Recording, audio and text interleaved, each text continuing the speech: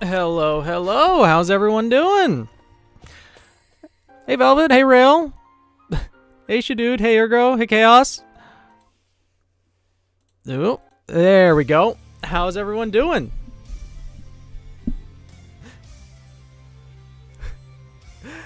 Welcome back to day 2 of the Phoenix Festival Tournament. There we go. Perfect. Hey, Invisible Anthony, how's it going? I'm doing all right, Rose Petal. Thank you for asking. Hey, Nugget. Hey, Lex. Hey, Pyro. Hey, Chloro. Seeing how much of the tournament you can watch before food call? Yeah, fair enough. Since we went over most of the introductions yesterday, I hope things will be a little bit streamlined until, of course, we get to the later matches. Then things are probably gonna be fairly long again. But we'll see. Your favorite event? I appreciate it, Pyro. Hey, Eden, how's it going? I'm doing all right, Paris. How about you? Also, thank you for the gift sub, Ergo Proxy. I appreciate it. All right. Here to keep the peace, Pink. Glad to hear it. We'll see how well that goes. Hey, Kimiko. All right. So,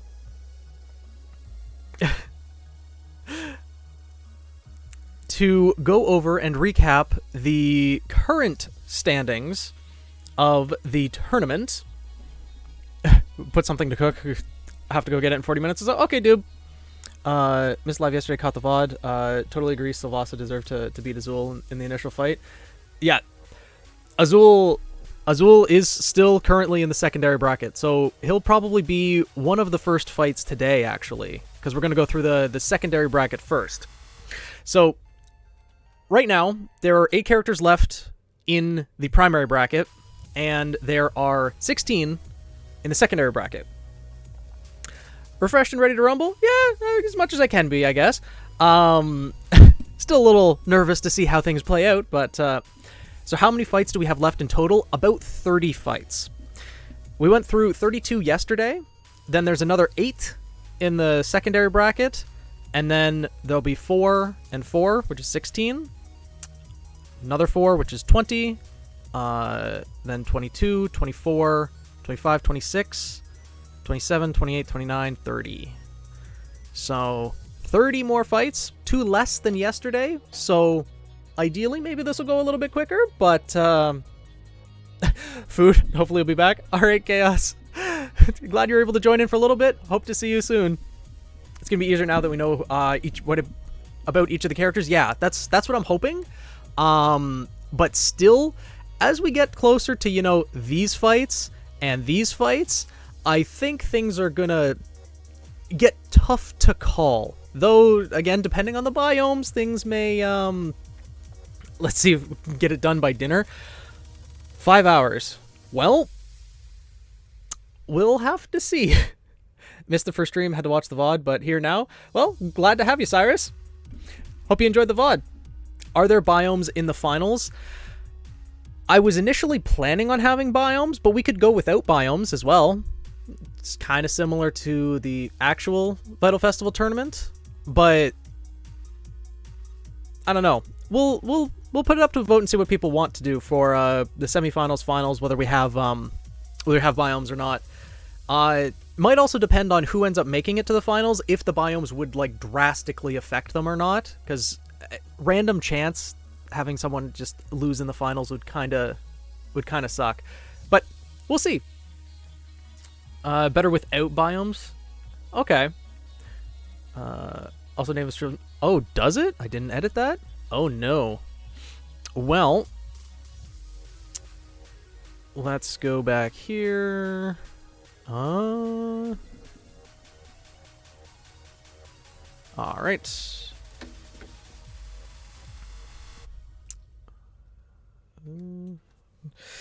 Finals. There we go. Should be updated better.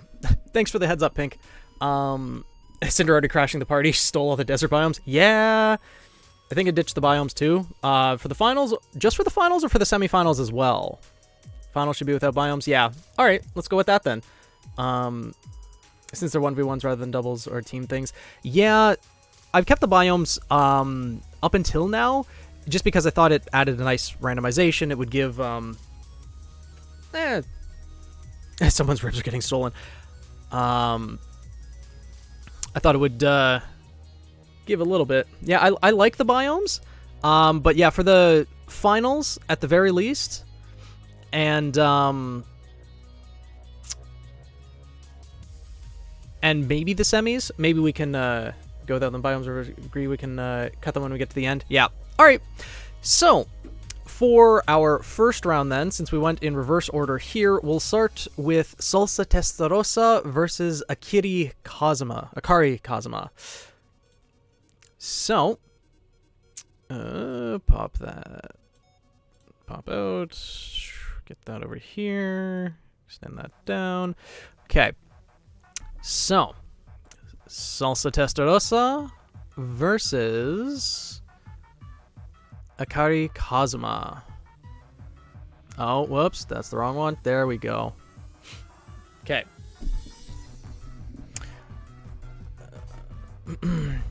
Love the actual Testarossa, hilariously, yeah. Alright. And then, as for the biomes that they will be fighting in, we have 5 and 10. Ice and Urban. Alright. So, we will put the Ice and Urban. Also, I think with the brackets, it's supposed to be... There. There we go. That's better. Cool. So, yeah, I don't think the biomes will matter a lot on this one. 2 brawlers indeed. And 2 power storage semblances at that, too. One who builds up by dancing, one who builds up by getting consecutive hits on the opponents. I think it would be decided by who would be able to build up their power quicker. Because Salsa has the mid-range options. Oh, thank you for the follow, Zero. Welcome to the guild. I think you should have biomes in the finals, because some results would be different if there were not biomes for any of the fights. True. We could also analyze the finals in all sorts of different situations, too. When it gets to that point, we could... how's it going, Zero? How's your day been so far? But we could also examine it with biomes, without biomes, and see if anything would play out. Salsa, she needs to dance, and as long as she qualifies dodging as dancing, that's true. And she also has mid-range options too, because her weapons are heal guns as well as bladed handguns, so she has mid and close range options, whereas Akari's like strictly close combat, except for throwing fireballs here and there. So I feel like Akari can go on the offensive immediately and disrupt Salsa being able to dance to get her power stored up.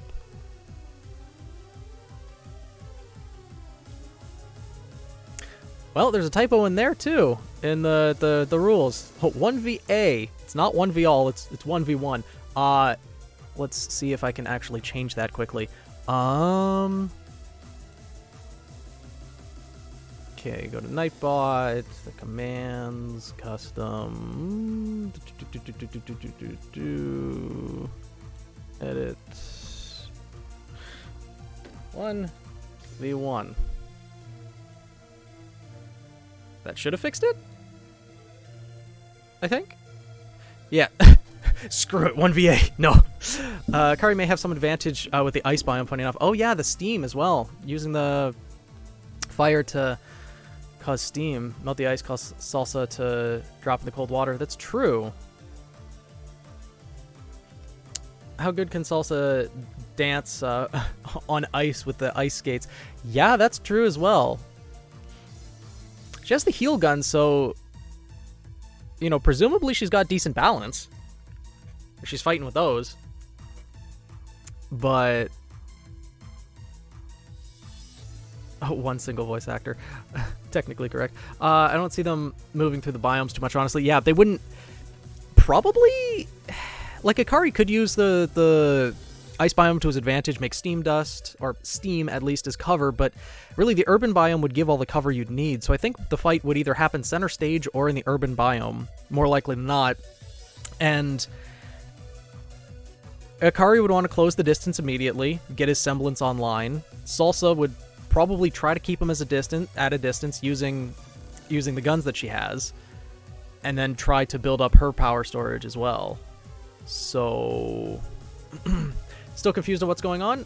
We're doing the Phoenix Festival tournament. There were 32 OCs that were submitted to a contest. While there were 720 OCs submitted to a contest, I selected 32 of them that are now participating in this tournament. We're pairing them up 1v1 to see who we think would most likely win in a 1v1 match, and then we're working our way through a tournament bracket. Hopefully that explains it well enough. If there's anything else I can clarify, please let me know. Think it depends on, can Akari force Salsa to lose a rhythm and stop them from storing energy? I have a feeling he might be. Yeah, this is tough. Because Salsa, you know, has numerous guns at her disposal to keep an opponent at a distance. But Akari... I think Akari would probably be faster? He'd definitely attack faster close combat.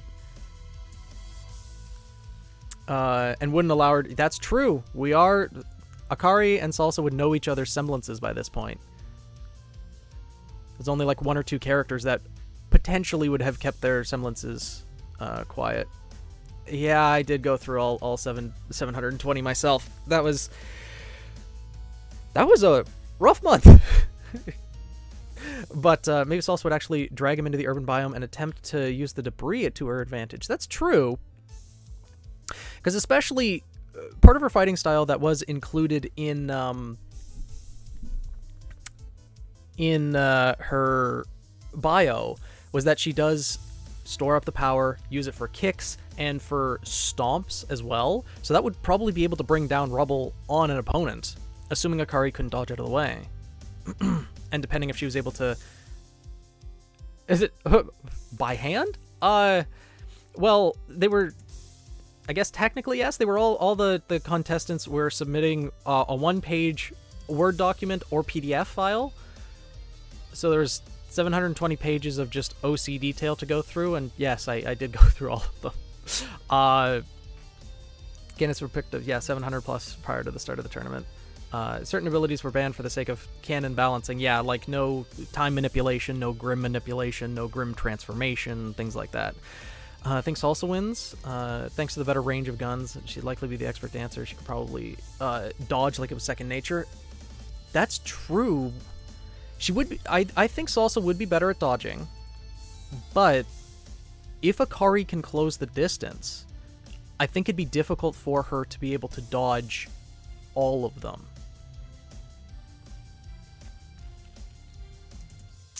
Salsa win condition is keeping Akari at range. Yeah. Yeah, it was definitely a lot, Lex, but it was worth it. I think people enjoyed it, and well, it allowed us to do this tournament now. I agree with Pink. Akari is stronger and faster at the beginning, maybe, but don't think Salsa is far behind.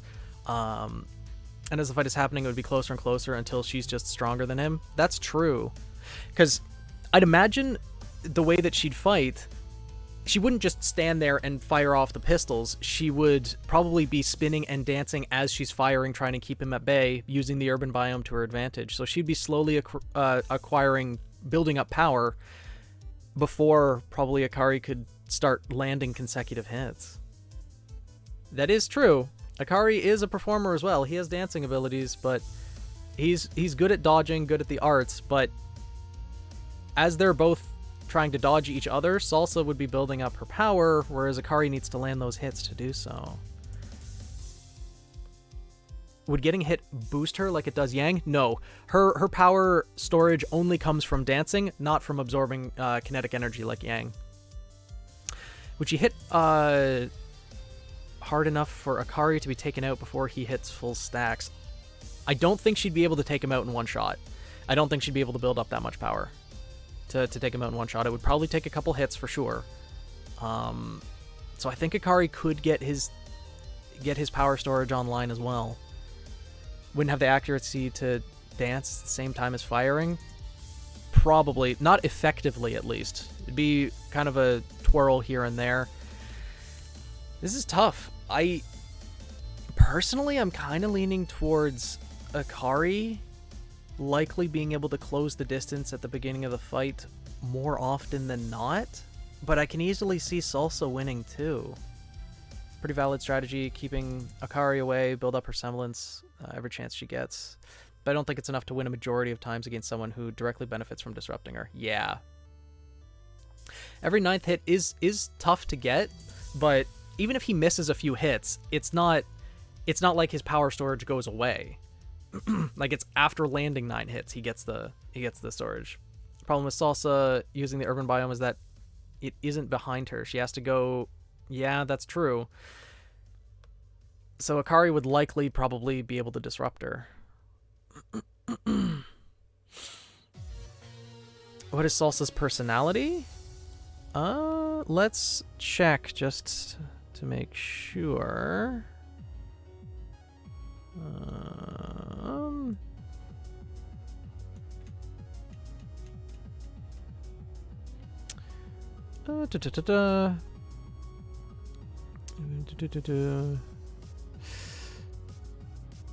Let's see.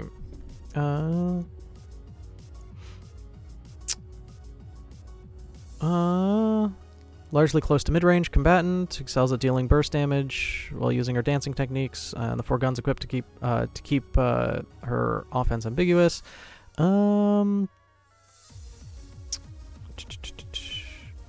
Does say that she's doesn't have much defense, doesn't have much stamina. What's her personality though?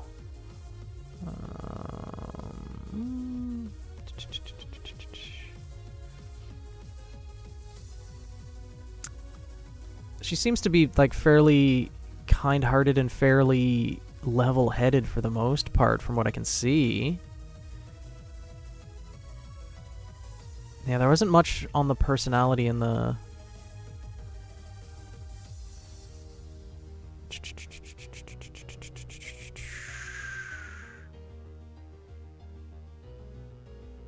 Yeah, and it says she can also use her semblance by stomping the ground to propel herself forward in a similar way to Yang, but not to the same extent. She also loves experience dancing. She'll probably get away from him before he can build up his semblance too much. The thing is, Akari is a dancer too. Akari has burn dust crystals to disrupt dancing by exploding them. That's true. Yeah, I think... this is going to be a difficult fight no matter who ends up winning, but I think Akari would be able to do it. If you can force Salsa to use her semblance dance while dodging, force her aura to drop quickly. That's true. Everyone here is a second-year student. Or at the level of a second-year student, yeah. If that's correct, would it mean you can also easily attack from multiple points, making it harder for her to dodge? Once he gets it online, he can put fire dust into his aura and use that to create fireballs from his tails. Yes. I think... yeah. We've made it so there are no ring outs, or at least not considering that, Rose, because there would be some semblances in some fights where it'd be very easy for people to just push others out of the ring, or similar to Volume 3, when Dougal was fighting against Sage Ayana, just create a whirlwind and he just flew out of the tournament without really dealing any damage. Throw fireballs with his tails, and with the dust in his clothes. Yeah, I think Ice Platform Fire Use is a bit more difficult for dancing. That's true. Yeah, I think Akari... But must Akari He must hit someone else's aura. Yes, Doob, he must.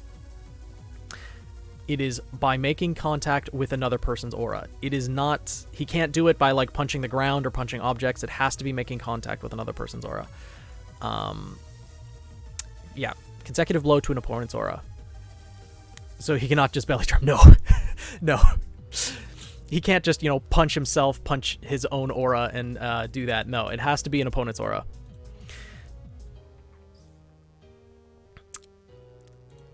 So he benefits from, like, having multiple opponents for sure. Yeah, unfortunately, yeah, he can't charge by hitting his own aura. That would be, like, belly drum is scary. If he could do that, then that would be insane. Yeah, just break half, like, beat down half of his aura, immediately get 9 tails, and then overwhelm opponents would be his strategy for a lot of fights, if that was possible. But, yeah, I think Akari would win this one. Like, going through hell and high water to do it, but I think just, like, 5.5 out of 10.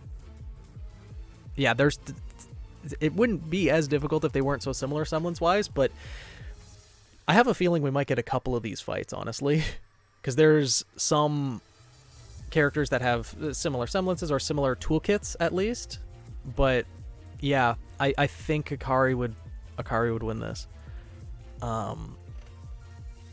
Yeah. So, in the first fight, back from food. Hello, Chaos. We just decided the results of the first match. And Akari would barely beat Salsa through a very difficult match. Okay, website. There we go.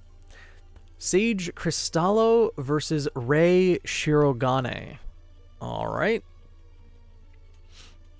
Salsa, Akari. Get rid of the ice, the urban. Sage versus Rei. Oh, it would look good though. Oh yeah. Oh, that fight would be amazing to see animated. That would be fantastic. So many of these fights would be, actually, but excellent art for sure.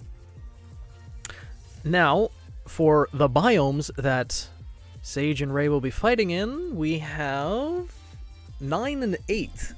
Savannah and Ocean. Ooh. That's not great for Rei. With the ink. Savannah and Ocean. And Rei starts on the Ocean side too. Yeah, the artist of 100 beasts. The Ocean biome really hinders Rei here. I think with the ink being able to be disrupted, she would... Well... Because the Ocean's behind her, so she goes on the offensive right away, animates some of the artwork that she brought with her to kind of at least distract Sage at the beginning, and then go to the Savannah biome for cover. Like, she doesn't have to stick on the water side. I think she'd be able to get to the Savannah, and the Savannah has good cover, and Sage doesn't really have the toolkit to be able to really find her in the cover, like in the Savannah. So, but then again, if Rei's relying on her semblance, that would drain her aura faster. So, why wouldn't Sage just keep Rei in the Ocean biome? Yeah, she didn't Rei get Ocean last time? She did. Rei once again foiled by water. Yeah. Wait, aren't these the biome Rei lost to Aorta in? They might have been. Did Rei get the Ocean biome all 3 times? She might have. Oh, God. Yeah, it's a super strong physical fighter versus a lot of creatures. Yeah. Because I don't... We're assuming that Rei is bringing a number of artworks with her on the scroll that she has on her back, like, into battle, so she doesn't have to paint directly in battle to activate her semblance. So in theory, she could activate it and would probably be forced to activate it right away as a distraction to keep Sage at bay just so that she could get to the savanna biome and get away from the ocean. But then if Sage camps in the ocean biome and just takes pot shots with the assault rifle that she has at Ray, then that would probably... I think Ray would get worn down first.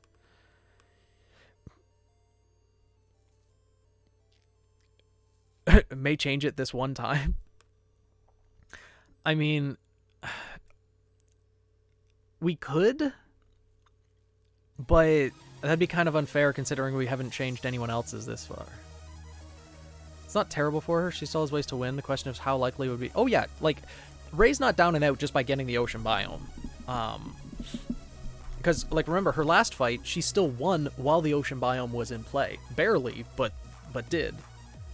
Is she the type to run headfirst into battle? Sage will play it safe, shoot from a distance. Let's double check.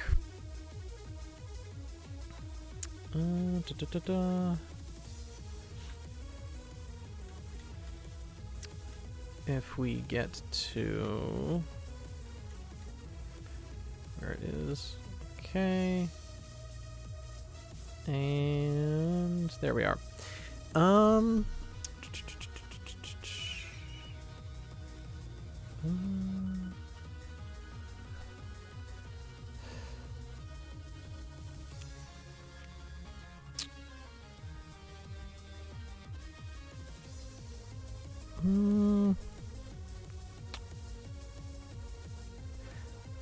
Okay.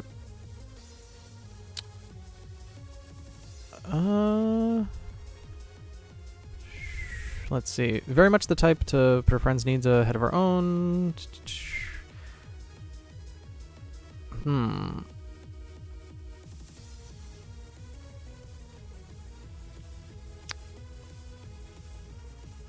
So, it says her fighting style comes from Russian philosophy, in which the body has to be free of tension, filled with endurance, flexibility, effortless movement, and explosive potential.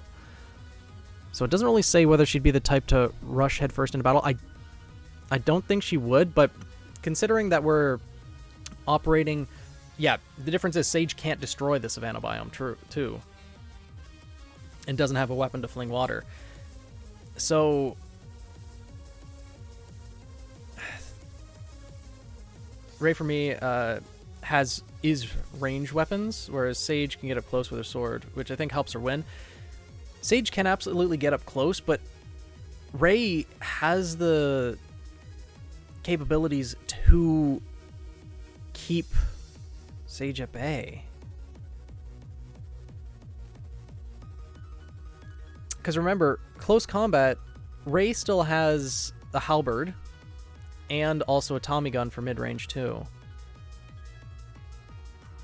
Ray's going to have to play mid-range, but I think between the paintings and the Tommy gun, she has a chance. At this point, I think it comes down to who drains the river faster.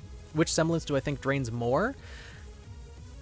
I think in terms of aura, Ray's would probably drain quicker, but Sage, upon using her semblance, if Ray can outlast it, then the physical drawbacks of Sage's semblance would be the heavier burden.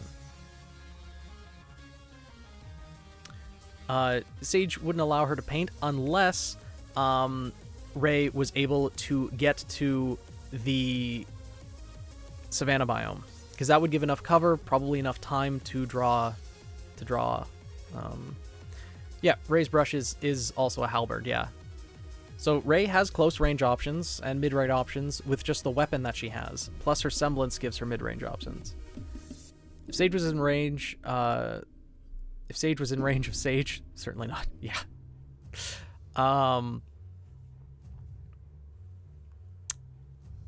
Sage just has more ways of disrupting the ink, dodging bullets, generally keeping Ray in a bad position while closing the distance. She can't destroy the savanna, but can use the grass as cover. True, but the longer she uses the grass as cover, the more time Ray has to paint, right? Then why would Sage allow that? She wouldn't know to keep on the offensive to stop Ray from painting. But even if Ray's hiding in the grass, it would force Sage to try to find where Ray is. But just carelessly charging through the grass isn't exactly a great strategy either. Yeah, they do have an idea of Ray's semblance. We are assuming that they've watched previous matches. They would know that Ray brings ink to life. So Sage would probably... Honestly, Sage might stay back in the ocean biome and just wait for Ray, but that's not really a great situation for her to be in either.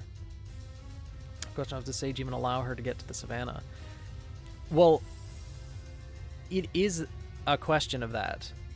But we're assuming that Ray brings some paintings with her already painted on the scroll she has on her back, so she can animate them immediately. I think if she does that, that would be enough to distract Sage for enough time for Ray to be able to make it to the savannah biome. Sage can't get close, then she'll get overwhelmed, even if waiting at the ocean. But even if Sage can get close, Ray still has her weapon. Yeah, letting Ray get time to paint is the worst thing you can do, probably. The drains her aura very early in the fight, which you don't want. That's true. Maybe Ray would just try to go for close combat and just fight that way. But if that's the case, Sage has the strength advantage. Using a semblance before really engaging. She goes on the offensive directly. Yeah. The more I think about it... Hey, Pepper! Welcome to the stream! Welcome to the guild! Yeah, I think Sage would win this. Yeah, I think Sage would get this.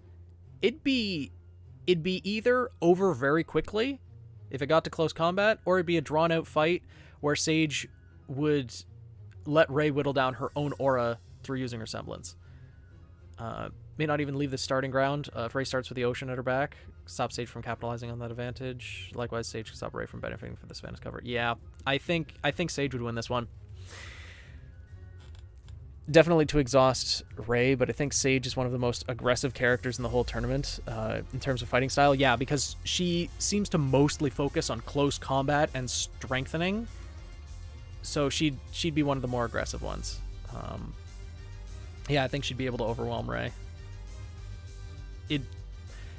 There are many scenarios where Ray could whittle down Sage just using her semblance, be able to get to the savannah, but I think the more likely scenario is that Sage would be able to deal some pretty decent damage right at the beginning, get in close, hit her hard. Ray would be at a disadvantage right away. Even if she could get away, then trying to use her semblance or the Tommy gun that she has would just be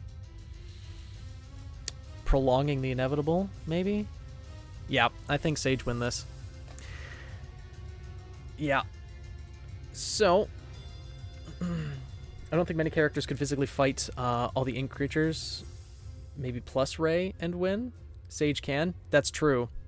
Because the saber sword, when you're swinging that around, you can swing a sword pretty fast. If it was a heavier weapon, then Ray would probably have it. But since it's a light weapon, or lighter weapon, and with the strength enhancement that Sage has, she could probably attack pretty quickly. Yeah. Alright, so Sage will win in this one. And unfortunately, Ray is knocked out.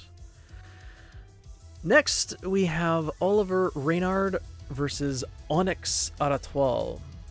Ray keeps getting the bad hand, and it's possible for her to pull a win, but Sage just has more going for her. Sage probably wins as much as I think Ray could pull ahead of Crafty. Oh yeah, I think Ray could absolutely pull ahead, but just more often than not, Sage would win. And I don't, even without the ocean biome, unless it was also a biome like forest or urban where Ray could have a lot of cover, I think Sage would probably be able to outmatch her here. So, Oliver Reynard versus Onyx Aratoile.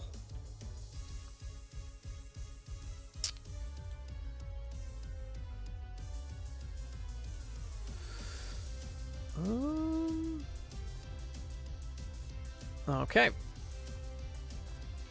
I think the visual of this fight would be amazing. As I said, imagine Urza against 100 beasts. Yeah, it would be. Oh, ads. Oh, God. And hello, cat. You've woken up. Hello. Meow. And Ember 2. Yeah. Oh, no, 5 ads. And the kitty. But, well, I guess while the ads are running, we can determine the biome. Yes, hi, cat. Hi. Hello. How are you? Very meow? Yes, very meow. Poor Oliver. Let's see. The biomes are the desert. Oh my goodness.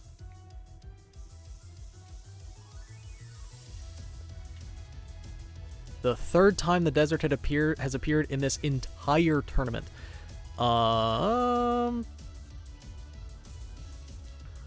Maybe today will be different. Maybe the desert will actually exist. The cat is officially the tournament of the judge, or the judge of the tournament.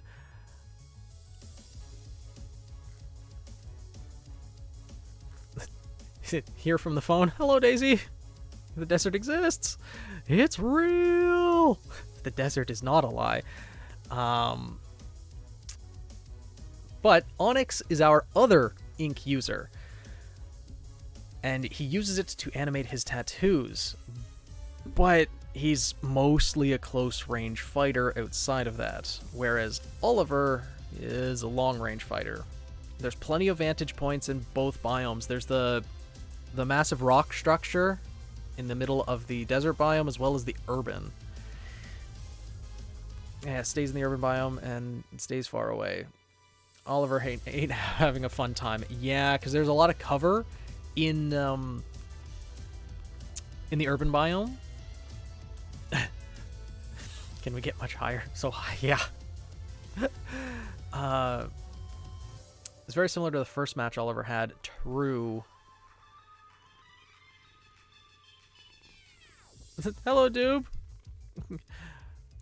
Good day to you as well, Jam. How are things? So, both have unique advantages in the urban biome. Yeah. Because Oliver, he can use the terrain to his advantage too, and pretty much lay traps in the urban biome. Because if he strikes a certain point with the first arrow, he can wait till he sees Onyx, and then strike that same point again with the second arrow, and pretty much either punch holes in the concrete or start collapsing buildings, depending on how much time he has. The thing is, though, if Onyx gets close combat, he'll probably win. And would his animated tattoos allow him to get close combat? Because he does have the snake and the vines tattoos to possibly be able to snare an opponent. The large dragon that's around his chest and back to get reconnaissance from the air, potentially. And the spiders as well to possibly get reconnaissance from just the ground to find Oliver if he is hiding in the urban biome. So he's got a pretty good toolkit. It's just, when it comes to dealing damage, it's pretty much solely close combat. Yeah, Oliver's going to have to work a lot harder with multiple targets. Bows and arrows, yeah, that's true. I think Onyx has the advantage with this one. Given the number of different tattoos that he has and the things that he's used to animating and working with, I think he'd be able to... Doesn't he use primarily wind? Yes, Oliver does use primarily wind, so he'd be able to blow away. Yes, there is a vantage point in the desert as well. So, because there's the rock structure in the middle of the desert. When Team Sun was fighting against Team Indigo, Neptune booked it right up to the top of the rock. So there's a vantage point for sure. Oliver could get to that and wait there. He would be able to see anything that Onyx would try to do, including his tattoos, which I think would probably be the best for him. And he also has dust arrows as well, so he could just try to snipe from the desert biome over to the urban biome.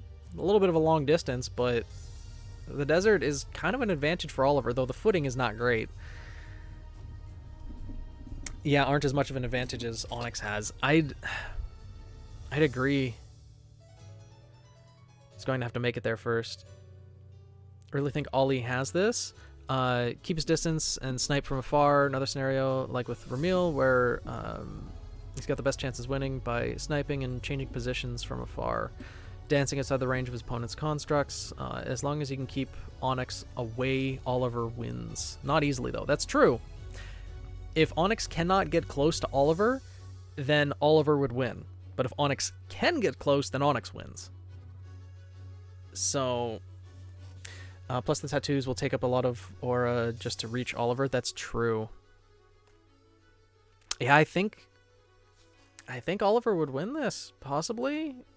If it's in the urban biome, Onyx has the advantage, but the desert biome, Oliver has the advantage.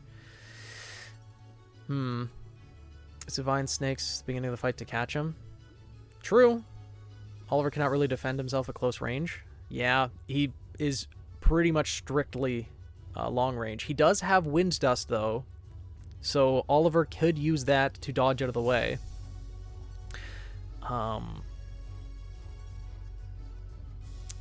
So, if Onyx stays in the urban, Oliver could just snipe at him. True. But I think there's enough cover there that Onyx could maneuver around the urban biome and not let Oliver hit his second shot anywhere close to him. They've seen each other fight before. Oliver can easily stall from having the high ground. True. But Onyx would also know that Oliver is strictly a long-range fighter, so he wouldn't let him get the high ground. He would be sending out, possibly even starting with the dragon, or as Doob said, the vines and the snake to try to ensnare him. So, assuming Onyx fights smart with this, then I think he'd be able to get him in the early game.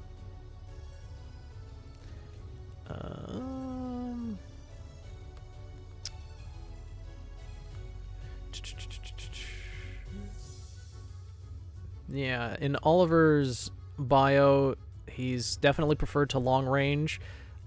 Some training and grappling, but like it's just an archer is mainly what he is.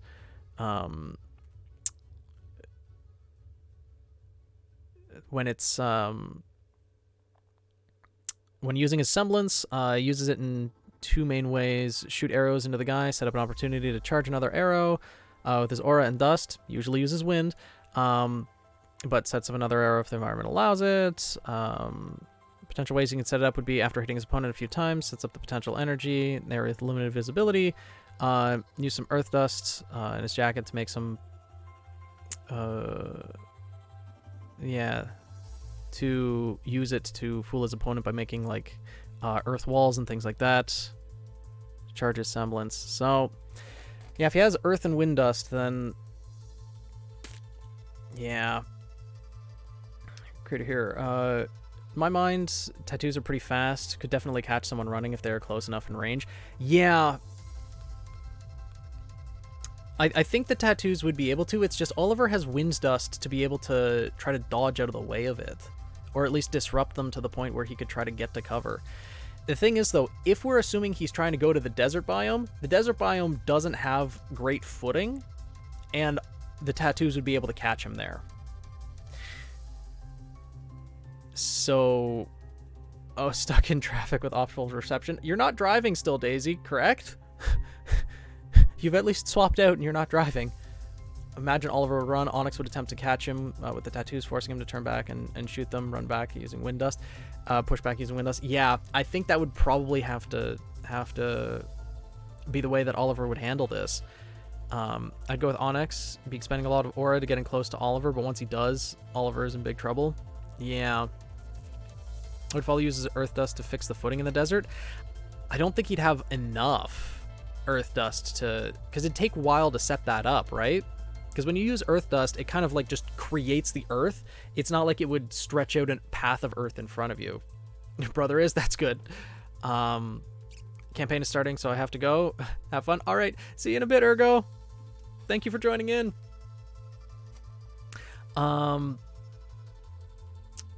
Yeah, Oliver doesn't really have the time.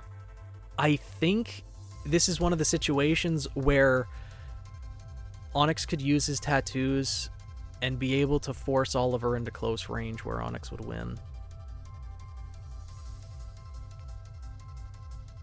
The footing's not great in the desert for Oliver to be able to get to the vantage point.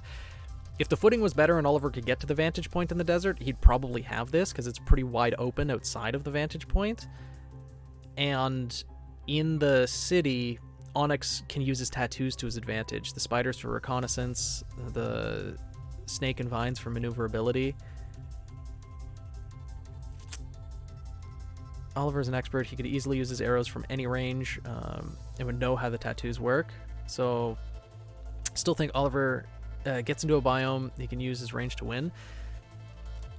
He could easily use his arrows from any range. That's true. He could shoot from close range, but the tattoos could probably block some of the arrows at close range. But in no way is it clear and easy win. Oh, it's... Again, this one's not an easy fight by any means. Oliver would be firing the arrows, using earth dust to try to create barriers to get Onyx away, or keep him at a distance, using the wind dust to boost himself to get out of there. But Onyx, if he burned enough of his aura at the beginning to animate a number of tattoos to try to surround Oliver, cut off his ways of escape, really see this in the desert, Onyx would let Oliver get to the city at all, block it using the tattoos. Yeah. At least arrows can be picked up. That's true. Yeah, the tattoos would eventually run out on this one. They can be damaged. They would run out once they take enough damage. So Oliver does have that. Onyx is on a time limit. Not to mention bow and arrow is far from a fast-firing weapon. If you're an expert marksman though, with how focused Oliver is in long range, granted, only second-year experience, you can still knock an arrow pretty quick. 5 shots a minute with it? Yeah. Really think he's got it? At the same time, they'll leave Onyx weak to one arrow. Huh. Battery's low, be back later. Alright, see you in a bit, Daisy. Archer seems a disadvantage against 2-3 opponents at once. Yeah.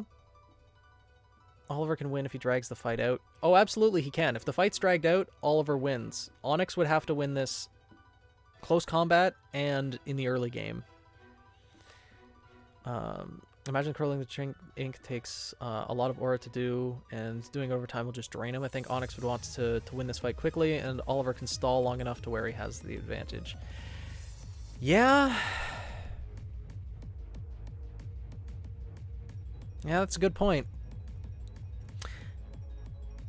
Don't think Onyx has enough power to get him down that quick. Go to the kitchen, be right back. Alright. See you in a bit, dude. Yeah. Hey, Cherry, how's it going? Especially if Oliver keeps moving. Yeah. You know, now that you've made those points... God, Oliver would be exhausted at the end of this fight, but I think he would pull through. I think, yeah, he would... Onyx would end up having his aura drained a little too quickly, and eventually Oliver would be able to land those few hits against him once Onyx's tattoos are reasonably damaged. Been typing long-ass paragraphs only to notice I didn't verify my Twitch account. Oh no, Cherry. Yeah, I've set up the verification that way just to be safe, because you know you hear all the stories about the bots and things like that. But damn, I'm sorry. Really enjoying how close these battles are. Yeah, these battles are really close, and I'm just like imagining how the fights would go in my head, and they look incredible. Still kind of leaning on Onyx, feeling like the tattoos can keep Ollie from going far. They would, but Ollie can still fire like close range, using earth dust, using wind dust, and I feel like he would be able to damage some of the larger tattoos.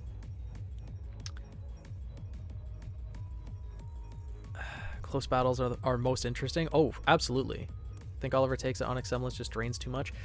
Yeah, it would be draining his aura more than Oliver's for sure. So we also have to remember, assuming Onyx is trying to prevent Oliver from getting far, most of this fight would take place like center stage. And if Oliver's firing arrows, he can use his semblance as well by firing the arrows into the ground. Getting some little explosions here and there, combined with wind dust, combined with earth dust, that could pack quite the punch. Might have enough cover with the biome just to expend too much aura, but again, it's anyone's fight. Yeah.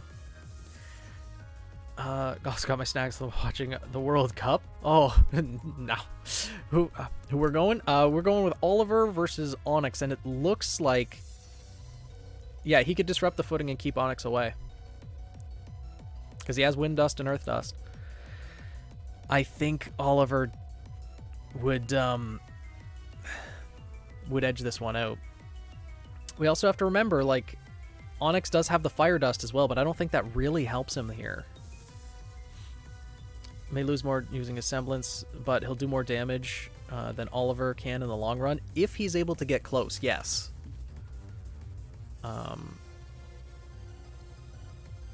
Yeah.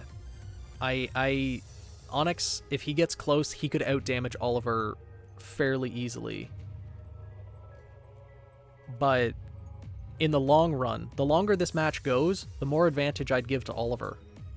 Onyx would have to end this in the early game, because if the match goes long, that probably means Oliver got the distance. And if he gets the distance, he probably wins. A bow isn't useless up close. That's true.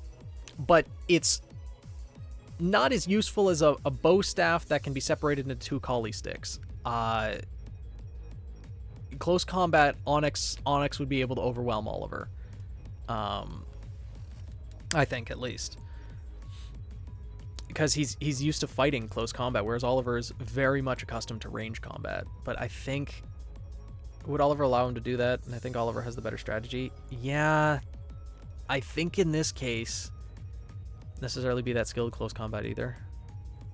Yeah, like Oliver, in his bio, he has like some skill, some training in like grappling close combat, but he's very much a long range fighter. What's a rope dart?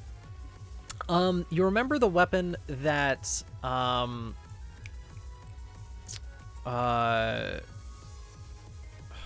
leader of Team Auburn used in their fight against Team RWBY? Sienna used it's similar to what Sienna weapon was. It's Arslan Altan. Yes, Arslan Altan used a rope dart. It's essentially a dart that's attached to a rope that you can swing around and use for mid-range combat. But it'd be mostly used for like grappling and things like that, to use to restrain Oliver's movement, get him close, and then...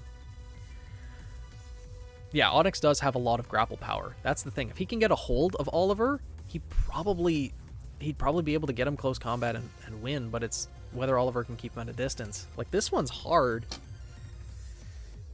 Hey, JK, how's it going?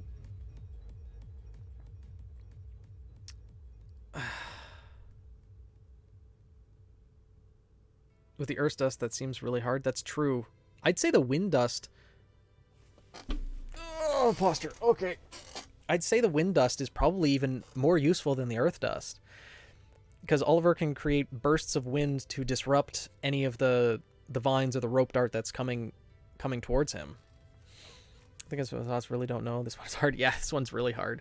Would Oliver be able to use his semblance using his arrows like with Adam and his swords?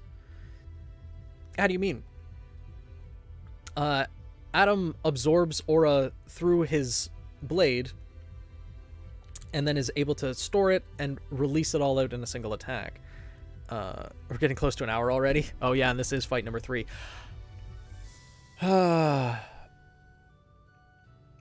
Wind could be used for stealth.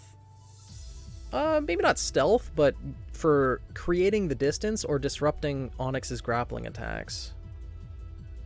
Onyx needs to see the target for his creations to attack. Yeah. Critiquing, just don't see it. Yeah, I believe so. But if he sent out like the spiders for reconnaissance or the dragon or something and something happened to it, he'd be able to tell where Oliver's location is.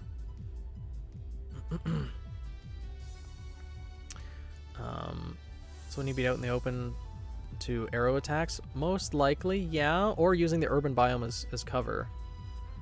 Can just whack stuff away with his bow. Well, it depends on the size of the thing that he's whacking away, right? But yeah, this fight is going on quite long, so God, I don't know.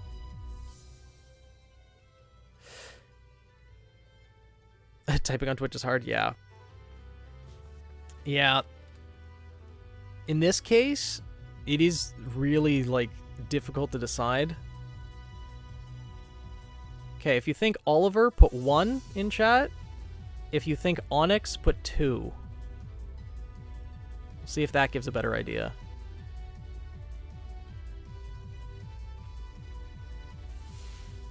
Because this one could go either way.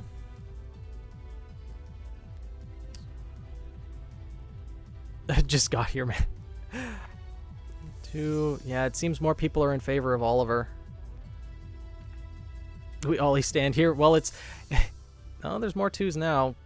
It does look like Oliver seems to be the likelier winner. Does it? Like, I haven't figured out all of the different things of Twitch chat yet, so... You can create an actual poll. But it's just... whether I can actually figure out how to do that.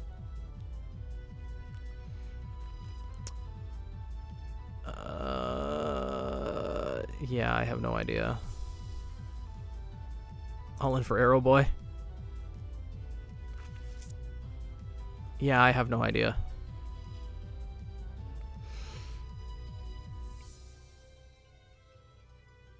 Oh well, I just typing the number 1 or 2 is good enough. That gives a better idea.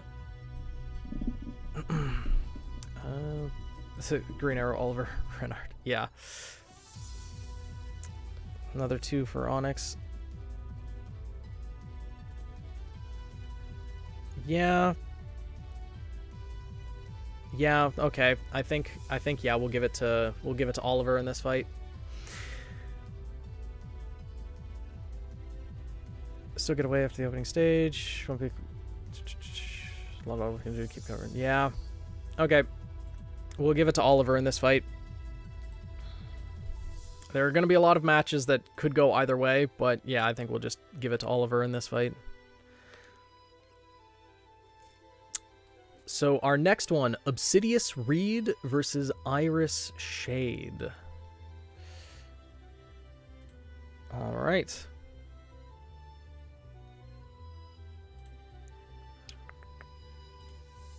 Take out the biomes. The Bowthinkers have gone down before facing each other. I know. Would have been a while for them to actually go facing each other, though. Because they could have, but it would have taken... Ray would have had to win here, and then get to here, and that's where they would have fought if they both made it there.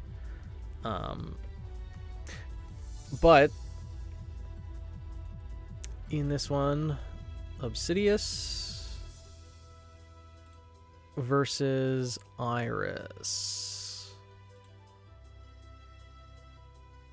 And the biomes that they will be in are 1 and 3, Anti-Gravity and Forest. Alright.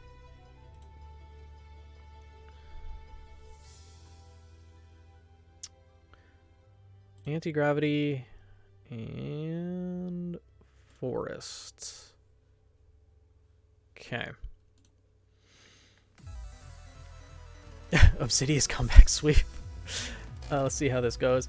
Went to read about polls. Apparently you can just create them from the dashboard if you're an affiliate.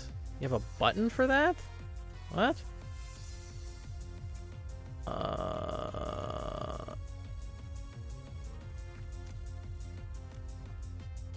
Huh.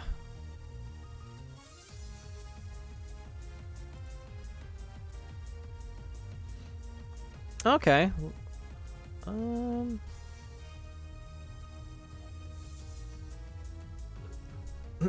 Hey, Gage, how's it going?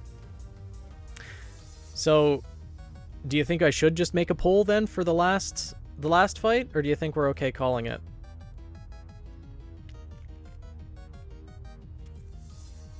It was considered in his fight with Nyx. Iris is actually the heaviest hitter on her own team. That's true. Obsidius got the defense, though. He's very much a tank. Hey, Keith! Anti-grav is still there? True. Think it's alright like it is? Yeah. I'll try to create a poll for the next one, then, if we...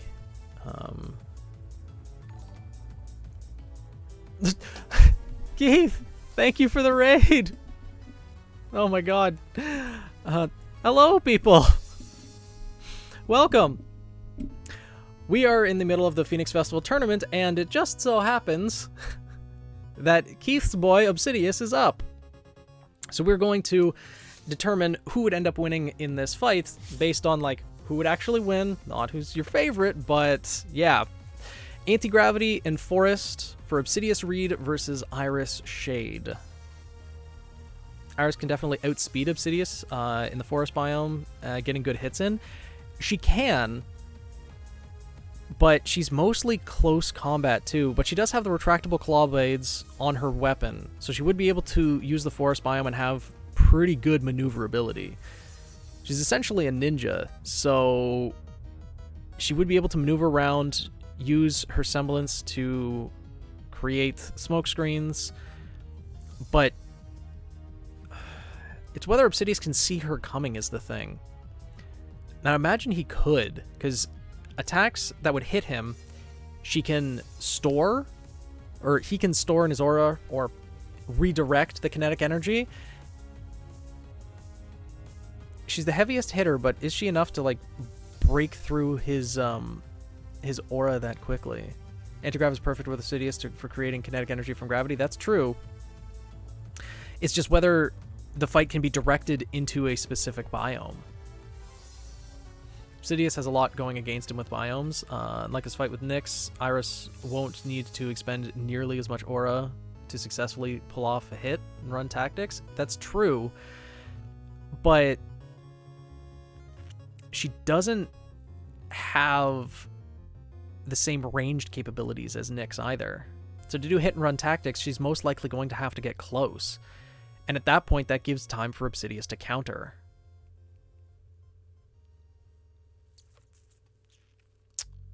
No, he can't store the kinetic energy, but he redirects it immediately. So, depending on how strong of a hit he can deal against Iris, if she gets close, how far could she get away before that counter comes? Iris has mobility stealth tactics. She doesn't have many ranged options. Probably won't know his semblance well until he strikes back. Well, assuming that she watched the previous fights, she probably knows that Obsidius, at the very least, can counter attack pretty heavily. Also can use the gravity to give him a big enough boost to probably do some damage to the forest, which makes hiding hard. The forest biome is quite large, though. Even if Obsidius can deal a lot of damage, I don't think he'd be able to, like, take out the entire forest.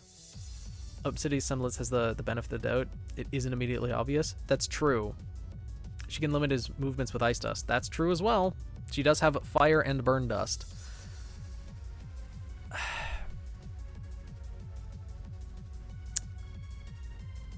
It comes down to, again, it's similar.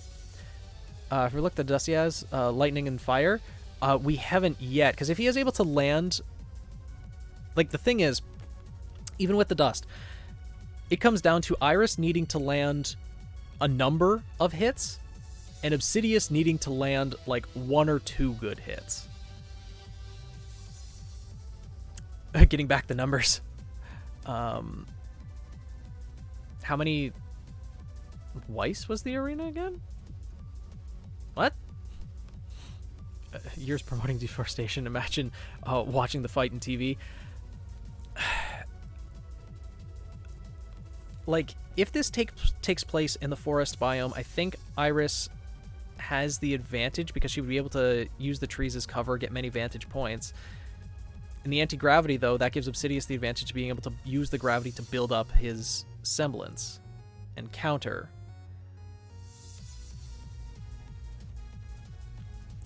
One or two hits if his semblance becomes charged. That is true, Velvet.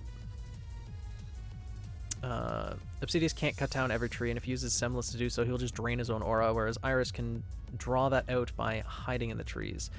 He can light the forest on fire, honestly, as could Iris, but unlike the savanna biome, it'd take a while for the forest to burn. And if the forest was lit on fire, that would have a lot of smoke, which we're going to assume that no one's going to suffocate in there, but with the smoke, that's Iris's wheelhouse. Iris would be able to use that as a lot of cover. Works perfectly with her semblance. Works... Oh, yeah, hydrate. Good call.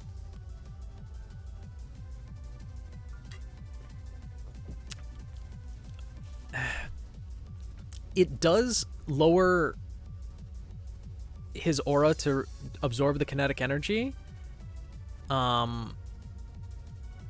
So...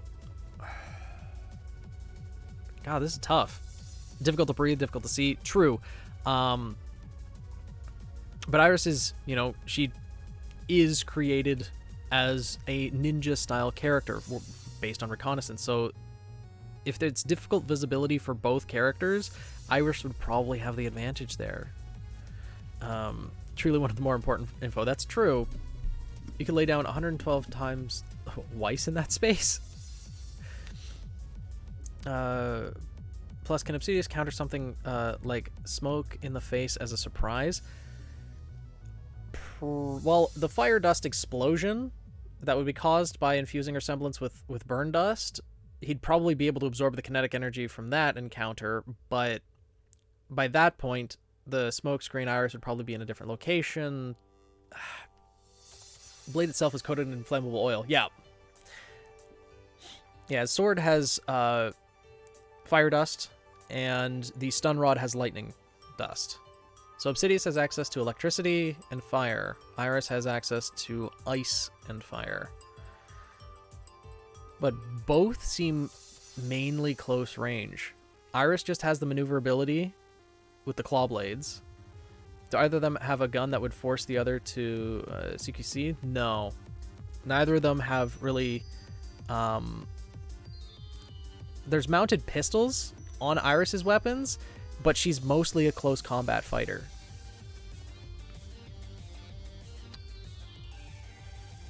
So I think the grav fields give him a lot of mobility options. As long as he is in there, Iris can't get him from the fort. He's kind of golden. True. Yeah, this is going to be a long fight as well. I still think Iris wins with speed and just maneuverability. Use of semblance to hide herself, cause Obsidius to not see her.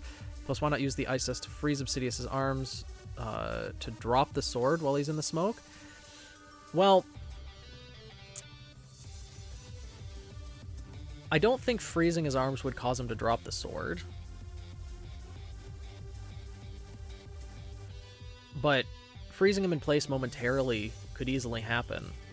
Granted, he has the burn dust where he'd be able to ignite it to probably melt the ice dust. Will Iris be able to shoot Obsidius by surrounding him in a smokescreen, like the dungeon scene of Black Clover? Yeah, she could do that. But the smoke is created directly from her aura. It's not like she can create it, so it's mostly in the area where she is. Might stick the sword to his arms, so opposite effect, yeah. I think Obsidius can also change the direction while in the anti-grav fields with his semblance. That's true. If he stored up kinetic energy from, like, just falling or just from his environmental surroundings, clashing into them, then he could use that to give himself a boost of momentum, counteract the gravity. Yeah, the gravity biome works in Obsidius's favor. The forest works in Iris's. Let's do at the beginning of the fight. 100% bomb rush. Okay, if that's the case, that would force Iris to probably use her semblance to his bum rushing. If she went inside the forest, I assume he'd follow. What did the bum do to him?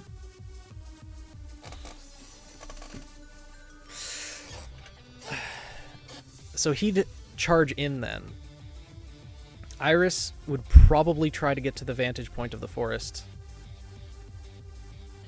And I think that would give her the advantage. Accurate to his personality, yeah. It would take time, I think, for Iris to really be able to whittle Obsidius down. But in the forest biome, I think Iris does have the advantage. She has the maneuverability with the retractable claw blades. And pretty fast in the forest biome over an extended fight. She'd get more hits in. Yeah. Like, if she took a couple good hits from Obsidius, and, like, Obsidius wouldn't just sit there and take it, right? He'd be fighting back. He'd be cutting down the trees in his vicinity, trying to take away the vantage points that Iris could have to hide.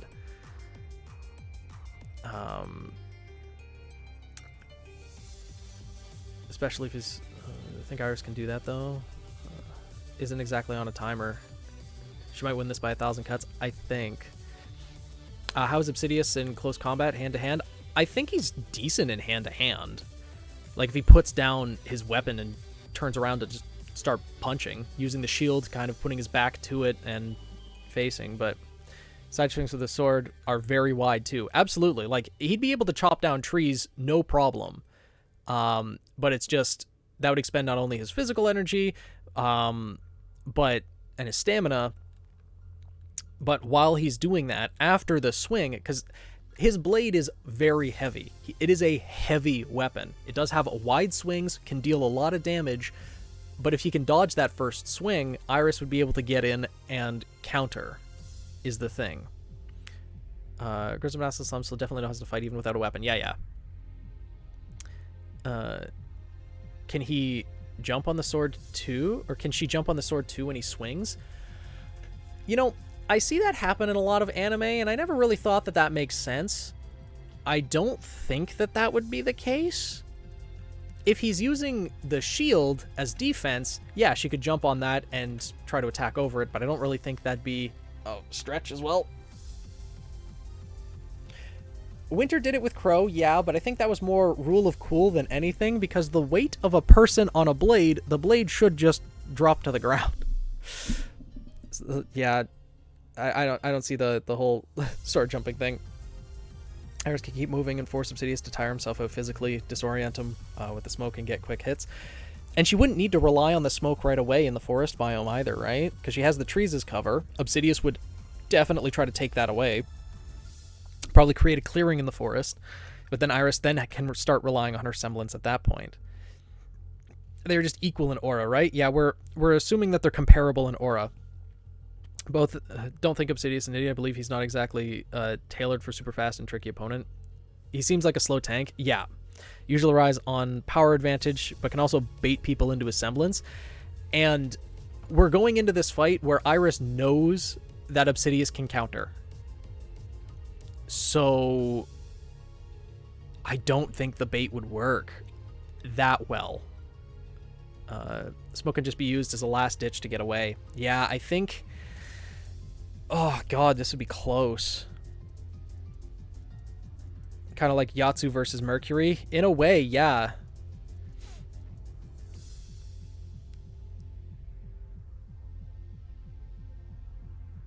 Frankly, she can probably get into his blind spots, get close range, or just disarm him. I don't think he'd be disarmed, but I think she would be able to get to his blind spots.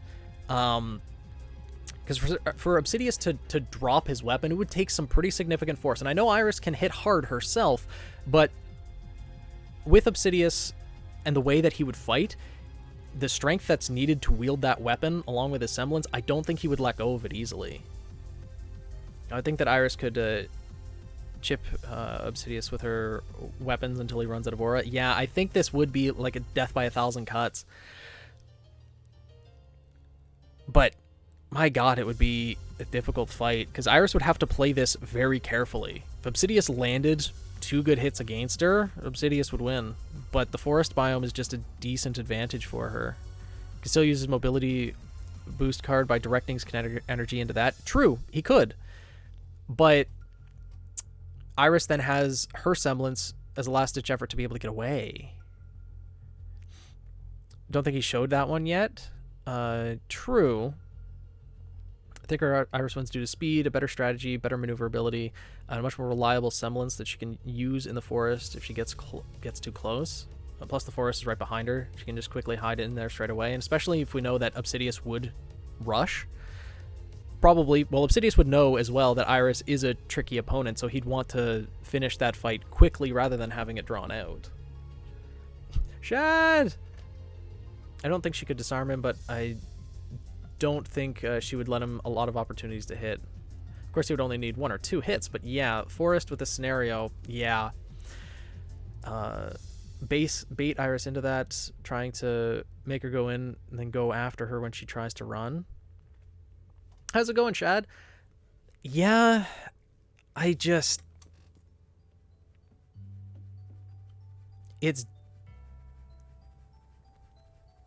think the forest just gives Iris so much cover outside of her own semblance that it'd be difficult for Obsidious to win. If it was a different biome, like the forest and the urban biomes are the ones that give the most cover, and in Iris's case, the forest is probably like the ideal biome. Hey Shinoya, how's it going? Biome OP. Yeah, the biomes are playing a pretty heavy factor in these fights, because there are characters like Iris that are used to using their environment as one of their main advantages. And then of course there's characters like Obsidious, where in a straight fight, like if this was in an open biome, Obsidious would probably take this like fairly easily. But considering Iris has this biome, yeah, Obsidious wins if the forest isn't there. But with the forest there, I think Iris has the toolkit to be able to use that to her advantage. This fight is going to be so long, UFO table or mappa employees are going to start crying. I think even in the anti-grav biome, she can easily parkour around, even without the smoke or stealth. But it just makes it harder for Obsidious to catch up. Yeah. What if Obsidious stays back? Well, Keith already said it fits with his personality that, yeah, he won't. So, unfortunately for Obsidious, I think Iris does take this more often than not. Yeah, personality does matter, dude. I know. I'll make sure to take better account of that for the next tournament, if there is one. Plus, Iris could always set fire to the forest. She has fire dust. Yes, she does have fire dust. He could switch to SNS mode. Iris will get exhausted eventually, so when Obsidious uses all his last power, he could take her out before getting knocked out himself. True, that is definitely a possibility, but we're also looking at what's the more likely scenario. Obsidious Sweep won't die, though.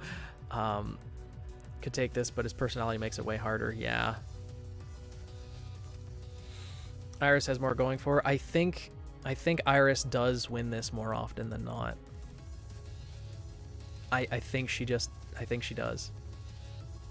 Oh, Obsidious can take a lot of hits, but he does have to lower his aura to use his semblance, which is something we have to remember. Whereas Iris, she doesn't have to use her semblance right away. She has the forest biome and the speed. Again, without the biome, Obsidious probably takes this, but with the biome, that stacks the favors in favor of Iris. can't exactly use the stun rod to electrify his sword or shield or something, right? Still think Iron wins a bit more options, but one good hit and it's over. Yeah, I agree, Seven, but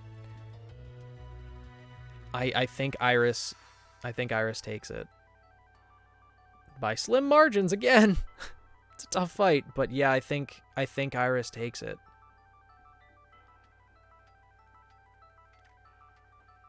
Compared to how many hits Obsidious can take, I mean.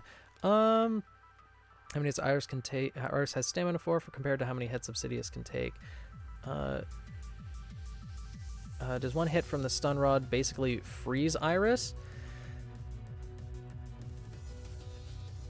That's a good question. It's basically a taser, yeah. Because we did see someone fight with a stun rod in Volume 3. Granted, it was against Nora, so kind of had the opposite effect, but cattle prod, yeah. Is I had a chance since we were looking at all possibilities? Yeah, I think there are definitely scenarios where Obsidious wins this, even with the disadvantageous biome. But I think just more often than not, Iris has the toolkit to overwhelm.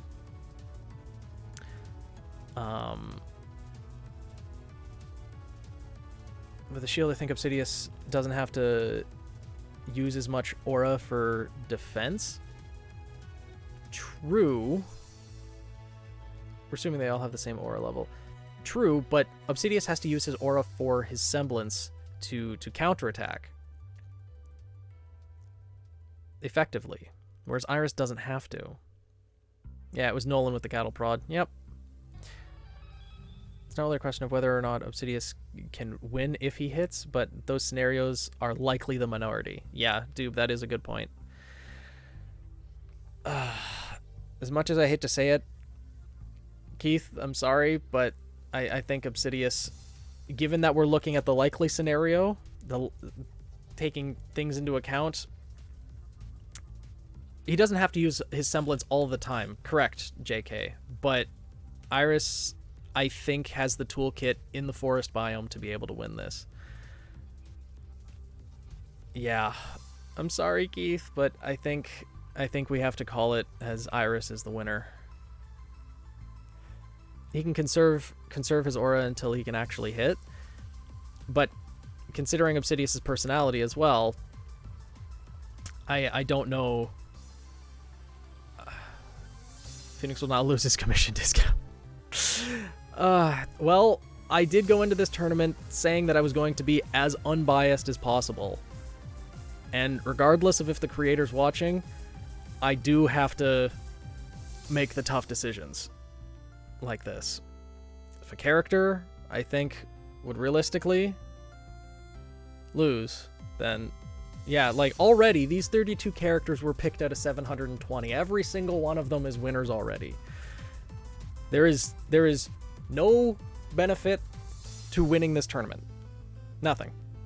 So, a cool animated fight coming soon too. Oh, awesome, Keith. I look forward to seeing it. But yeah, Iris takes this one.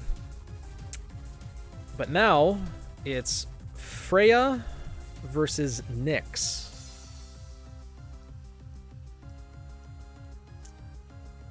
So Freya, this is another one where the biomes can play a heavy factor in. Freya and Nyx. Sometimes do an OC fights on Phoenix's server in the same style. If you're interested, I could show you one of these days. I have seen some of them do as well. Yeah, it's really just for fun. It's just the fights are a little bit longer than these ones because you're actually getting the people to talk back and forth with them, and it's a longer process than what I'm able to do over stream. Fight with Weiss? Oh no. So let's see what biomes are going to be a factor here, because that's going to determine a lot in this fight. 10 and 2, the urban and desert biomes. Okay. So there is urban and desert.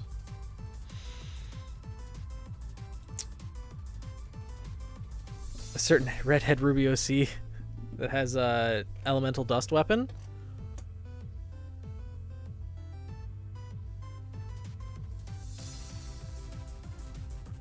How many of your characters have red hair, Keith? She gets the ice biome, she can win, but lava biome, yeah. Right, in these biomes, well, granted, the desert biome also has the heat aspect with it. It's still a disadvantage for Freya. Not as much as the lava, but if we remember from Volume 3, when the desert biome came up, it's Obsidious versus someone else's OC. Ah, okay, makes sense. But the sun came up in the desert biome, so there is heat in the desert biome, which isn't really an advantage for Freya.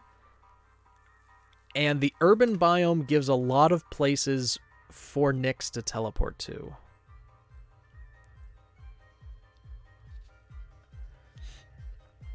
Does Obsidious? Oh, so you're asking about, yeah, that is spoilers. You gotta watch the animation to find out. Think about the fact Freya can use this sand with wind dust. That's true.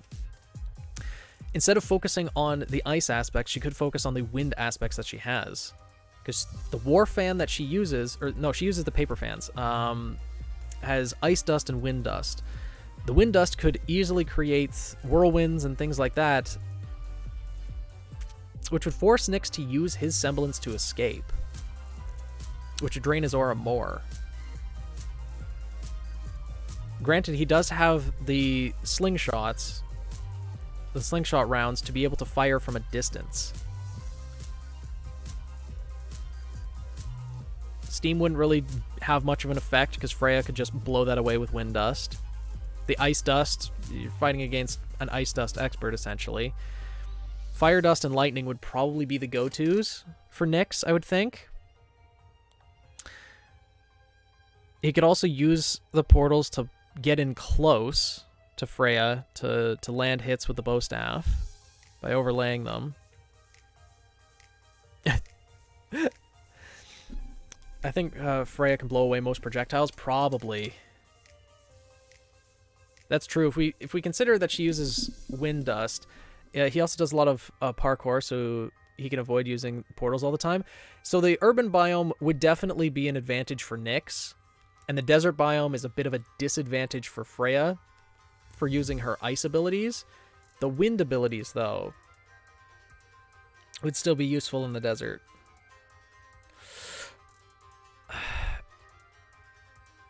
I think my initial thought is that Nyx would have the advantage. That he'd be able to get in close one way or another, but then Freya's semblance, adjusting the air pressure, is also an issue. And Freya could really only blow away any projectiles if she saw them coming.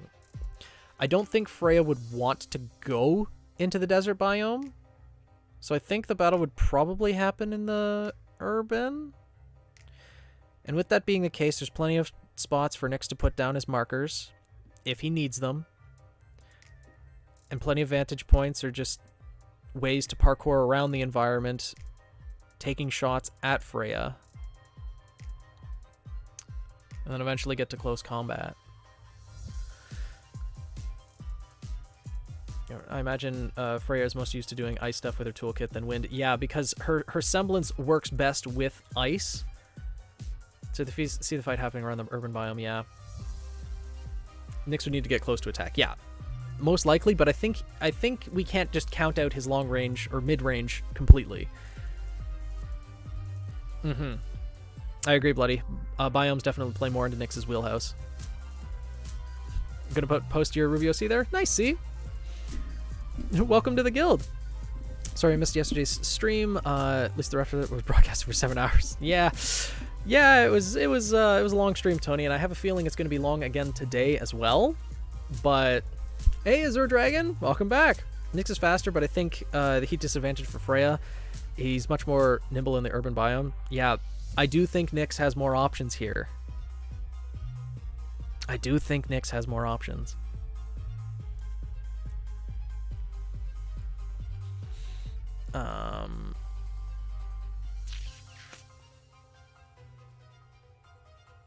I mean, if you're both on the Discord server, you can always add each other there, right, dude?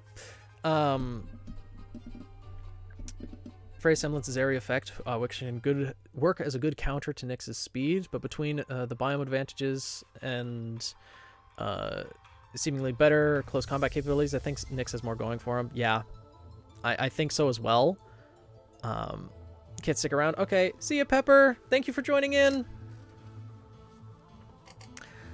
Yeah, with all the surface area, the urban biomes, the strong disadvantage for Freya is in the desert. Nyx is definitely winning the aura depletion battle. Yeah, though Nyx's semblance consumes more aura than Freya's does. That is a factor. Sphere drop in temperature that happens if Nyx teleports into Freya's semblance. Oh.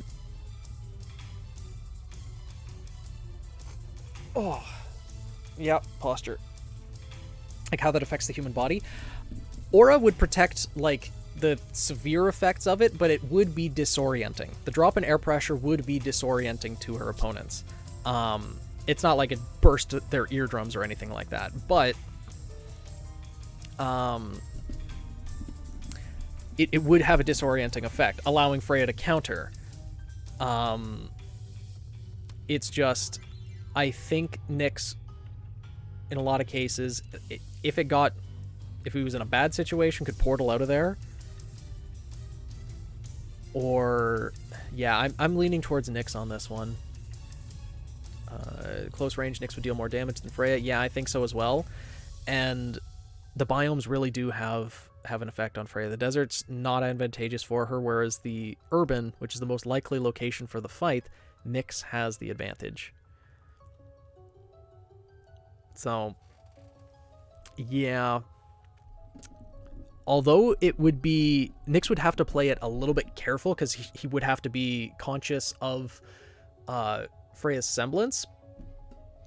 And also from watching the fight, it's not like he'd exactly know what Freya's semblance is, whereas Freya would likely know what Nyx's semblance is. It does probably also consume more aura, though, since it also needs to be used for protecting against the sudden change in climate. True. I think that more often than not, though, Nyx would win. Freya, again, could definitely win. Catching him off guard with her semblance, using the ice dust to freeze him in place, create the blizzard around herself in the urban biome. It's just, if she does use the dust, use her semblance, and create that area of effect, that would consume more aura. Nyx teleporting away would consume his aura as well, but I think Nyx could play the game of whittling down Freya's aura better than the opposite. Nyx seems to be the go-to strictly from range. Yeah, that's true, see. That's very true as well. So, yeah, I think in this case, as much as I love Freya, I think Nyx takes this out. Well, I love all the characters, but still, I do think Nyx takes this one. So... we will go with Nyx as the winner of this fight. I don't think the disorientation would be enough for her to consistently employ as a good counter. Yeah, that's true, Steven. Plus, after the first time, he would know about the semblance, so he'd be more strategic to minimize that. Yeah, biome advantage really helps Nyx.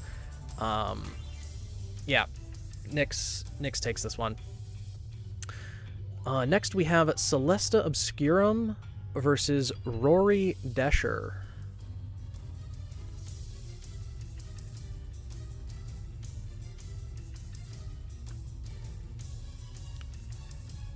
Celesta Obscurum versus Rory. Would the blizzard affect the projectiles? It would, but again, that would be consuming Freya's aura to create the blizzard, whereas Nyx would just stop firing after the blizzard was created. It'd be a way to whittle down Freya's aura more and more still. Yeah, Nyx has the more advantage over Freya. He's just using minimal ammunition versus Freya actually using her actual aura. So, yeah. Had to go. Who won the last line? So far, we've had Oliver win against Onyx, Iris win against Obsidius, and Nyx win against Freya. Meow! Yeah, a cat's definitely here. So let's see what biomes this match will take place in. 7 and 8, Mountain and Ocean. Alright. We have... Oh, meow! Meow! Mountain, Ocean. Okay.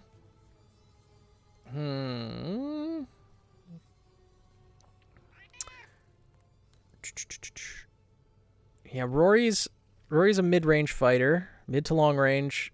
Celesta's close range. Losers get ramen at the ramen stand. That's true. Shop keeps sitting there with everyone serving out the ramen. The kitty is cute. No, thank you. He's cute, but he dumb. He got no brain cell, or a single one at that. Meowing attention seeker. Yeah, he is. Hire Ember as a permanent addition to the OC fights. Now the judge role will be named the Ember. Yeah, I don't think he has much analysis skills though. Frog supremacy. I think Celesta has the advantage since her semblance can disorient sight and get close range. Yeah, but the 3-meter radius, it's only close range to herself, right? People actually need to be within that 3-meter radius for their perception to be altered. So if Rory can keep the distance, then she could probably whittle her down with the with her weapon. Is there a round of secondary that can be done before? How do you mean? First next for primary, result of that needs for the next secondary. Yeah, because we need to do this first because the next few rounds. So we need to go through the secondary bracket here. There's more matches in the secondary bracket than there are in the primary bracket. The fight doesn't exactly. The light doesn't exactly affect the burning breath. That's true, Doob. Hanging out at the tournament as friends. Yeah, that would be... God, that would be amazing to see. Unfortunately, we don't have the artwork of all of them, so it's difficult to imagine in some cases, but that would be really fun to see. Everyone cheering on the last two who make it to the finals. And, making new friends along the way, that type of thing. Popper all of the OCs are at the shopkeep's place to eat. Yeah, I would definitely like to see an art of the contestants hanging out. Yeah, that would be fantastic, and it would be something I'd actually love to commission. But getting permission from all of the characters, creators, and also the cost of it in and of itself would be a lot. But meow. 34? 32. And biomes have these vantage points. I think Rory would really more flee to a vantage point and then shoot Celesta, and Celesta would have to be the pursuer. Yeah, Rory would definitely try to put distance in. She's not... Although her semblance can allow her to get away close range or deal some damage close range, she's not accustomed to it. Get someone to draw the background with ramen shop table, 32 chairs. Ask others to fill in each chair. That's true. However, each character was not drawn by the creator themselves. A lot of them were commissioned, so it'd be a lot of coordination to do, but it's an excellent idea. Celesta has some defense with her shield. Yeah, Celesta can defend against Rory. The bolts that would be ignited from Rory's semblance, though, that she fires would be a little bit more difficult to defend against. These biomes don't offer that much cover, though. So I think Celesta would be able to force it into close range. Rory doesn't really have anything to make the ocean biome more of a stable environment for her, and trying to climb the mountain biome isn't exactly the fastest thing to do either. Celesta does have some good cover in the mountain biome, but it's double-edged sword. Since there's vegetation, Rory can set on fire with her breath. Yep. Celesta can use the reflection on the water to mess with perception and be in close range. She can win. A lot has to go right, though, and I see Rory winning a bit more often. Yeah. Because they both seem to have similar mobility. And Rory would probably be able to keep the distance more than Celesta could close it. It doesn't seem to have absolutely incredible advantages close range either. It's better than Rory at it, but she's not incredibly fast or incredibly strong. That's true. I think Celesta would win if she gets close. She can win with the shield defending from the shots. Rory needs to stay away from Celesta, which I think would be hard to do. Yeah, the biomes would make it hard to stay away, but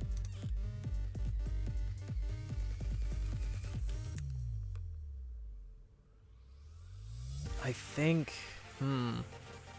Rory is a more ranged fighter for sure. She does have some close combat capabilities, but in close quarters, Celesta has the advantage. Not only with, being more accustomed to close range fighting, but also her semblance. Granted, in close range, Rory's semblance also becomes a factor.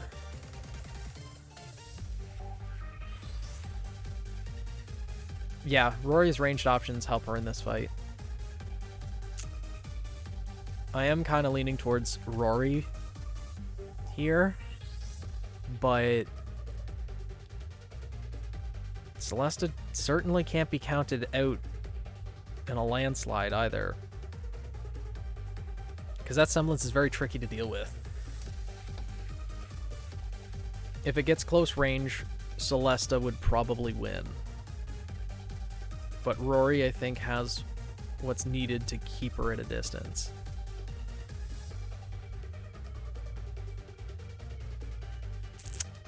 I think because the biomes don't have much of an advantage, Rory wins thanks to the range. Plus could use the boat to get a vantage point. True. Could use the boat to get a vantage point. Could even use the mountain if the fight ended up working around to that area.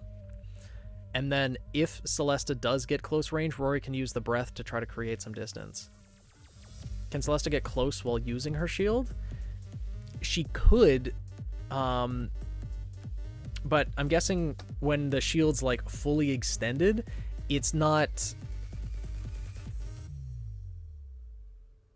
It probably wouldn't be as easy to maneuver. Biomes are favorable to Rory.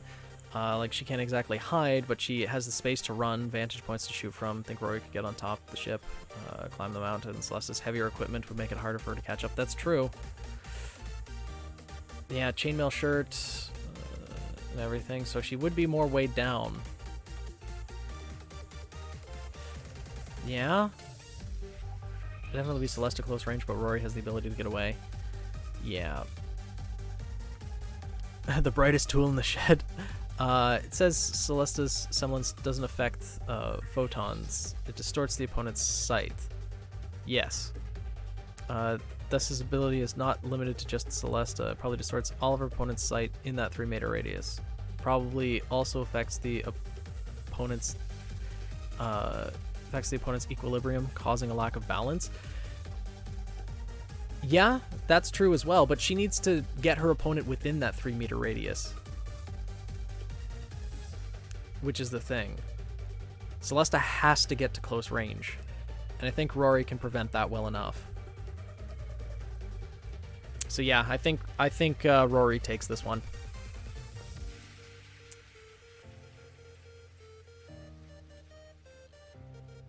I'd keep away before sort of expend her own aura faster, so I think Celesta wins in the long game. It depends on how well Rory can pull her down early in the fight.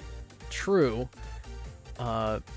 Plus, since the range negates the distortion, I think Rory staying back and taking her time would give her a win. Yeah. Rory's keep away would force her to expend her own aura faster. I don't know if that's necessarily the case, though, Chloro, because it's not like Rory needs to use her semblance to keep away. Just got back from dinner. Taking the stretch and posture teams done so you can clear them from the queue. Yes. So yeah, I think Rory takes this one. Oh, adds hell. Well, we can set up the next fight at least while that's happening.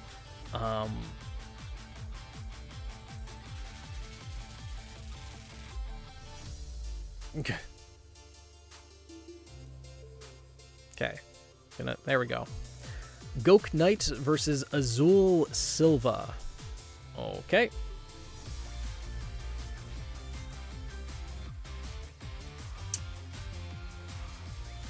Potion. Let's get Gok versus Azul. Azul Silva, and the biomes that they will be fighting in, and another goes to the noodle stand. 9 and 5, Savannah and Ice. Okay. So we have Savannah and Ice. Okay. Armored boots, gauntlets, single pauldron over his right shoulder. Always armored white. Oh, this is Azul's fighting another armored opponent. So yeah, Gok wears armor. This might be another scenario where, yeah, I think Azul takes out armored opponents without too much difficulty. Gok would have to use hit and run tactics, using his semblance to get that boost in speed, land a hit against Azul before he can retaliate. But he would have to do that numerous times, where Azul just needs like one good hit and probably would take it. Not to mention, the ice is not exactly an advantage for a speed fighter. Well, thank you. I wonder if Shopkeep can fight and if he's able to win. If Shopkeep were in the tournament, well, there'd be no contest. No contest at all. He'd bribe everyone with ramen, and then, it'd be over. Azul with a semblance, yeah, that's how Azul won his last fight too. Fighting an armored opponent, Azul just has such an advantage here that I think this is probably a pretty cut and range match. Yeah, Gok has to get close, and yeah, I think Azul's semblance just takes Gok out of the fight. Even without the biomes, I think Azul just wins this one. Shopkeep clones would keep coming. Yeah.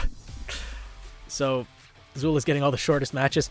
I mean, well, the thing is, most people have metal weapons. So that gives him a little bit of an advantage right there. But then when you consider the metal armor, just Azul has to land hits, and he's dealing devastating damage. Gok has options, but he's dancing on a tightrope. It's only a matter of time. Yup. Well, at least we're making progress. Oh. Pink! With the pink bits! Thank you for the 1,000 bits! Oh my god. Taking down one Shopkeep, which isn't possible. Only spawns 3 more. Pink! With the big monies!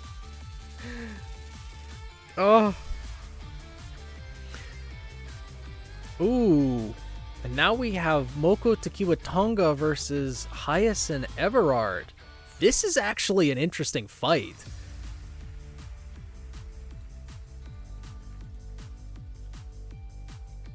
Let's see. Moko versus Hyacinth. Pink Pusheen. All the bit buttons. Oh, Pink got the new badge too. The new badge next to your name. You can thank my OC Rose for giving me the money. That's rich. Well, thank you, Pink, and thank you, Rose. Yeah, this is a close range fight. And one with a camouflage semblance, one with a disorienting semblance. So let's see the biomes. 7 and 4. Mountain and Geyser. Okay. So we have Mountain and Geyser. Huh. Yeah, this fight would be incredible to see, because this would be a close combat clash 100%. Honestly, don't think either of the biomes play much of a factor here. The Geyser gives some randomness to this, but Haka, I love it. Yeah, Moko's a very well designed character with the amount of like Maori inspiration that went into designing her character. Just absolutely loved it. Yeah, Moko has the strength. Hyacinth has the ice dust, and also with his way of fighting, I think he has the better dodging capability as well. But Moko also has her semblance, the shout that can temporarily stun Hyacinth. So, yeah, they're probably going to stay in the middle, for sure. Hyacinth could freeze a geyser during its eruption, yes. But what good would that do him, though, is the question. At this point, Hyacinth is probably aware of Moko's semblance. Yes, he would be aware of Moko's semblance, so its effect wouldn't be as high if it was, if it was unknown or was a surprise. But with that being the case, it still has some effect.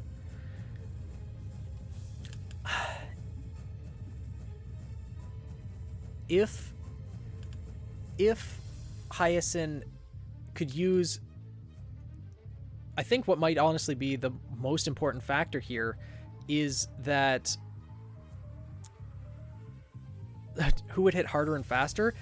That's a good question. And I think Moko has one weapon, the one club. Hyacinth has both of his sleeves. So it's 2 weapons versus the one. If Hyacinth can use one of his sleeves to restrain Moko and her weapon, then be able to attack with the other sleeve, I think Hyacinth would be the faster attacker. Moko would hit harder, but Hyacinth would be faster. And Goes to Town could very easily go to Moko. Yeah, he's aware of her semblance, though, and it could give enough of an edge to keep her close. And as pointed out as well, the camouflage semblance with the geyser biome and the steam that would be created definitely creates a pretty devastating combo. But remember, it's camouflage, not invisibility, so yeah. Huh. Alright, see you in a bit, Velvet. Slap to finish. Yeah, I think in this case, God, it'd be a slugfest of trying to dodge out of the way, using the shout to disorient. Hey, Curio, how's it going? Welcome to the guild. I think Hyacinth simply has more options, more tailored fight against that type of opponent. I think so as well. I'm leaning towards Hyacinth in this fight.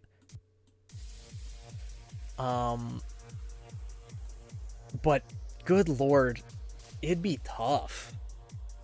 Skyrim protagonist versus Slap Ninja. Yeah. If Hyacinth studies Moko's fighting style, then he can strategize around that. Plus, he'd have a lot of cover from the geyser. That's true. I think there is an advantage to Hyacinth, though, due to the ice dust. That's true as well. Because he could use the ice dust to freeze Moko. To freeze her weapon either to the ground. Even just freeze his sleeve to Moko and her weapon. That might not be the greatest idea, but then use his other weapon to beat her down. What are the odds Moko can pull Hyacinth close when he tries to grapple? I'd say they're probably pretty good.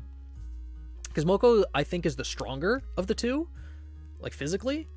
But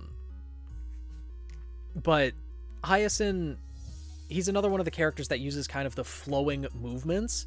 So even if Hyacinth is able to restrain Moko and she tries to toss him around, I think he'd be able to recover. I think Hyacinth, with the dust capabilities and a slight edge due to the biome, though I still feel like the biomes wouldn't play that much of a factor, I think Hyacinth would take this. Certainly gives you your physical strength to turn the long sleeves against the user, but Hyacinth can freeze said sleeves, so it could trap her if she tried to do that. Yeah. And then he would sling her. Yeah. There's a lot of advantages with Hyacinth. So I think Hyacinth does win this fight. Slugfest, Hyacinth has more options with dust and keeps her out of reach. Well, the club being in the range of the sleeves, yeah, he wins. So yeah, I think Hyacinth takes this one. So with that, that is the final round of the final match of the second round of the secondary bracket. Now there are only 16 characters that remain. So, with this, we will move on back to the primary bracket.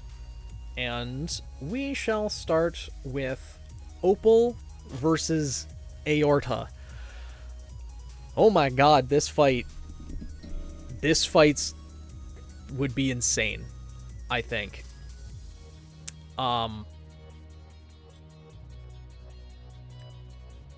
Well, actually, first, before that, we need to say farewell to the characters that have now been eliminated from the tournament. Salsa Testarossa, Rei Shirogane, Onyx Aratoile, Iris Shade, Freya Mindwin, Celesta Obscurum, Gok Knight, and Moko Tekiwatonga.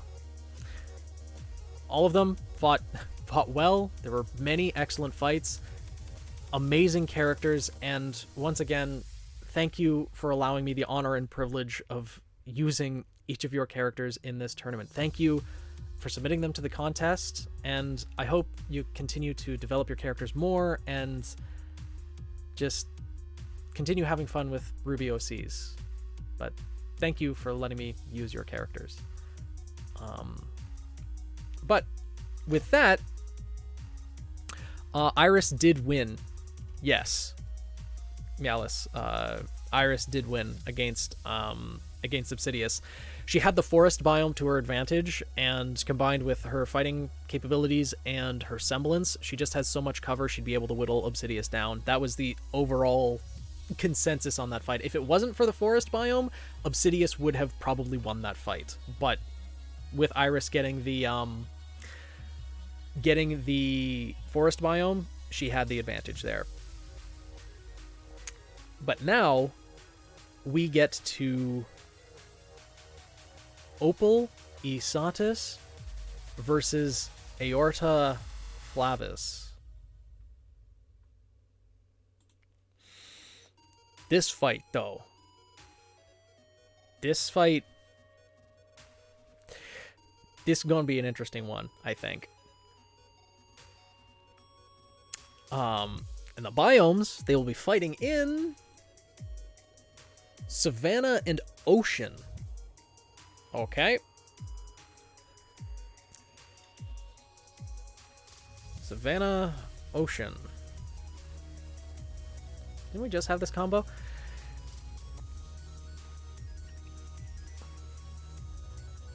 This is... like, the Ocean is... don't get Aorta Semblance. Think of it in a... she can turn her body to mist in a similar fashion to how RWBY can turn her body to rose petals, except Aorta just can't move. But Aorta can turn herself into the mist, portions of her body into mist, or aura-less objects. So like the terrain, the just other objects in the environment. Yeah, Aorta's at a bit of a disadvantage in the water, especially considering Opal has electricity dust. But Aorta's fighting style isn't really geared towards the savannah either, because lighting it on fire is not beneficial. Granted, Opal doesn't really have vantage points other than the ship in the ocean biome. So it's not favorable to an archer in this terrain. Yeah, Opal has the electric dust. Can she get carried away by wind? How do you mean, February? I think the advantage of Opal is that she can aim and wait that Aorta stops her semblance. True. Because Opal's weapon, the shots would be coming fast. Aorta could use her semblance to dodge them, but that would continually drain Aorta's aura. And there isn't much cover either to escape from Opal's shots. The thing is, though, with them both starting center stage, Aorta, and the way that her weapon works, she could extend the chain out on the propeller blade and possibly close that distance. Opal would probably try to jump right into the Savannah biome, similar to how Emerald and Mercury did at the beginning of their fight, though probably faster than just walking backwards into it. Time. Does Aorta take time to dematerialize and rematerialize? Yes, but it's not. It's a fairly fast process. I don't know if an Aorta would attempt to get aggressive from the get-go. I imagine that would be her best strategy for that one. These are very quick changes. She never smokes for longer than a few seconds, just for the projectile to go through. Yeah. It's more, I think Doob was asking, like, how long it takes her for her to turn into mist, and then how long it would take her for her to turn back, like how long the transition is, rather than how long she stays in the misted state. Because the environment really, I think, works against both characters. There's not an advantage for Opal, like there's no vantage points. The ocean is a disadvantage for Aorta, though. Not only because it kind of works counter to some of her tool set, but also Opal has the electricity dust. If Aorta steps foot in that water, Opal's gonna snipe it with electricity, and that's gonna hurt. Big advantage in the Savannah being able to use her semblance to see over the grass, and Aorta just doesn't mix well with the ocean. Aorta can set the grass on fire, but likewise Opal can electrify the water with dust. Yes. In neutral ground, Aorta is definitely way better outright combatant, but Opal has enough advantages to even things out. It could go either way, yeah.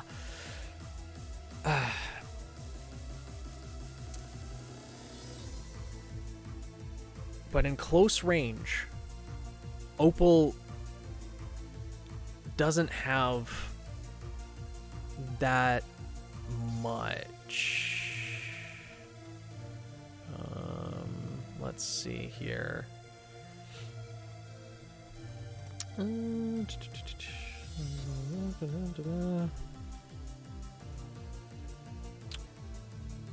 Yeah, she.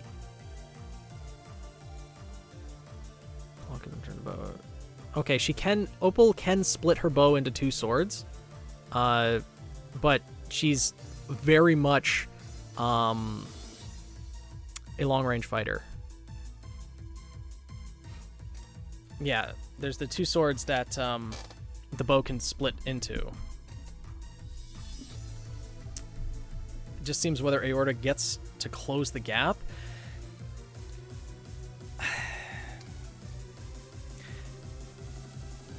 Both of them would know each other's fighting styles. Or rather, they would know what each other is capable of. Aorta would know that Opal is a hell of a good sniper. Opal would know that Aorta can dodge the arrows by turning into mist. So, assuming this fight starts off, Opal would know that she needs to get distance. Aorta would know that she needs to close the distance. So if Aorta charges, Opal would fire off rounds trying to, well, stop her, but Aorta could use her semblance to mist her body, cause the shots to miss, and possibly, like, although Aorta can't actually move when she's transformed into the mist, the momentum that she was carrying beforehand carries over. And if I remember correctly, she can kind of cause the propeller blade to spin to kind of just give her that extra momentum forward. So I think Aorta could... Well, Opal would be able to get to the savanna biome right away, because she starts with her back right to the savanna biome. She'd be able to hop into the savanna biome, find cover there, and... Hey, Money Tiger, how's it going? Welcome to the guild. Welcome to stream. Rotating shield, destroying the projectiles as they arrive. Well, the thing is,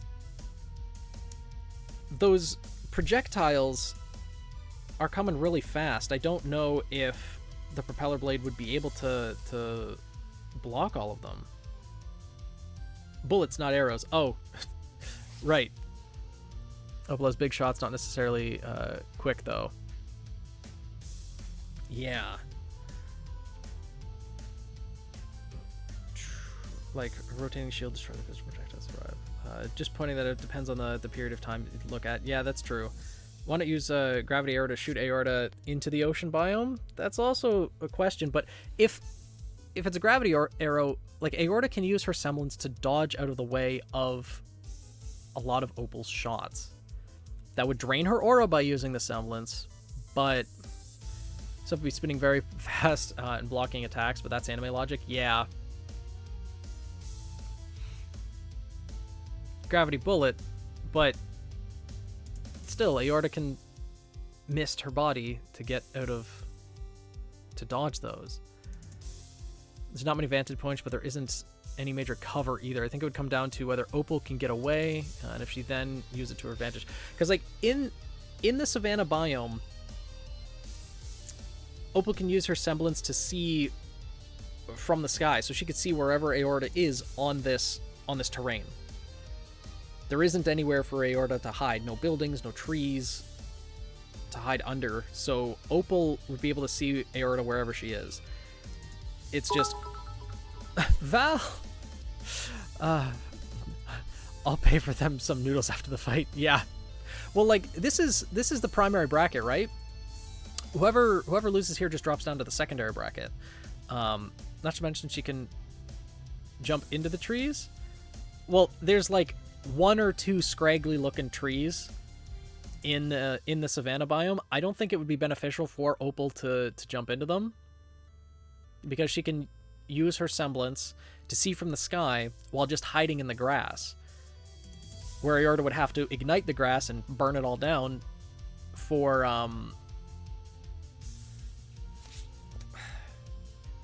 to remove that option for Opal.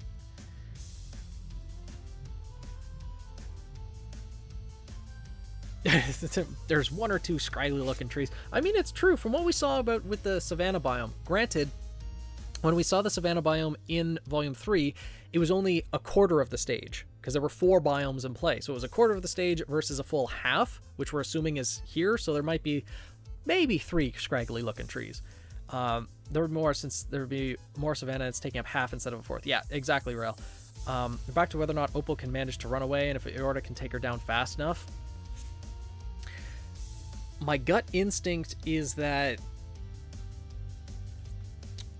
in the early game, Opal would have the advantage being able to use the savanna biome, but I think aorta would quickly light that on fire and remove that as a possibility. Either light it on fire or just mow it down using the propeller blades, just trying to find where Opal is and force Opal out into the open.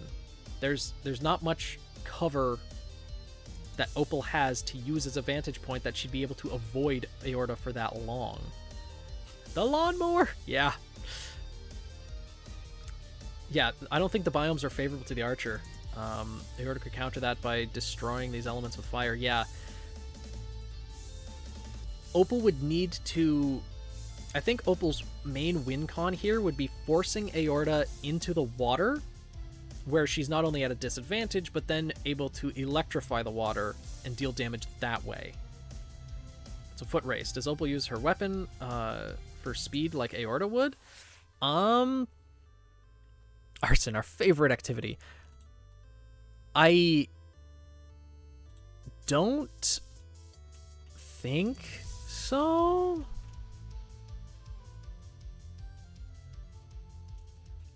Let's check here.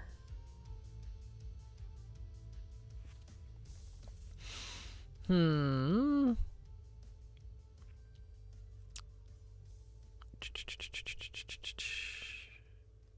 I don't think she uses her weapon for mobility. Yeah, it doesn't really use her weapon for mobility. But Aorta can. Can turn into smoke and use a propeller to fly herself above the ocean biomes and onto an island. That's true, but we have to remember, the more Aorta uses her semblance, the more it'll drain her aura too, right? And Opal doesn't necessarily need to use her semblance that much in this scenario. She'd use it at the beginning if she still has access to the savanna biome, but other than that, she wouldn't really need it.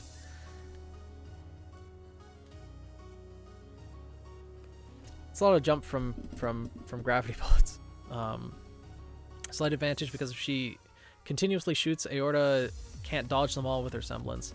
Plus, Opal can use the gravity arrows to shoot herself upwards towards the ocean biome and get onto the boat. But Opal doesn't really use... I don't think Aorta needs to use her semblance too much defensively. I believe once again she can block the projectiles using the propeller blades. Maybe?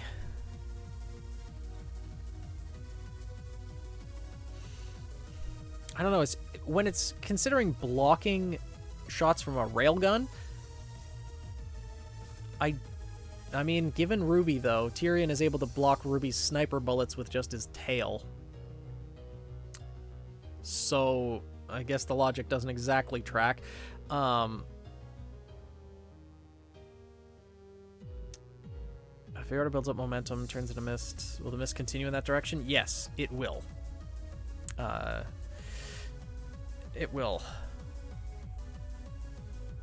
Shipwreck is also wood, so if Aorta destroys that after destroying the savannah, then it's just water that can be electrified. Yeah.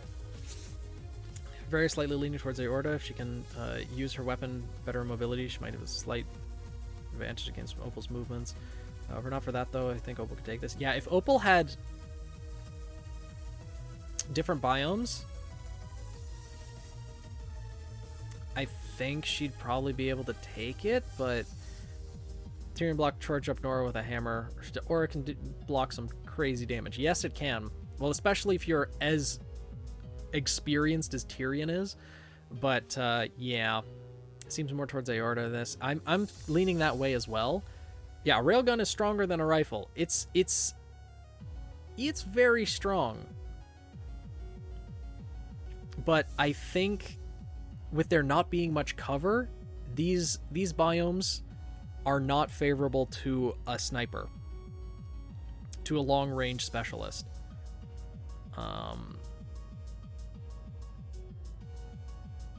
And although Opal would definitely be able to deal some damage to Aorta, I think these biomes would allow Aorta to close the distance and close out the fight. Give it to Opal. If it was, let's say, forest urban, I agree, Doob. I think it's tough. I think Aorta could getting close and do some damage. Yeah. I think Aorta would be able to close the distance, and it'd be difficult for Opal to get distance again if Aorta's ever able to close it. The propeller of death. Though she is a faunus, that's true. There's the faunus instincts to consider, but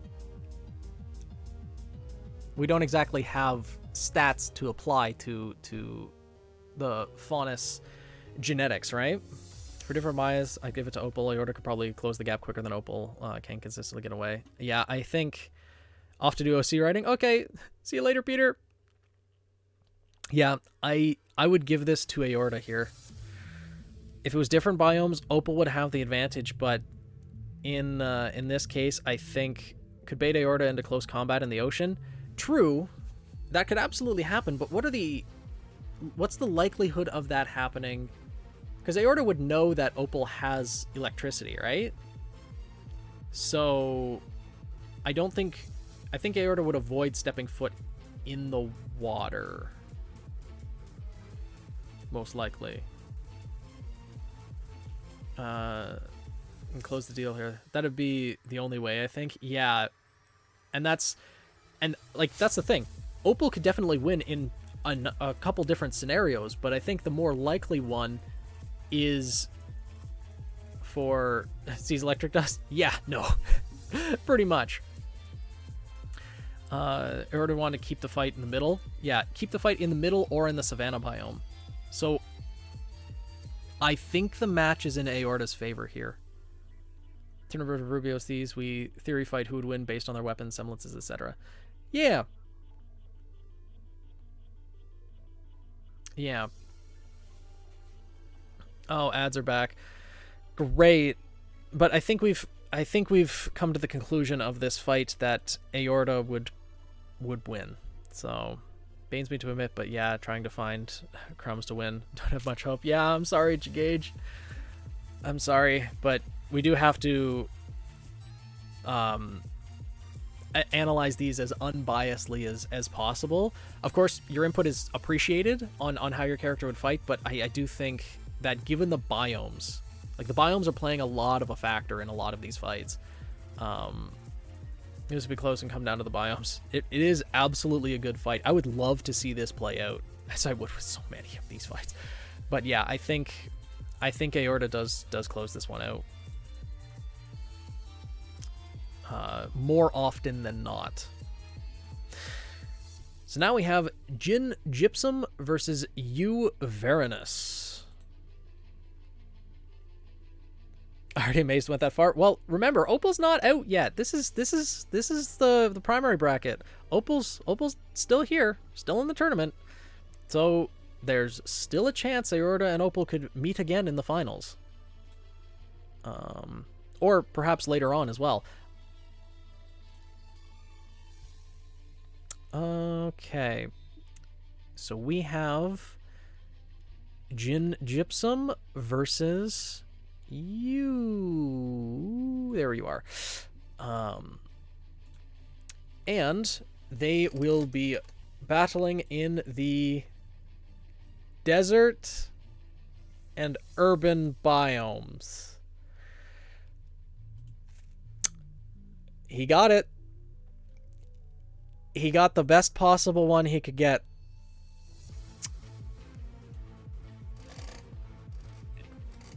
Yeah, biomes can really help or hurt a character. That's very true, Pink Rose. As is absolutely the case here. Jin got the desert biome. His semblance is as online as it possibly could be. I think Yu's just kind of screwed here, honestly. But yeah. The desert boy got the desert. He has all of the sand at his disposal that he could possibly need. And it's on his side too. So he just has to take like a couple steps backwards and then just, yeah. You could use the urban biome to try to get cover, but with the amount of sand that Jin has at his disposal, he's got unlimited ammo pretty much. Yeah, this is just unfair, but honestly, seeing the randomization that happens with the desert biomes, I find it quite interesting. I know other people would find it frustrating, but I like this. I like how much just kind of random chance can swing things. Yu doesn't exactly have many options. He's a direct fighter for the most part, and semblance can't affect the sand's constructs. Yeah, because like Jin hardens the sand into rock, and Yu's dragon is ethereal. It's not actually physical. It has more of a push. No one would really see his semblance in action till now. That's true. But you know, after seeing how this fight would go and how, you know, the sandbender works in the desert, I think a lot of people would be like, holy shit, we need to watch out for this guy. We can't let him get the desert. Can't you just jump out in the urban and shoot? He could, but Jin is like any defense that he would need. Not only does he have the sand that he can manipulate with his semblance to create any earth walls that he would need, he has the earth dust in his weapon, so he wouldn't need to burn his aura to do it. And he also has the Wind's Dust, so he can harden chunks of sand and fire back at you. So, yeah, it's all coming together. Jin has the sand. It's like a plot line where this is where Jin finally reveals his semblance. Yeah, you can just hear the JoJo's music start as Jin just takes a couple steps backwards in the sand and just, because if you doesn't know about Jin's semblance, I think Jin would be able to bait you into coming into the desert biome, and then Jin would activate it. At which point, Jin would win. I think that's how that would go. Yeah, you can use sand both offensively and defensively. Jin builds a big wall. Yeah, you wouldn't hide because they wouldn't know what his semblance is. Jin wins. I think Jin would be able to bait you into the desert, at which point it's his terrain. He pretty much controls the terrain at that point, would control the way, limited to how far he can extend his aura and everything, but he just has so much in his wheelhouse. Death by sand. Look how they massacred at me. No. Yeah. Both want to fight in the desert. If Jin's semblance is unknown, yeah. I think so, because Yu is very much a close combat fighter, and Jin would lure him into the desert. The second the desert biome popped up, I'm pretty sure Jin would know, or would be a lot more confident, and would be okay taking a risk or two to lure you in, but I don't know if he'd even need to. Zark comes full circle. I don't care. If he loses his next match, his battle arc is complete. Yeah, that's true. He already impressed the crowd with the bucket sand. He already would scare the crap out of a lot of people just with this one fight, but yeah. Artillery machine, at this point, if you tries to hand back, yeah. I don't like sand. It's coarse, rough, and irritating, and it gets everywhere. If Jin can beat you in the desert, you might not even have the chance to escape into the urban or center with how much control Jin's has. Yeah. Well, after this one-sided surprising victory off to bed, alright, good night, Chaos. Jin becomes Gaara. Except we're not going to go like the full sand coffin thing. We're not going to go that dark, but Jin does take this. He definitely got his terrain advantage. So Jin wins that one. In our next fight, we have Eugenia Victoriana versus Krissa Ariadne. Okie dokie.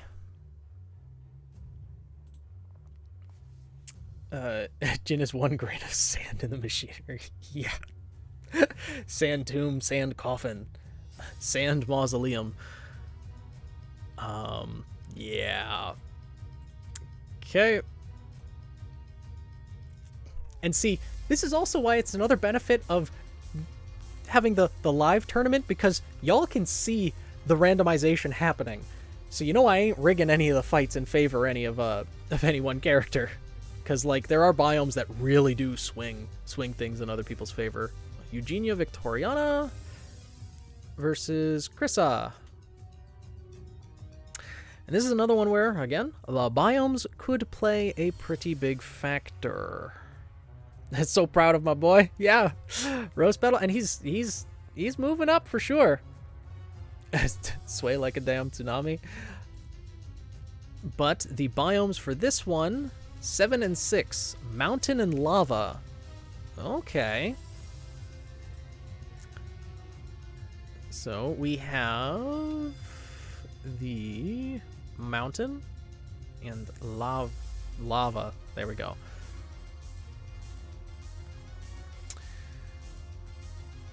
How did Jin win the first fight? His first fight was against Aryan Pastel. Aryan was more of a support fighter, so Jin was able to overpower. Jin versus Celesta was next, and Celesta, her semblance, although it does alter perception close range, Jin with the earth and wind dust that he has, as well as the stronger weapon, we felt was able to overwhelm it. It was a lot closer of a fight, but Yeah. So that's how I believe, if I remember correctly, the first two fights with Jin.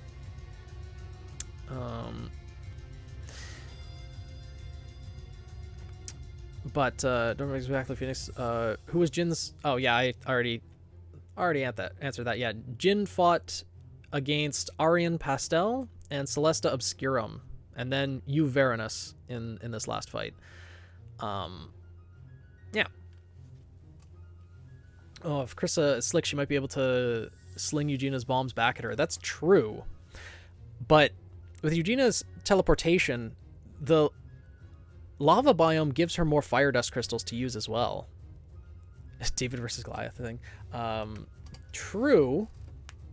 But Krissa is used to using her strings for mobility.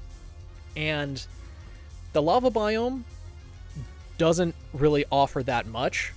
Not to mention the well, I don't know. I don't think the heat would disrupt it, but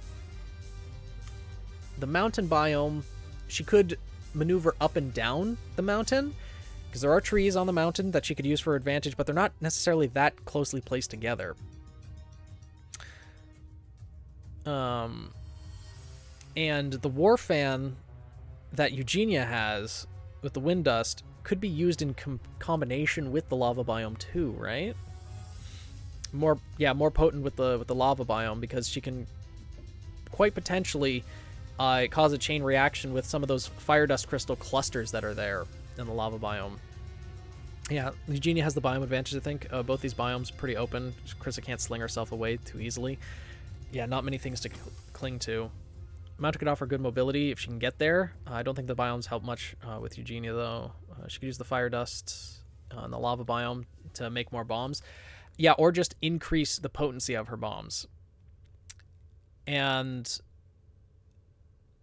with Eugenia's semblance, if Krissa tried to climb the mountain, there's definitely a possibility that Eugenia could lay a trap for Krissa with one of the markers, or a marker from her semblance, teleport one of the bombs there, and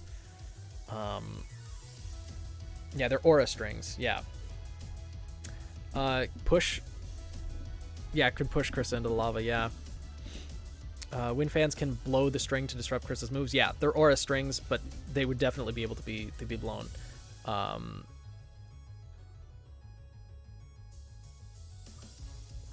Yeah, I think the biomes are not really in Krissa's favor and are more in Eugenia's favor. I feel like a fan would be too much for Krissa to handle. Yeah, probably. I think this one, it's not a blowout by any means, but Krissa is very much a close combat fighter as well, which we have to consider.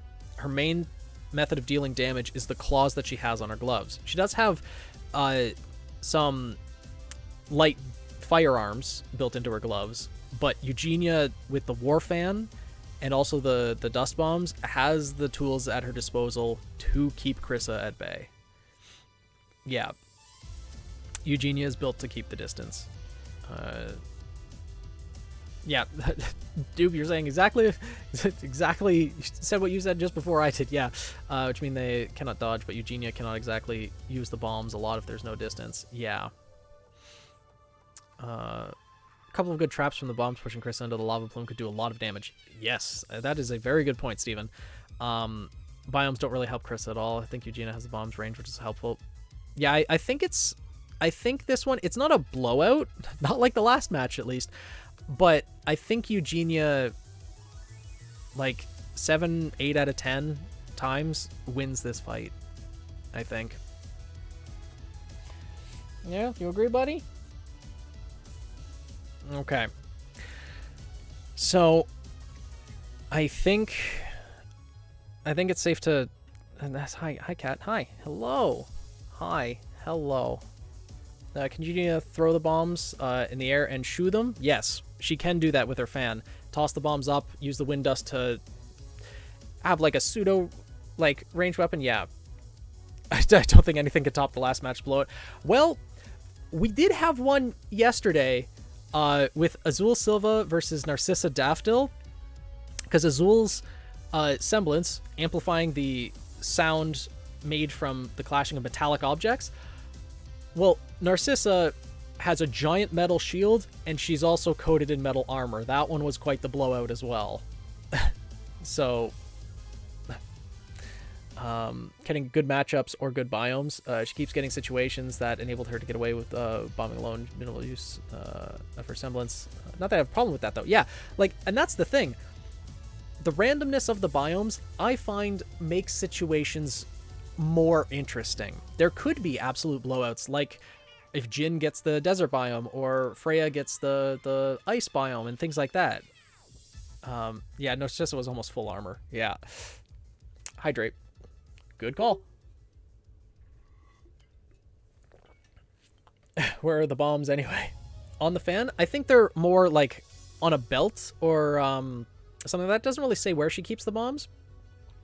Might be in a pouch, like similar to Naruto, where they keep them in keep the paper bombs and things like that. You don't need to go. You don't need to go up there. You're fine. So yeah, I think Eugenia takes this one. Azul had 2 blowout wins. Yeah, he did. So I'd say Eugenia takes this one. Sylvacia Kitrinos versus Mimi Hoppers. Ooh, this is another good one.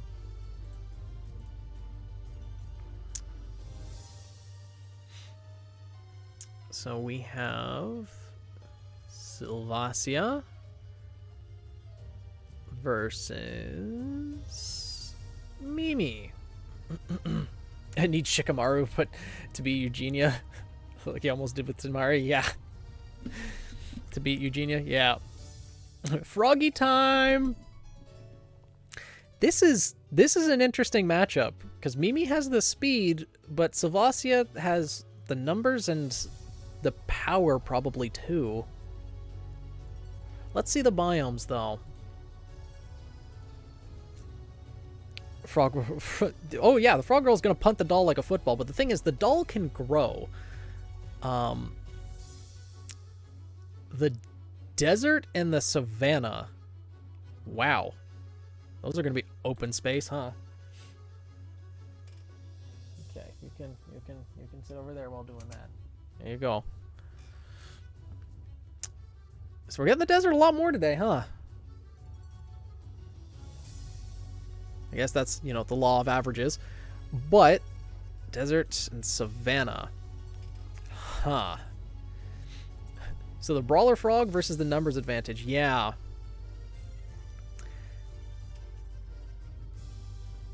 Yeah, Zinnia's theme hits super hard in the tournament. Yeah, it does. Time to hop on out of here. Yeah.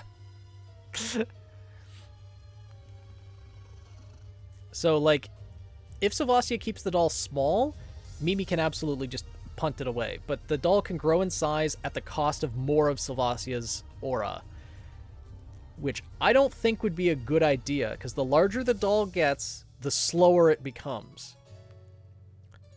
And Mimi, with her semblance, could most likely easily dodge out of the way of that, get close, and, well, start brawling. Sylvacia does have the axe with fire dust and ice dust. You don't need to go up there. Punted into the artificial sun. Yeah. Is the doll like a summon? Yes. It's similar to that. I'd equate it more to Sun's aura clones. Cat, you don't need to go up there. Speed versus summoner, basically. Yeah. I think overall would have to keep taking damage from fire and electricity to keep hitting. That's true. Sylvacia has the electricity and fire dust that she could use to defend with as well, which would make it hard for Mimi to... Yeah, Sylvacia doesn't use ice. She uses lightning. Yeah. Hippity pippity, your match is my victory. Yeah. Sylvacia's axe does have more reach, plus the doll going around. Val! Can Lord Ember relax in his hammock? He does not have a hammock yet, but he keeps trying to climb on top of my pillow, which he knows he's not supposed to do, because your paws go in your own litter box. I'm not wanting that where I lay my head to rest at night. The axe is a little tricky to use when in close combat. Yeah, that's the thing. Mimi would be able to, if it got to pet the kitty. Oh, they want you to pet the pet. Yeah. Yeah, buddy.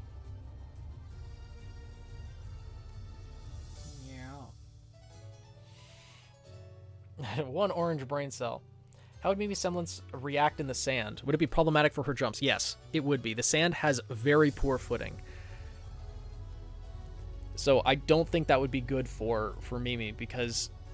So the sand is definitely a disadvantage in Mimi's case.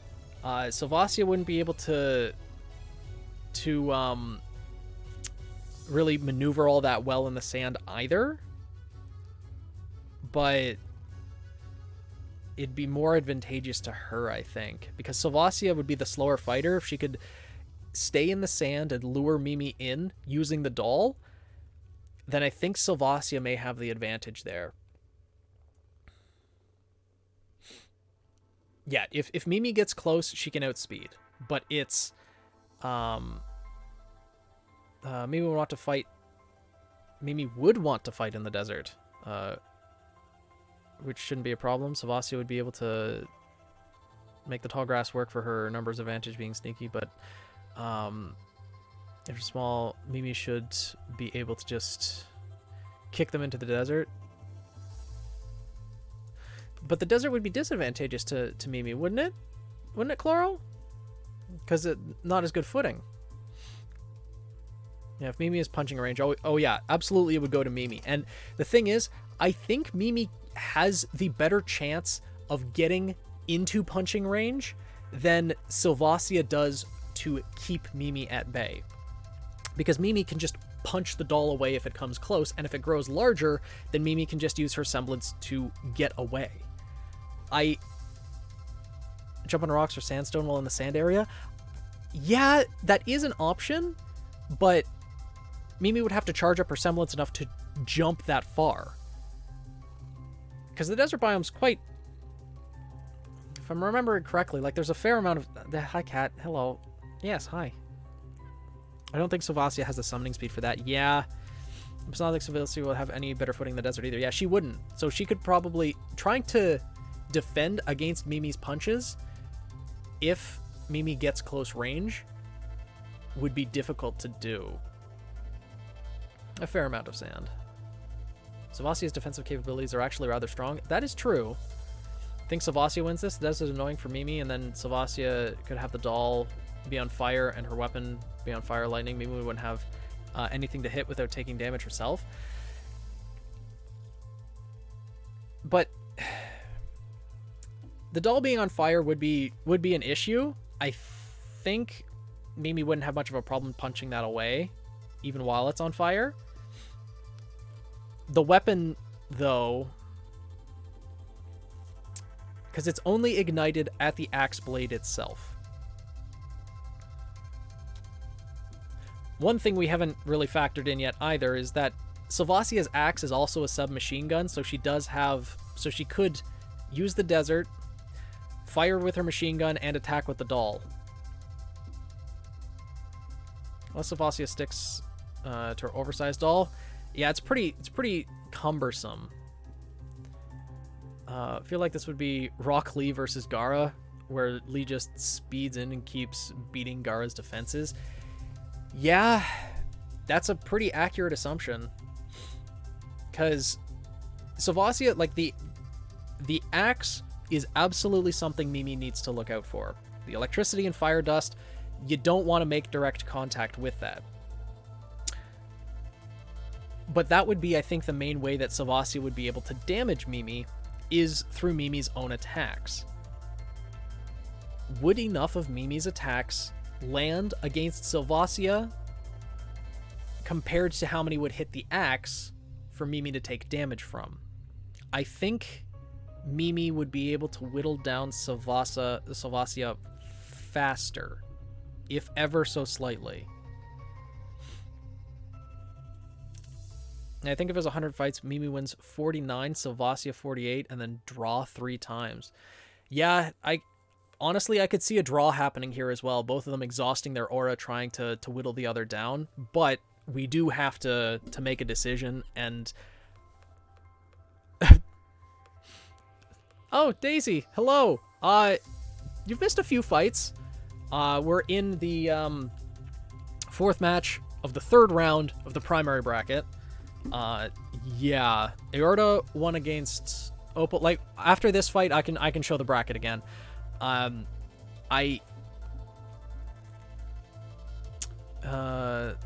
the doll drains her aura. Keeping it out for too long would make her lose by going under 20% aura that she needs to stay in the fight. That's true. Mimi wouldn't need to do that.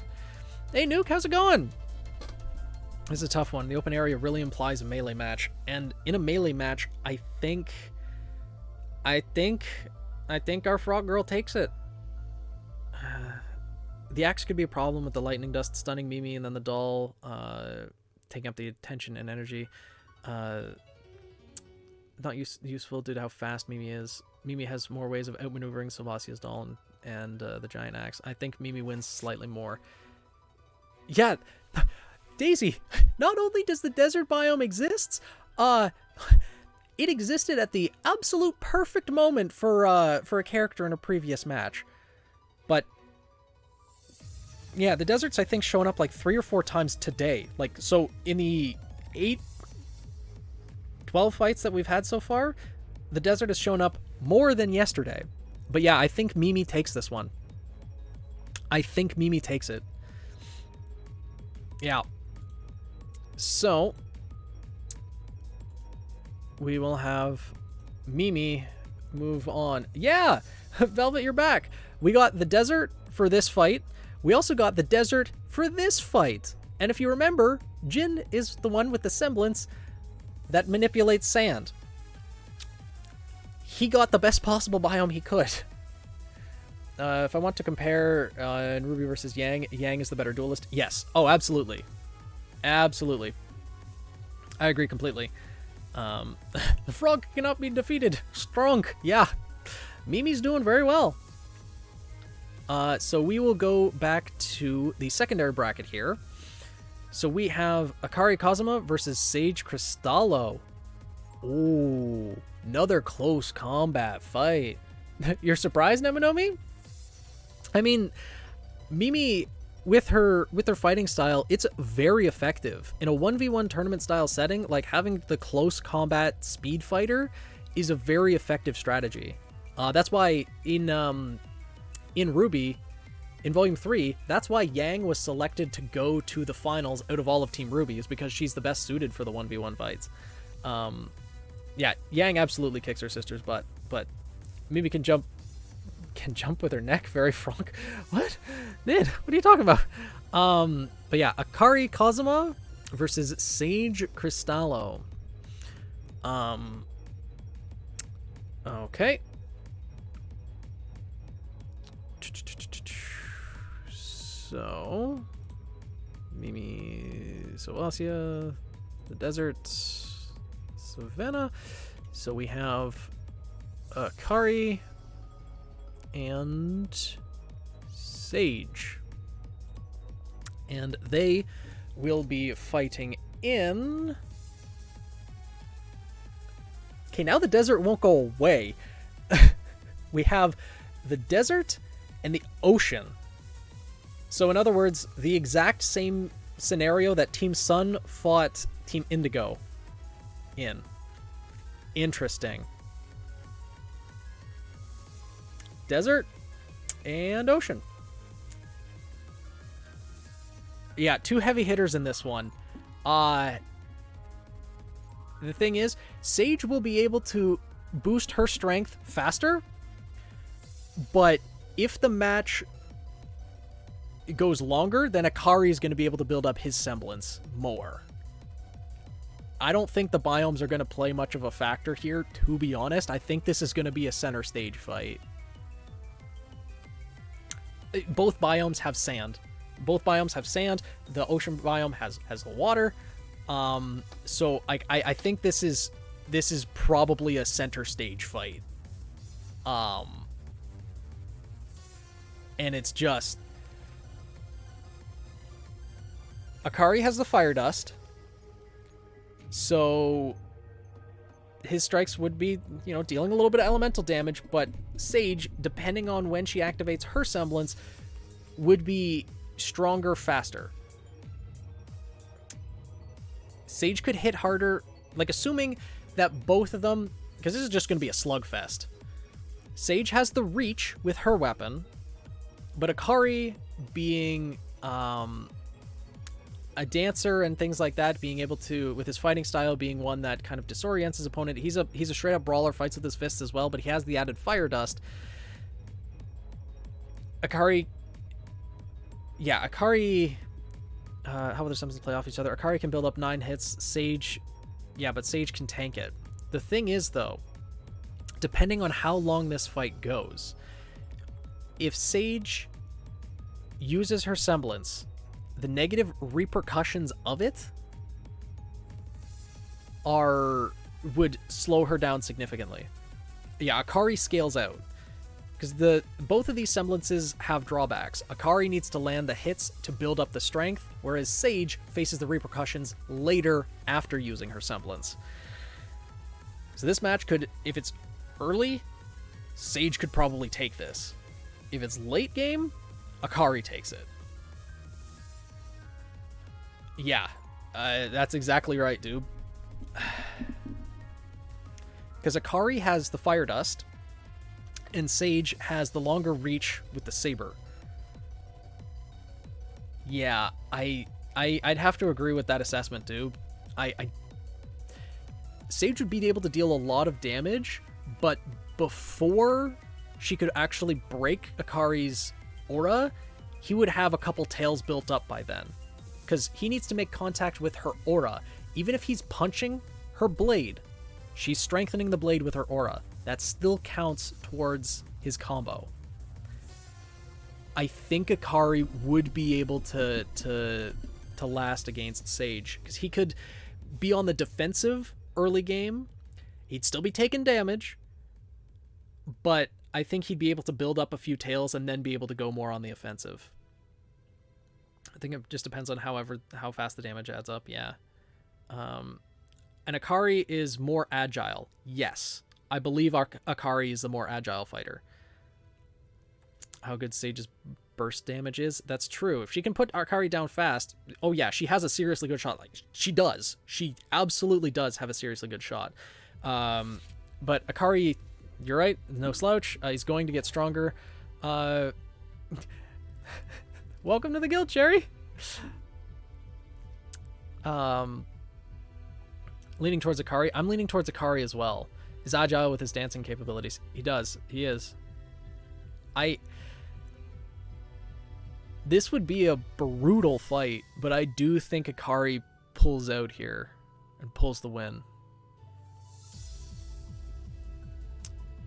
Time to send Sage to the nurse's office, hospital, and the noodle stand. I think so. I think Sage wins with being quicker without using her semblance. If needed, can retreat to the boat and force Akari to use up a semblance. But see, if Sage tries to retreat, Akari, I think, catches up, because I think Akari's the quicker fighter.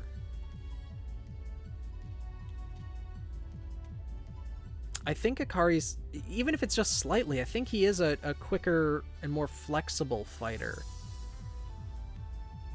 It's difficult to say, but how were the last fights? They were pretty good, Jagage. One blowout, but back with stable connection. I don't think Sage can completely decimate Akari's aura before his tails start building up. Yeah. Akari just gets stronger. Akari does ultimately win out. Sage has found her match, I believe. I think so as well. I think Akari takes this one.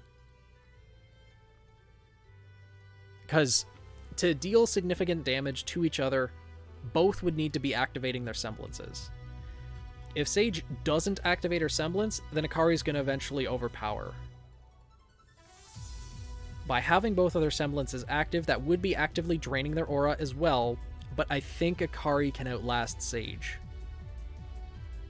I think Akari does take this one. Yeah.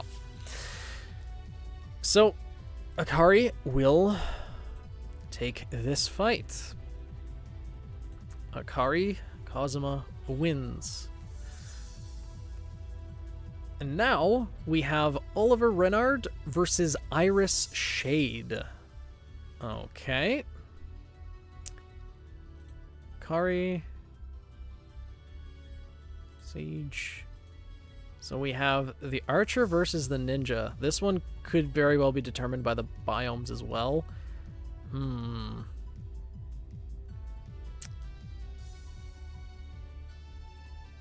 Oliver and Iris. Honestly, my initial gut is an Opal and Akari rematch. It could happen.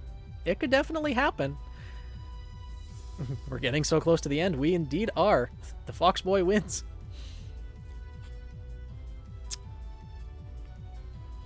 This is an interesting matchup too. My initial... Oh, the lag? There's lag? Oh no. It got a win against the winner of that fight though. Yeah, that's true. The biomes... We'll see what the biomes are. Let's see. 10 and 9. Urban and Savannah. Huh. Interesting.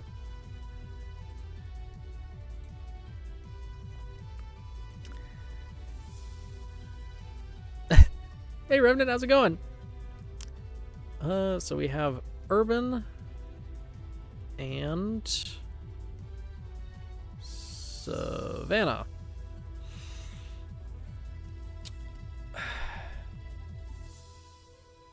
Yeah, the biomes are really going to shape this one.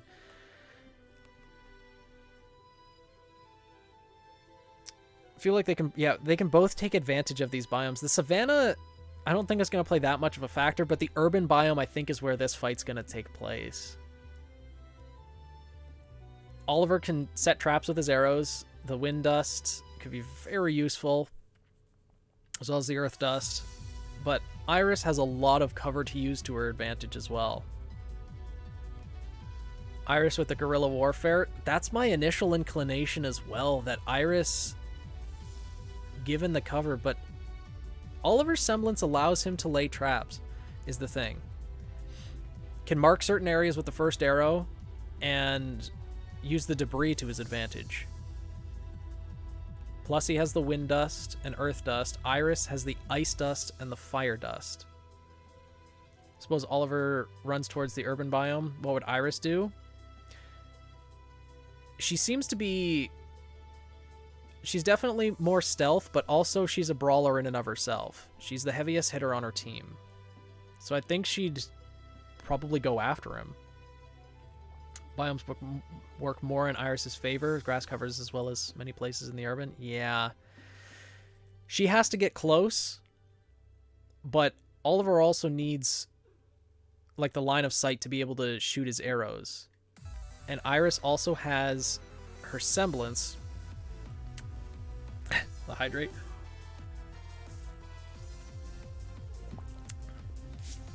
Oliver in the Soplana plays a game of whack-a-mole. Yeah, that's true. Granted, I'd imagine with wind dust, using a wind dust arrow and the like kind of stream of air that would create, probably aid in dealing with the smoke. Yeah, the wind dust would aid in dealing with Iris's smoke for sure. It could either dissipate the smoke, and if Iris hid in the savanna biome, I'd imagine that the stream of wind created by firing a wind dust arrow would move the grass enough where he might be able to locate where Iris is. Maybe? It is a ninja versus sniper match. Stretch. Okay. Oh.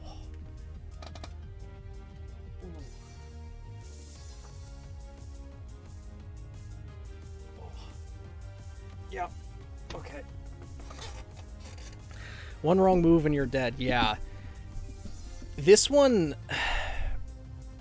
Like, if Iris gets in close, I think she'd take it. But... Oliver... I think Oliver's got the skill set to make it very difficult for her, but I don't think it's impossible. I don't even know how to deal with this in character. Yeah, like this is a tough match.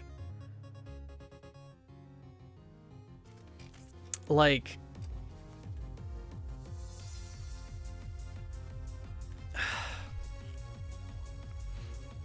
We've been live for 2 hours? Who is? Me? It's almost 3. While Oliver isn't nearly as much of a ninja himself, his reliance on environmental knowledge should mean Iris would have a hard time sneaking around too much, especially in an open plain like the savannah. Yeah, in the savannah, I don't think the savannah really gives an advantage to either. I think both of them would want to use the urban biome to their advantage, honestly. So I think that's where a majority of the fight, if not the entire fight, would take place. Yeah, I think Oliver would, considering Oliver starts on the side of the urban biome, it would be most sensible for him to get a vantage point in the urban biome and go from there. And it'd be kind of a game of cat and mouse. Iris hunting Oliver and Oliver trying to pinpoint. Oliver's melee skill set is a little bit of grappling, but he's mainly long range. Stretch clearly hasn't been redeemed enough. Oh, I mean, you know, I only need to stretch like once every few hours. Yeah, it's been nearly 3 hours that I've been streaming, but it was like 10 hours yesterday, so you know. No, it was 8.5 yesterday. Iris can probably set up her own traps, like fake smoke signals, distracting shots of the smoke. And we also have to remember, Iris has the retractable claws in her gauntlets. She has the maneuverability in the urban biome too, which is very helpful. Yeah, if forced into melee, Iris would win. Oliver does have wind dust to try to get away, but in the urban biome, it wouldn't be that easy. Probably give it to Iris. That's where I'm leaning as well. Because with the ice dust too, in the urban biome, assuming that there's different alleys and passageways, she could create the smoke cloud and freeze it to kind of cut off that avenue of escape for Oliver. More of a strategic way of going around it. Yeah, if she gets close, he's done. He uses a bow staff, but I don't think that's good enough to deal with Iris. Iris is more accustomed to close combat than Oliver is. I think Iris probably wins, though Oliver would make it very difficult for her to do so. Yeah. I think Iris might be too quick for Oliver to hit and can climb her way to Oliver and force him into a close combat fight. Yeah. Ninja versus traps, so pretty sure Ninja can see through them. Well, considering that he'd be laying the traps with like his semblance and everything, she might not be able to. But yeah, I think Iris has the advantage in this fight. So I think we'll give the win to Iris. And with a fatal battle at the top, yeah. I think out in the open is more detrimental to Iris than Oliver if the fight is forced there. Yeah, if it is forced out into the open, Iris would probably be at a bit more of a disadvantage, but neither of the biomes are really that open, though. And being center stage is not advantageous to Oliver either. Like I said, edge of your seat kind of fight, for sure. What about Oliver's traps? Yeah, he hasn't used them a lot in the tournament. Well, we did mention that earlier, that he would be laying traps, laying down the different arrows with the wind dust and the earth dust, but hide his traps in the savannah very easily. That's true, but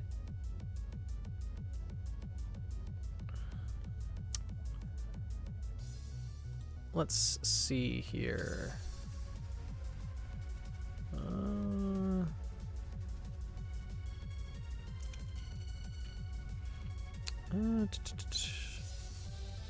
Oh, ice and wind dust. Yeah. Yeah, he has a few dedicated arrows for gravity dust, but he sets up obstacles to make it difficult to get to him and keep his opponents occupied. Yeah, so Oliver can set traps with his dust arrows and things like that, but we had mentioned that already. Personality-wise, Oliver tried to get her out of cover and running to keep her at bay, but I don't think that's enough. Yeah, Oliver would put up a hell of a fight. No one's denying that, and there are scenarios where he could win. He's got enough of an arsenal to win against Iris, but I think more likely Iris would be able to win here. Yeah, Savannah wouldn't be the first way to go. I think both of them would go to the urban biome. And Iris is directly in front of the Savannah at the start. Yeah. Yeah, I think Iris would take this one. Yeah, he's using his arrows as traps with the different dust in them. To the food stand. Yeah, I think we have to give this one to Iris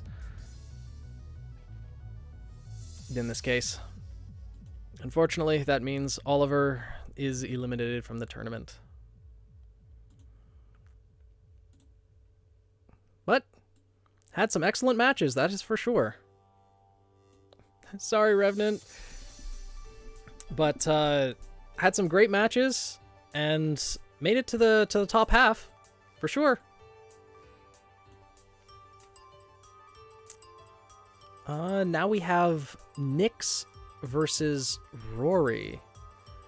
Phoenix sponsored noodles over there. The spicy ramen. So we have Nyx and Rory.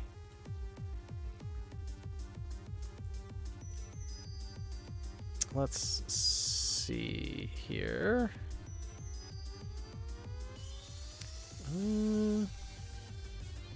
Nyx and Rory. And the biomes they are fighting in will be urban and desert. Huh. I feel like Nyx has gotten the urban in almost every match he's had, and the desert shows up again.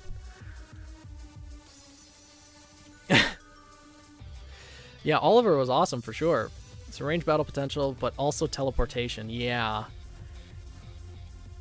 If Rory can force Nyx to use his semblance, then Nyx's aura would drain faster. But the desert biome doesn't really favor either of them.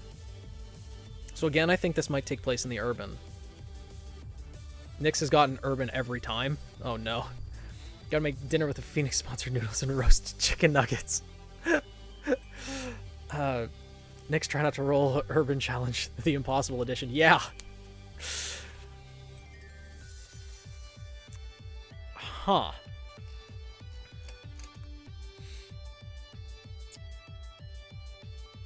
I have a feeling this would probably go towards the urban biome again.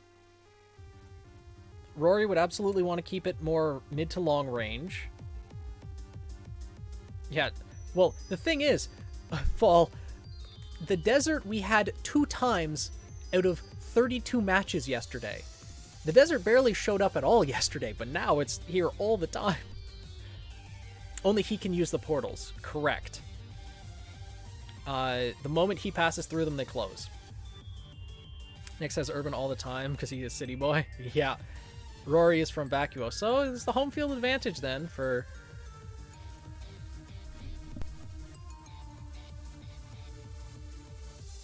Ugh. Too much mobility compared to Rory? Rock City boy. Yeah, Nyx probably has the urban... That's also something we could factor in as well. How often characters have fought in the different biomes so they would know the terrain already. But that might be giving a little bit too much luck-based advantage. Though the biomes kind of do that way. I don't know.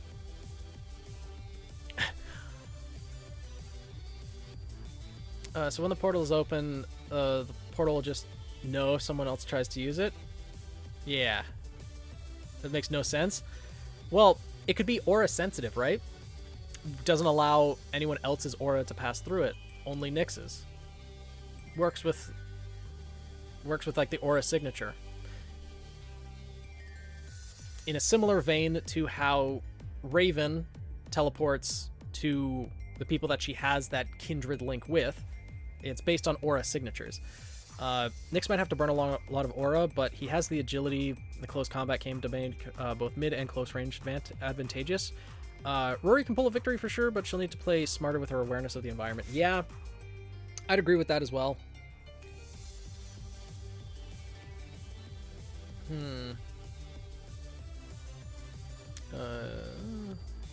Luck-based advantage is the point of biomes up. That's true. That is very true.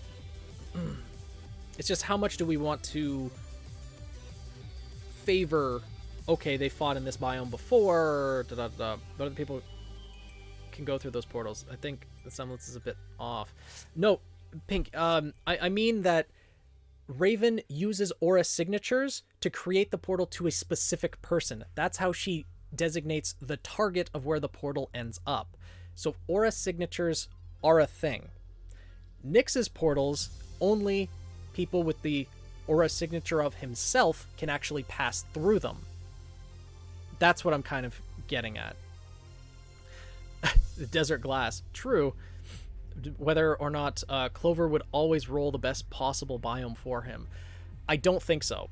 I don't think he would, because the luck-based things that happen have to be in close proximity to himself, and the actual controls for the biomes, I think, are like up in the stands. I think. But I don't know. I don't know. In this case,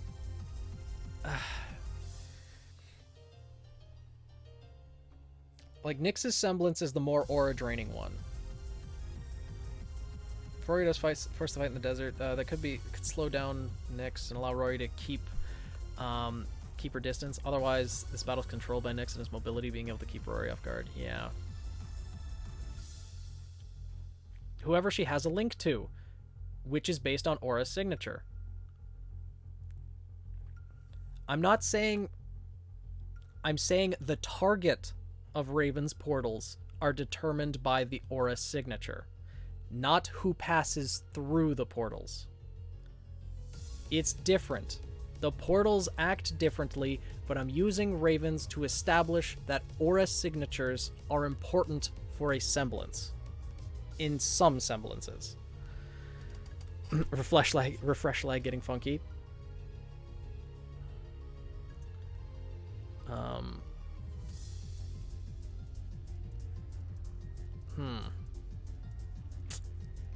I think Nyx has a little bit of an advantage here, though.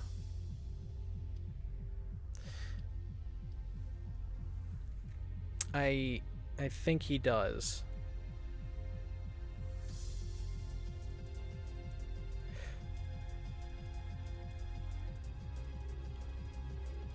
Created a weapon to use aura signatures as a means of targeting opponents. Basically heated missiles. But how would the weapon itself use aura signatures? I guess targeting aura, but we haven't seen just targeting aura in general, but we haven't really seen the technology like that in Atlas, I don't think. If it weren't for biomes, I'd lean for Rory, but the urban biome is Nyx's turf at this point. Yeah. Especially since his movements are a lot based on parkour and things like that. I think Nyx does have the slight advantage here.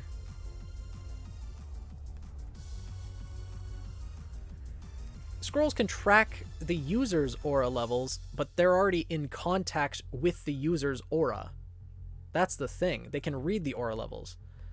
Still, personally, think it's a bit silly to only just have him go through. The portal magically knows that. Well, Pink, you also have to realize he has to he puts down markers, and then he chooses when to open the portal, and it closes immediately after him. So there's no time for anyone else to pass through. So it's not like he opens a portal and leaves it for open for the entire time. He places a marker and chooses when to open that portal. So it's not it works for this scenario that only Nyx can pass through them, because he would open them when he needs it.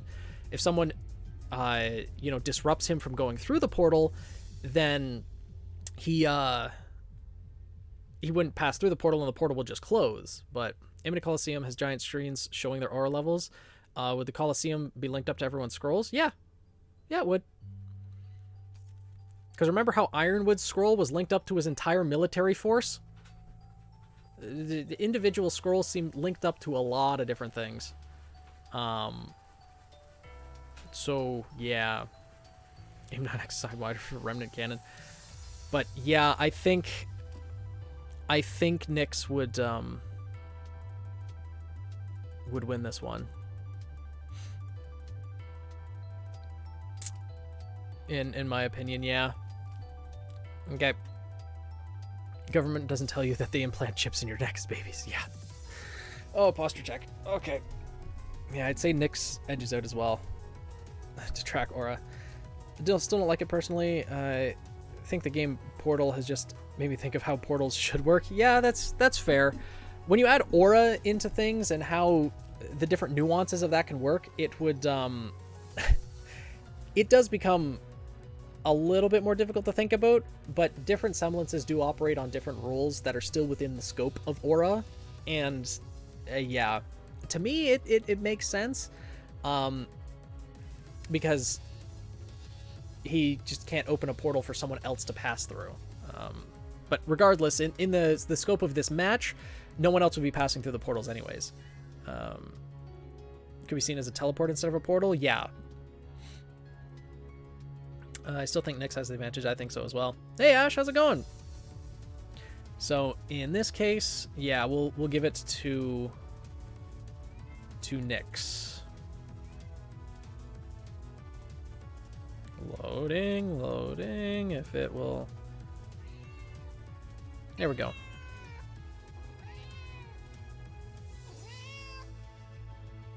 What? If you want. So we have, Azul Silva versus Hyacinth Everard. Huh. Meow! Meow! No, his dinner time isn't for another 4 hours. He's fine. Okay. So, Nyx, Rory, dig out the desert, and the urban. Azul and Hyacinth. All right. Yes, the much meow. We get it. And their biomes 1 and 5, anti-gravity and ice. Okay. Anti-grav and ice. Huh. Brain cell demands rematch. Yeah. Row. Maybe this fight and then food? Maybe. Azul could use the ice for sound waves. That's true. Both biomes allow Azul to, slam his weapon on the ground to get the sound, to get the metallic sound waves. Hyacinth is the one person without a metallic item on hand. His sleeves, I believe, long sleeves with mechanics that can help manipulate it like a whip. So to my understanding, there is some mechanical components to it, but I don't think enough to make a loud clash between... the sleeves are mechanical, but I don't think it's enough to really give a clash of metal that would give a significant opportunity for Azul to use his semblance. Wants to get away from the anti-grav biome. Yeah, for sure. Because that would give so much opportunity for Azul to get the height advantage. And then, correct, neither of them have really ranged options. Azul does have gravity dust in his weapon to be able to launch himself with it. Launch himself either into the air to slam down his weapon hard. Can the sound waves bring Hyacinth out of hiding? I'd imagine if the sound wave is strong enough, it would create like a shockwave that could knock Hyacinth backwards and disrupt. Kalaxin, hello! Welcome to the Phoenix Festival Tournament! How have you been, Kalaxin? How was your stream? Yes, much meow.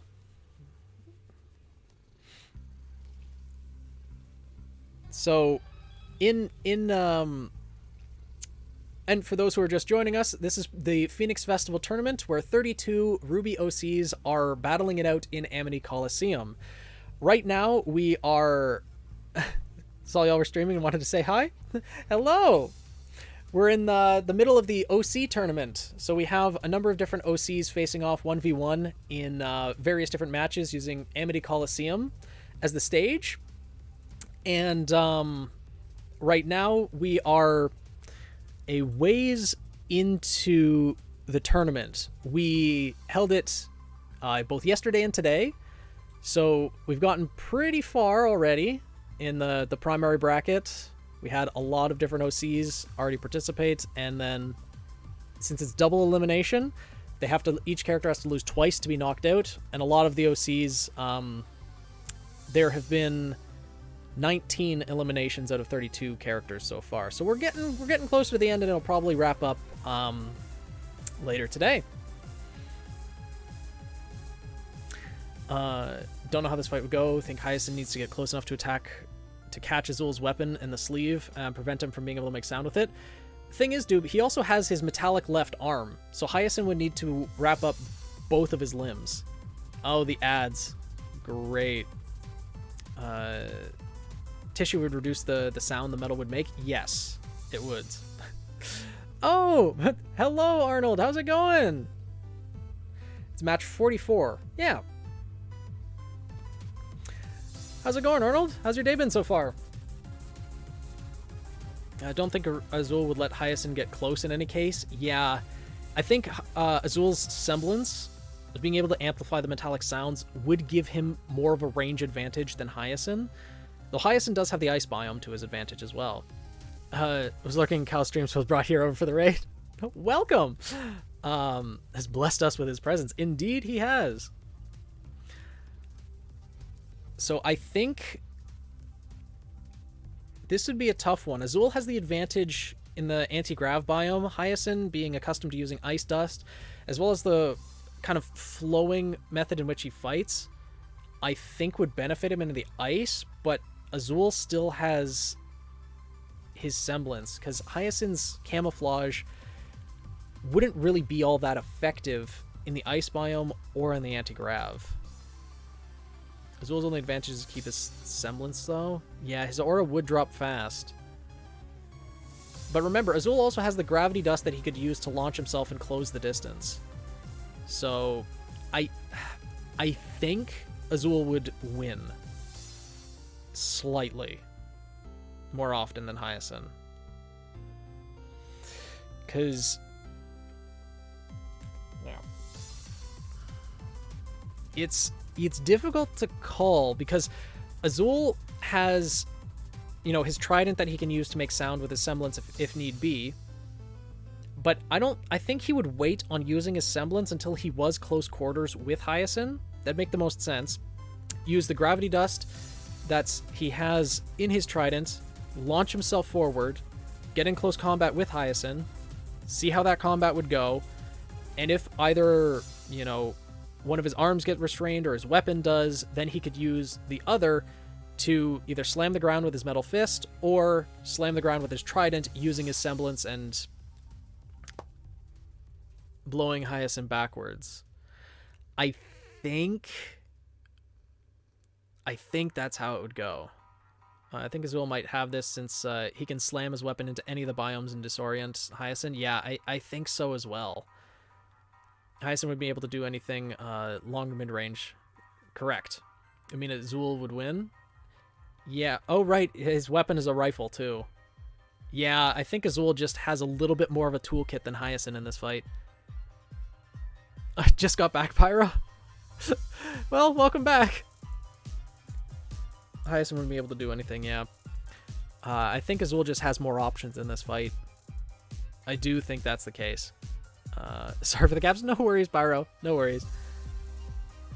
Ice Biome could be useful for sound amplification, like Hyacinth grabs Azul's weapon, he could freeze it, slow down Azul, but then Hyacinth would be pretty good at countering with his flowing fighting style. Azul still wins, but Hyacinth... Oh yeah, Hyacinth puts up a great fight. Like, this would be a close fight. Especially with Hyacinth's camouflage semblance in the Ice Biome, it wouldn't be as effective as it would be in other biomes, but I think it would have a decent enough benefit to get a couple surprise attacks against Azul, but they'd both go into this fight knowing what each other's semblances are. Azul would know that Hyacinth can camouflage, and if Azul, at the beginning of the fight, would understand like which biome Hyacinth went into, could use the sound waves to kind of determine where he is, I think Azul wins slightly more often. Yeah, I know. I know. I forgot to correct that last night. His semblance and weapon info is switched. I forgot to correct that. But, yeah. His weapon's Pirate's Marvel, which is the Trident, but the info is still accurate, at least. If Hyacinth were to run in both of the biomes, could play around with running and turning into corners, then again, Azul only needs to shoot sound waves to paralyze Hyacinth, yeah, and get in close combat. I think Azul just has more of an advantage in this fight, yeah. Azul wins more options. Yeah, I would agree as well. So, we will have Azul declared as the winner of this fight. So now, is round 4 of the primary brackets or round 4 of the secondary, and I think I'm going to go with the secondary, just so that it's down to 2 and 2. So we'll start at the top. Yes, I think. Yeah, we should get the secondary rounds. Do you think we should stop using biomes already? I think for like the things to do, so I'll be back. Being great. Happy to have you so far, Steven. Glad you were able to join in and hope to see you later. Yeah, at the semis. Because primary rounds influence 3 rounds from now on in secondary. Yeah. The biomes have been really influential. So when we get to the semis here, take out the biomes. Because, like, without the biomes in play, characters like Nyx, who has his teleportation, and like Opal, who's an archer, are going to be really much more at a disadvantage, is the thing. So, like, having biomes removed is going to favor some characters over others. But we can remove the biomes at the semis. For these matches, though, the biomes are still going to be in play. We can go with that. Yeah, keep the biomes just for this round still. Still need to go fight Iris. Yeah. Might survive another round. Yeah, because without the biomes, Opal's going to be at a disadvantage. Nyx would be as well. But yeah, we'll go with you versus Akari and go from there. So Azul, Hyacinth, Anti-Grav, Ice. So we have... let's see. You... And... Akari's up at the top. There we go. You and Akari, and the biomes they will be fighting in will be 8 and 1. Ocean and Anti-Gravity. Okay. Ocean. Anti-Grav. Or maybe just the finals. I'm thinking just the finals, but I can put up a poll for... So we're doing the secondary bracket first, dude, because there's 4 matches in the secondary bracket, only 2 left in the primary. So we'll take care of the secondary bracket first. Biome 3. Biomes were moved for the top 8. We're still on top 12 with that round. That's true. Yeah. That's a good point, Jagage. That's a good point. Hope you doesn't get demolished by their bad luck again. Yeah. Ocean and anti-grav, though, neither really benefit either combatant. Will Akari Kurama the heck out of the other person? Coming soon. Akari looks to be a disadvantage with these biome. Yeah, water won't mix well with his fire. He could create steam using the fire dust, vaporizing the water, and use semblance does combo well with anti-gravity. With the anti-grav already throwing people's balance off, and use semblance doing pretty much that as well. Not to mention, use weapon has the reach and the range. Even just close combat, it's the scythe scimitar combo, which has more of a reach than Akari's, and also long range has the carbine rifle. So, well, the dragon is ethereal. It's not actually physical. So Akari can't really punch it. Oh, could he build his semblance off of the dragon, though? Because it is something made from Yu's aura. It's not physically there, though, so I don't know if it would count. That's an interesting question. Yu has reach, but against Akari, you need to win fast or you're not winning. Yeah, that's true as well. But you could also use the dragon to create some distance.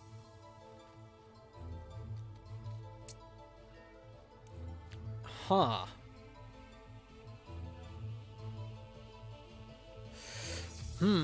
This is an interesting matchup here. Because, yeah, if Akari builds up his semblance again, he's definitely the front runner. I don't think that distance would be enough once Akari has built up a few tails. Yeah. But how long would it take for Akari to build up a few tails? Zero grav dance routines. Yeah, true. Because I think the anti-grav biome does benefit you. Fortunately, don't think Yu wins this one. Gonna go with Akari. Yu is mostly a physical fighter. Yeah, the way that both characters deal damage is through physical damage. But yeah, and with that being the case, being two physical fighters, Akari probably overwhelms.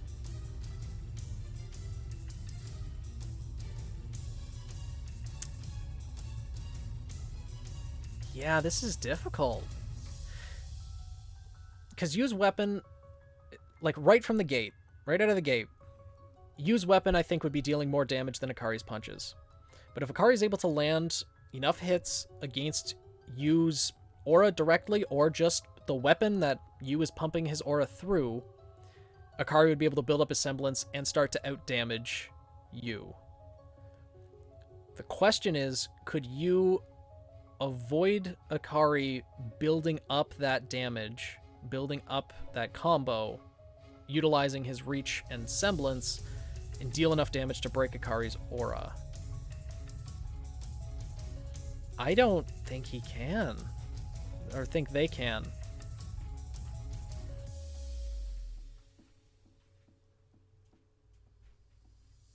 Yu's only chance would be to really run away and keep using the carbine rifle to hit and run. Yeah.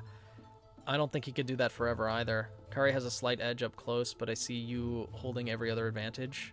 And with the case of the anti-grav, Akari will have a hard time building up that long game. That's true. Would build up rifle or ocean to nullify the fire and the dragon. Yeah. He does. Or they do. But you...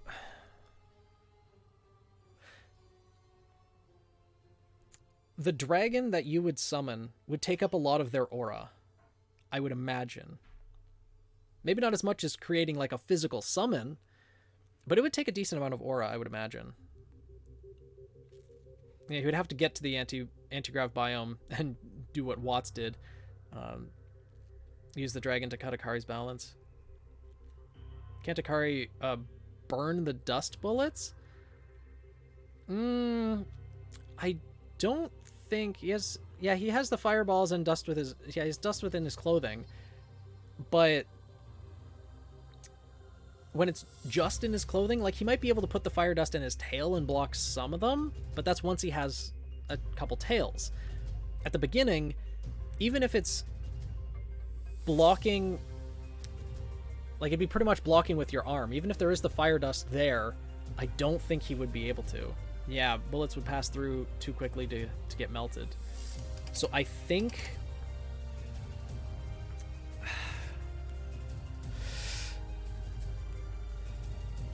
even then, melted bullets might do even more damage. It's possible. Huh.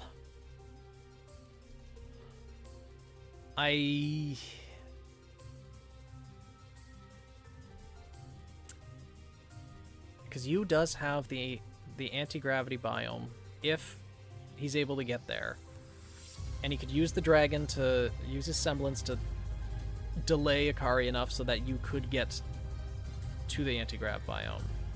But it's just, if Yu is relying on his semblance, I feel like that would be more aura draining than Akari's would be.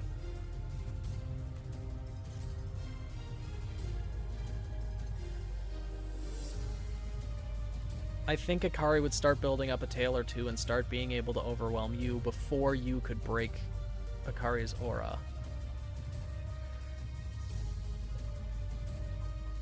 I don't think Yu has a solid way to end it. Yeah, there's that too.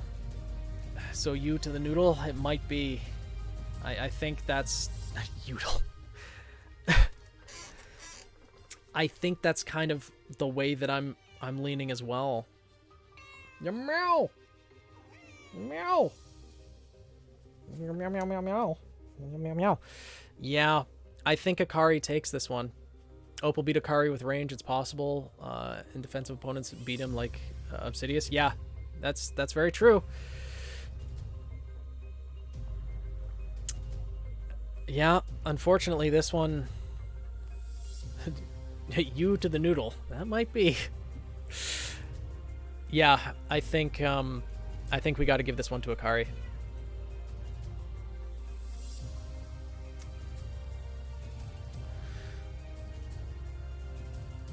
Build up some of his semblance and probably win, but it will not be as comfortably as other matches for the same reason. Oh, for sure, Chloro. Like, for sure, it's gonna be difficult for him.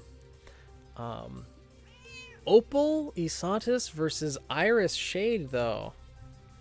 We could have an Akari Opal rematch, but if we're removing the biomes for the semis, I think the match is going to go in the opposite way this time.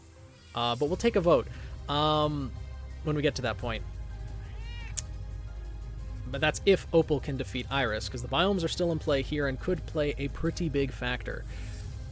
So, Kari, you, yes, hi Cat, hello. Oh, thank you. Thank you for the kisses. I appreciate it. Opal and Iris. And the biomes they will be fighting in are 5 and 10. Ice and Urban.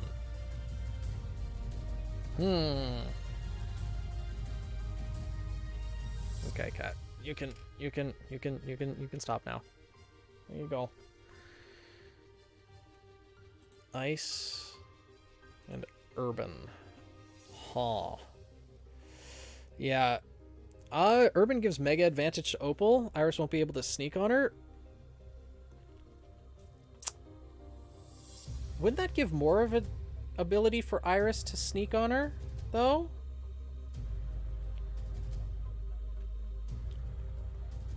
Yeah, Opal's semblance would be a hard counter to Iris's stealth. That's true as well. Cat, no, you don't need to go on the pillow. Opal's semblance, good luck. That's true. Iris could hide in buildings, but the second she moves from one building to another, Iris would be able to, or Opal would be able to see her.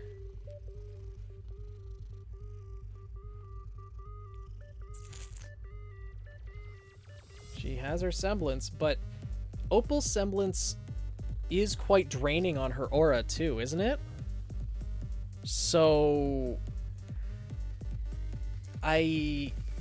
she can't use it constantly, but she could use it enough to pinpoint where Iris is be able to... And the thing we also have to recognize about Opal, her weapon's strong enough to probably punch through the walls of concrete. But she needs pretty much one good shot. Yeah. Can Iris use her claws for maneuverability for the ice biome over Opal? Yes. But, because, yeah, Opal does start on the side of the ice biome, too. So, if Iris could prevent Opal from getting to the urban biome...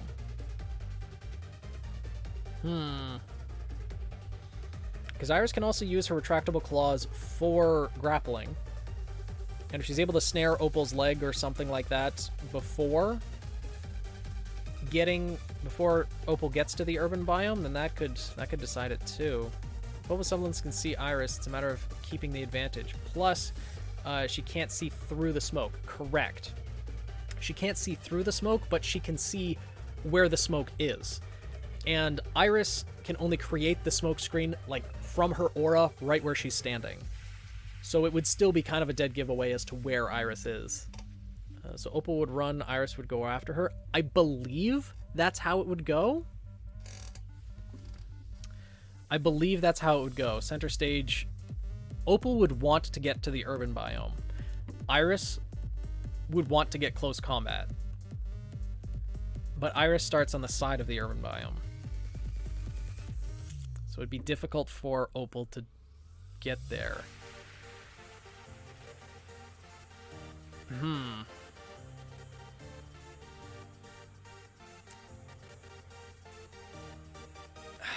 So...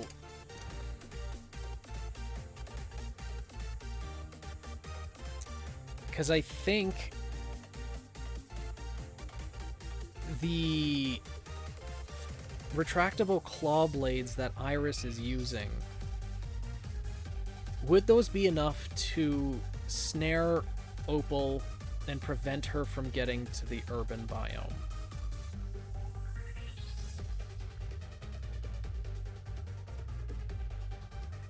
Felix says moving on ice since he's from Solitus. I can check where Iris is from.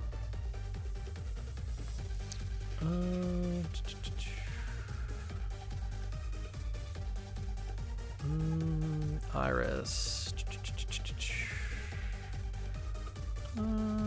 Born in Mistral.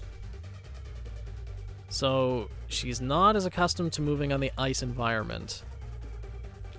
So the home field advantage would play in Opal's favor a little bit here as well. And then she moved to Vacuo after that. So yeah. Couldn't she catch a very big bow between her claw blades? Yeah, she could, but the bow can also split into the dual blades. So if Iris does catch it, Opal would have to split the bow apart to untangle it from Iris's claws. But in doing so, that might give Iris the opportunity to strike. I think Iris wins fairly comfortably, but she's going to have to ignore playing ninja this time and go pretty much just close range. Maybe a problem depending on her personality. Well, she's the brawler of her team as well. So, although she plays the stealth game, she does get up close and personal to fight. Also, welcome back, Daisy! She could use lightning dust on her bow and conduct the electricity. That's true, she could as well. Oak would split, shock Iris with the electricity, and run to the urban biome. That is true, G-Gage. So if Iris was going to try to restrain Opal, she'd have to try for wrapping it around her leg, but then Opal could just electrify the chain.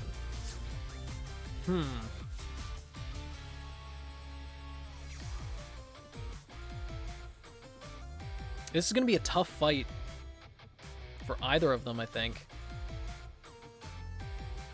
Watching, listening to the stream makes you want to draw? That's good. But yeah, if you feel like drawing and just listening to the stream, absolutely. guess it's time for Opal versus Kari rematch. Yeah, I think having the electricity dust means that Opal could probably get to the urban biome, and it'd be a real back and forth at that point. I think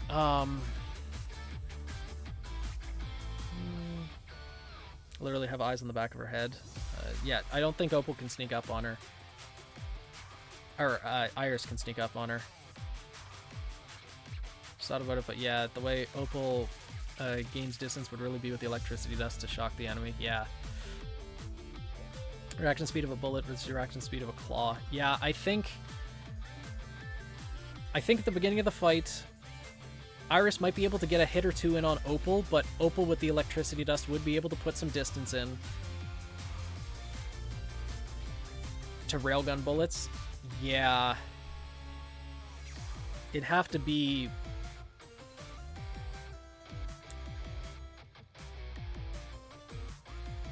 Yeah, I think Opal would take this one, yeah. It'd be a rough fight for her, though. The beginning is really scary for Opal, but then I think she pretty much has the advantage. Yeah.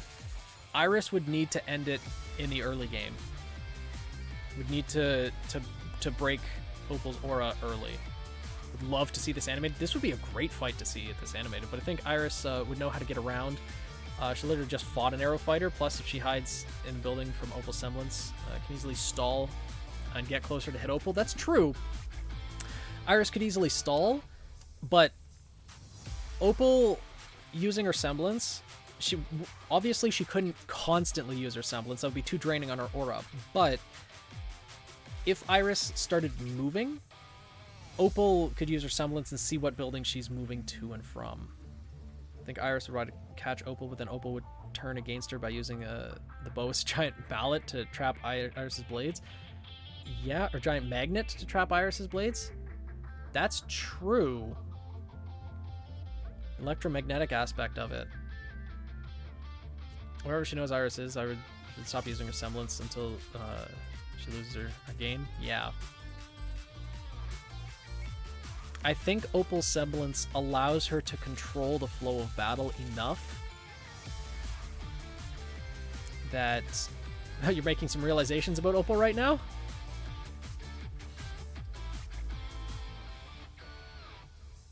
Seeing this tournament animated in general would be awesome. I agree, but my god, I don't have the money for it, and I don't think crowdfunding it would be possible, really.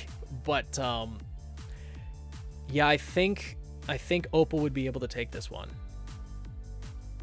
I think she would win. The one he would be so much. Like, probably the animation budget of, like, Volume 3 of RWBY, which I don't got, and good lord. If I had that much money, personally, I'd first pay off my school debt, and secondly, put a down payment on a house, then maybe? But, yeah. I don't think it would follow an unusual dynamic. Most scenarios would go towards Opal. Maybe. Your uncle works at Phoenix Nights Heaven, so told me Phoenix is gonna... No. I have no animating capabilities. If I animated the tournament, it would be like stick figures that are like drawn on a piece of paper and like just clashing against each other. It would be comically horrible. No. The cat? No. That's... No. No? Okay, fine. Made from a ketchup stain. Make schools pay to animate RWBY. Don't know about that one. But yeah, I think we are getting the Opal and Akari rematch. But if the biomes are removed at this point, we may already know the victor for that one. Sylvasia Kitrinos versus Nyx Oreos. There we go. Iris. Opal. So, Sylvacia. And Nyx. And they will be fighting in... Yeah, sorry, Kimiko. So scared of spending anything because of school. Yeah, like, by all means, focus on your school. Like, 7 and 10. So we get the urban again, but we're in the mountain this time too. So we have mountain and urban. Literally every fight, Nyx gets the urban. Literally every fight. What the... Okay. Nyx be rigging the fights? I mean... Still no... That's like, Bionic, you're subscribed. Can he deal with the doll, though? You know, that's a good question. He's got his slingshot, but I really think the numbers advantage would force Nyx to use up his semblance, use up his aura on his semblance a little bit too much. I think... Does doll goes full Godzilla model? I mean, it could. It can get quite large. It would use a ton of Sylvacia's aura, though. Yeah, you are a subscriber, Bionic. A little star next to your name in chat.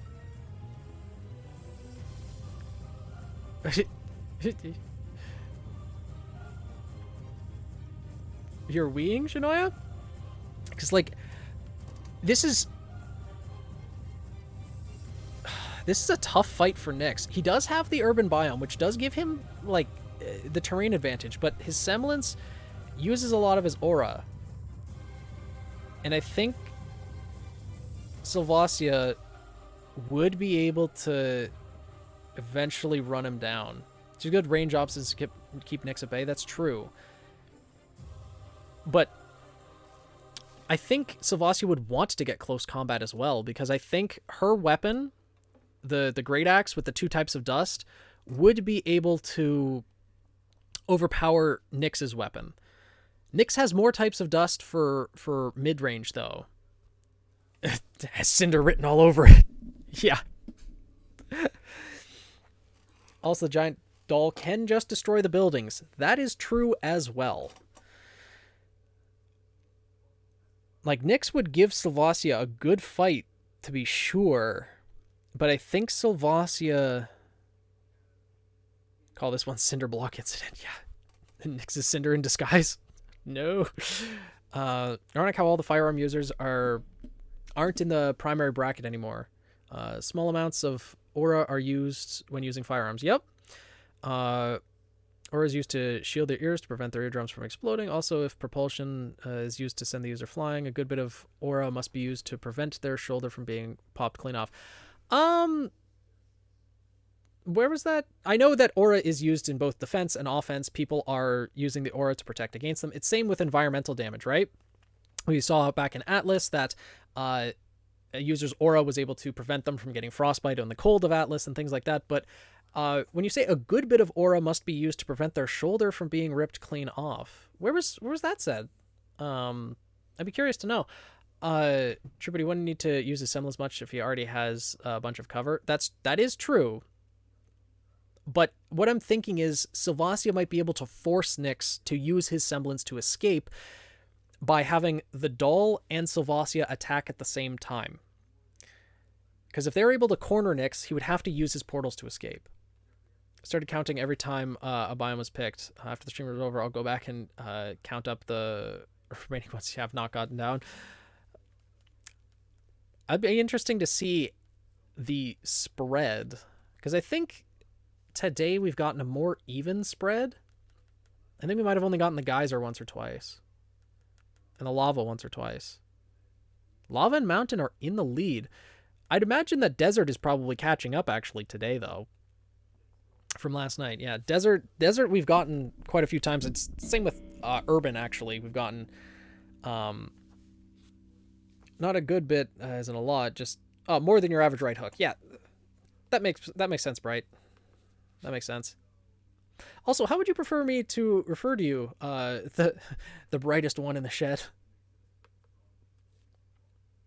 The brightest tool in the shed. Sorry. Could Nyx move the doll through his portals? It is specified that only Nyx can pass through his portals. So I'd imagine that the only things capable of passing through his portals are things that he is pumping his aura through. Oh, music ran out. That is a good point. There we go. Thank you for pointing that out, Bloody. I appreciate that. Playlist died. Well, we'll just restart the playlist from the beginning.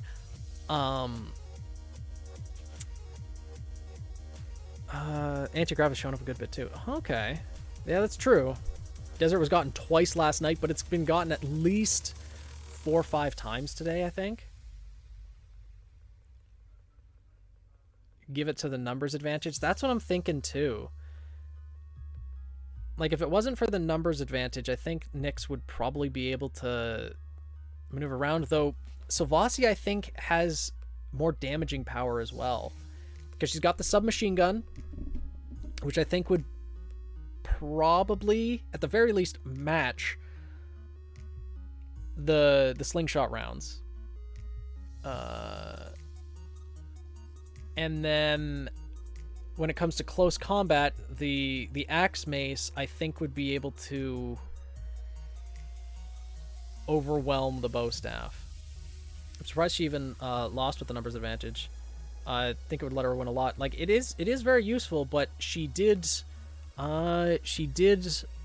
lose to Mimi, because Mimi would be able to outspeed it using her semblance. And also the biomes, I don't think, played much of a factor for Sylvasia as well.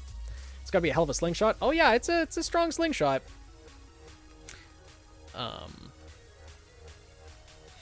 You can see the design of it, I think, on the next image as it rotates past. Yeah, that's the design of the slingshot.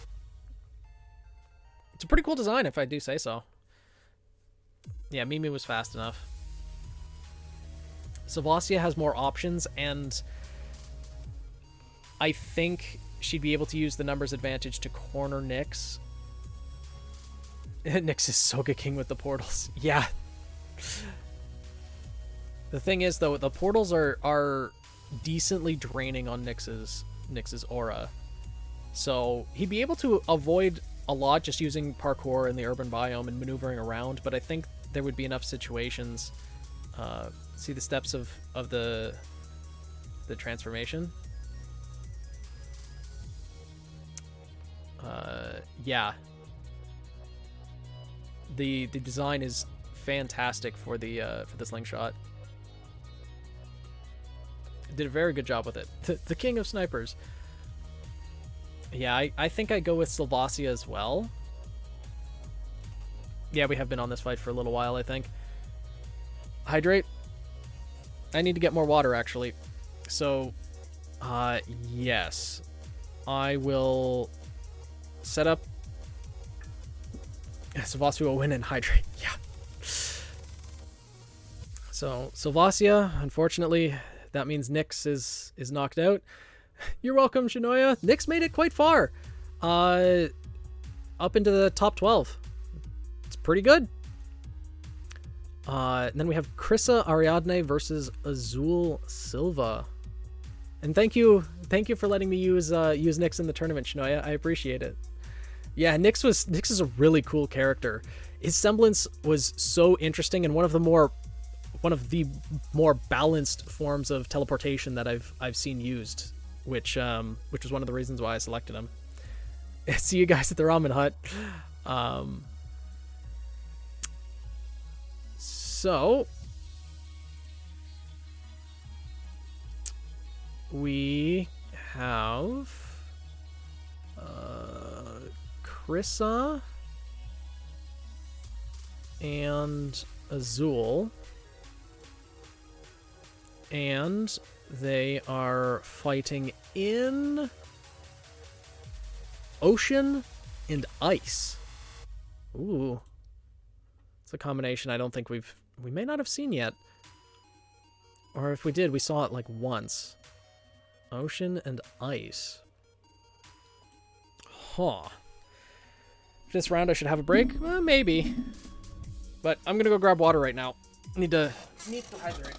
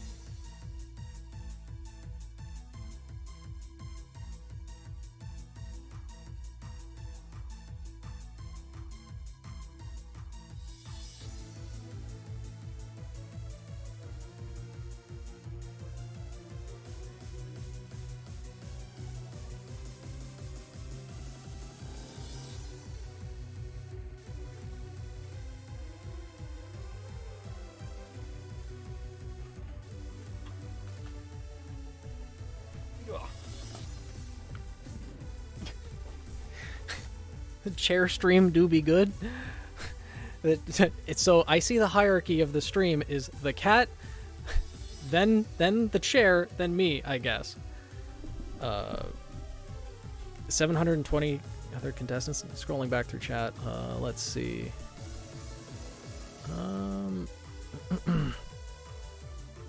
Let's see.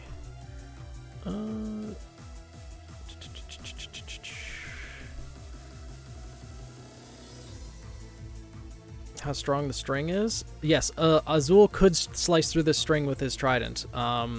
Chris's string is good at defending against blood, not against or blunt attacks, but not against piercing or slashing. Persuasion method to get an OC guaranteed spot. Unfortunately, there's not a persuasion method. Because yeah, 720 contestants. There was a lot of them for sure.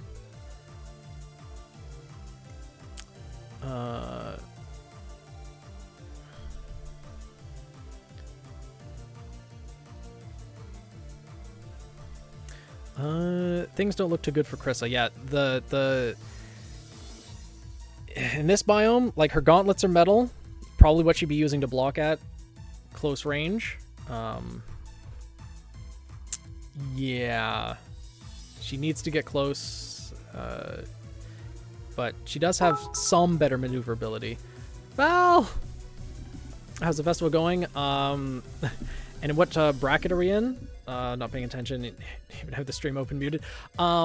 We are in the last match of round 4 for the secondary bracket. So after this match, there's only going to be 8 contestants remaining. When Azul initiates the vibration, the gauntlets are going to have a fun time. Yeah, they will. TikTok money. Oh, good lord. 20 balloons for people on the stream. Trident would get caught in the strings if used properly, yes, but the Trident also has cutting capability, right? It's bladed, it's edged. Not to mention, it also has a rifle built in, so it has the range. Deciding last person in the 9th to 12th range, yeah. Chris's weapons are metal, easily use the semblance to vibrate that. And yeah, Azul... yeah, it's going to be difficult for Krissa to win in this fight because the ocean biome doesn't really give much for her to use her strings for maneuverability, and neither does the ice biome, really. So many people that went to the shopkeep after losing, making new friends, giving Ember pats on the way out. Yeah, this weapon has the advantage against her strings. It does. I think Azul does take this one. Having a reference with a rifle function. Great minds think alike. Yeah. So I think Azul does take this one against Krissa. It definitely looks like a Fire Emblem character. Yeah, I thought that too when I first saw him. Yeah. But yeah. I don't entirely understand how the amplification sound is going to make someone with gauntlets lose. Like, well, the sound... it creates the sound wave vibrations, right? And so it creates that extra, like, explosion of sound, that shock wave. And if it's happening, like, right at someone's gauntlets, that's gonna, like, deal some pretty significant damage as well as blowback for Krissa as well. Yeah. So it's more that he amplifies the sound to create the shock waves. How much is the amplification? Depends on how much aura he puts into it, right? And how loud the sound is to begin with. Like, it is mentioned in his bio that he could snap his fingers on his metal hand to give a, like, slight amplification to disorient opponents, but then by slamming his trident, it gives a much more concussive shockwave. Your hand's becoming giant bells. Sounds like I'm making it amplified by the millions? No. Because if he slams his trident against, like, metal gauntlets, that's already going to create a pretty loud sound. And then amplifying the sound wave, like, tenfold is still going to be quite a lot, but I think he's amplifying it more than tenfold is the thing. I think... But even outside of that, outside of the sound waves that his semblance could create, when it comes to just the weapons in combat against each other, Azul's weapon has the advantage. Its bladed can cut through the strings that Krissa creates, and also has more range. It has the rifle function, and even in close combat, it has the range as well. Hey, Roman. Roaring of the Crown could be used well either way. Well, in Azul's case, it's only the sound created by metallic objects. Metal on metal is very loud in our world. Imagine that amplified with like a speaker. Yeah. We're talking amplifying decibels or sound sources, because the decibels is logarithmic technically, so plus 3 decibels would be doubling the number of the sources. It is specifically the sound that is specified, so I don't know if it's the decibels or sound sources. No, being here for the entire time, Roman? Yeah, I'm not knowledgeable enough or know the intricacies of it, but I think even outside of the semblance, I think Azul probably has the weapon advantage here. So I think I'd give this one to physics lectures are too far, can't remember. Yeah, my physics lectures were very strange than the last ones that I took in university. But yeah, I think I'd give this one to Azul.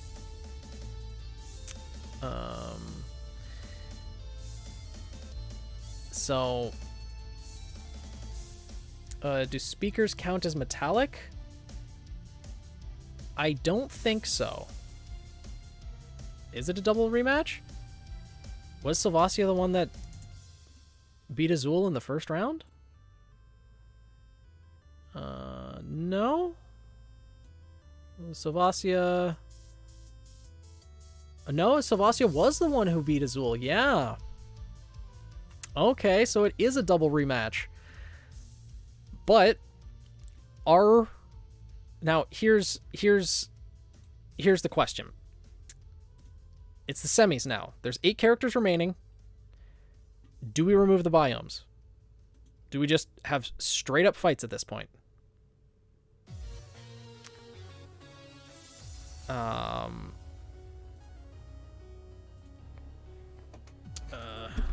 Let's see.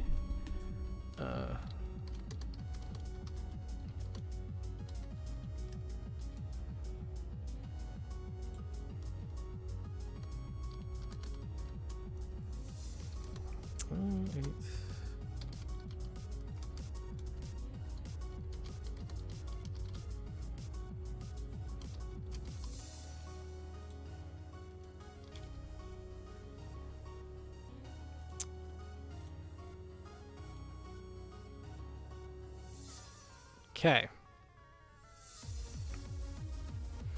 Put up a poll, so vote yes or no. Do we remove the biomes now that 8 OCs remain?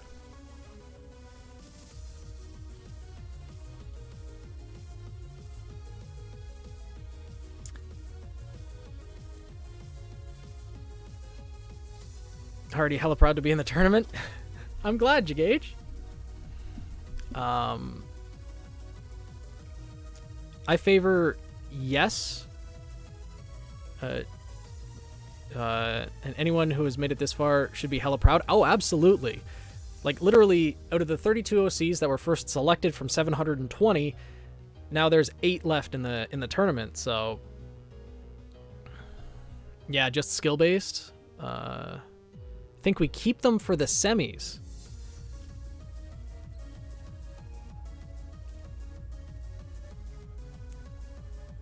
Make it 4 biomes? I don't have the stream set up to show 4 biomes. Part of me just wants to know if Jin will get lucky twice in a row. Well, I could do a different poll, because most people are saying remove the biomes now that we're at 8. So, forums versus giving the victory to Opal. Yeah, that's kind of true. Some people would very much. So I'll end the poll here. Looks like it's mostly yes, but let me do things differently.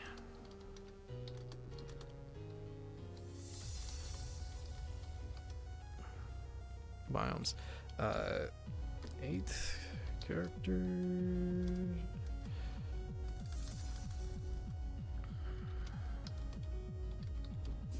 Left 4 OCs left. Finals. OCs left. Okay. Now let's get people's opinion on this. We're going to remove the biomes at some point. Do we remove it when there's 8 characters left? So right now? Do we wait until there's 4 characters left? Or do we wait until there's 2 characters left? I like the idea of only one single biome. I mean, we could go with that, but that also... Yeah, one biome for each fight with a coin flip or no biome fight. I would say one biome for each fight with a coin flip or no biome for each fight. Because the thing is... Damn, I voted wrong. Remove now if we're going to. What did you vote for, Lex? Because, like, if it's one biome, then, for example, like, Jin... with the sand manipulation semblance, if he just gets the desert biome, then that's almost an auto win. So it's still, it doesn't remove the random chance thing.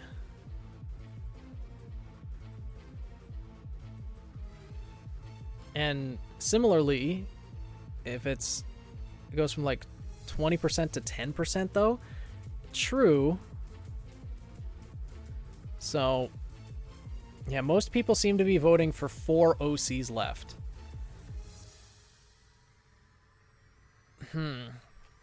Accidentally voted for 4, meant to vote for 8. Okay. You've seen that biomes gave some characters an advantage. No biomes would do the same for other characters. Results would be different if we had no biomes from the beginning. That's true. Results would have absolutely been different if there were no biomes from the beginning. One biome, yeah. I'm voting remove biomes right now, and I'm the one who created Jin. That's fair. 4 OCs left did win.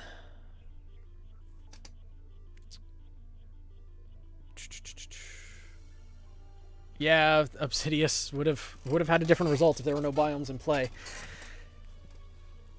But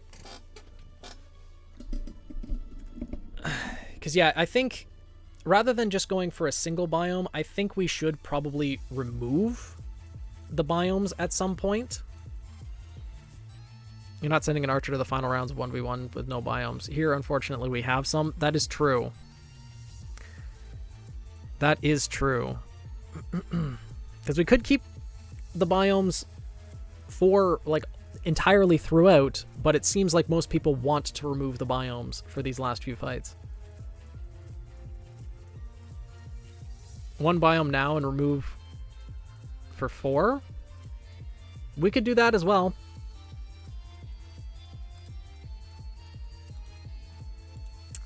Okay. I'll make another poll because it does seem people want one biome. So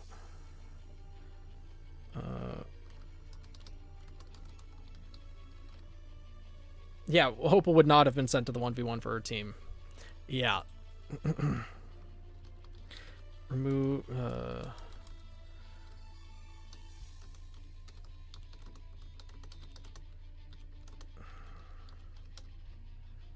biomes.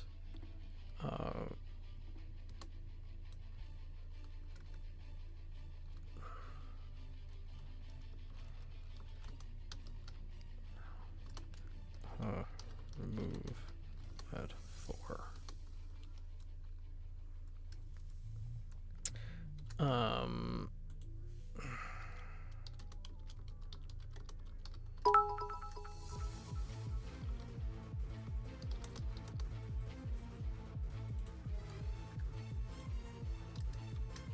Okay, I can only put in so many characters in this poll, but what would you guys prefer right now? One biome now, remove at 4 characters remaining, or 2 biomes now, remove at 4 characters remaining?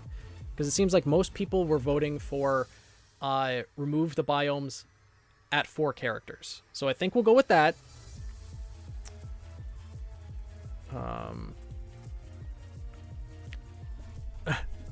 Let's get ready to rumble for the last fighters in party. Yeah. Say remove biomes altogether. Leaves choosing the finals participants to pure skill. Yeah, that's true as well. We'll see what the results of this pool is. We might just decide to remove the biomes now. Did win more from long-range advantage, but that's our bread and butter. Yeah. Faced with new problems, we find new solutions. People like Opal and Oliver, yeah, would not have made it this far without the biomes. That's true. You live, Opal, far from you. You're toast. Yeah.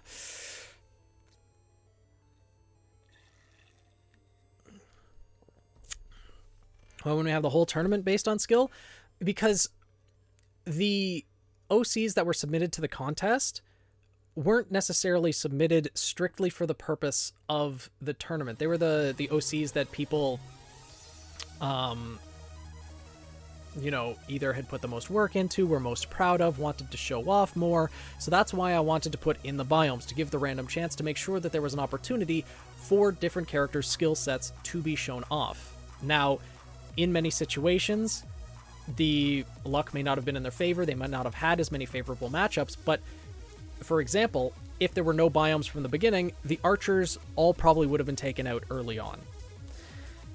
And with that being the case, the biomes have allowed more of them to flourish.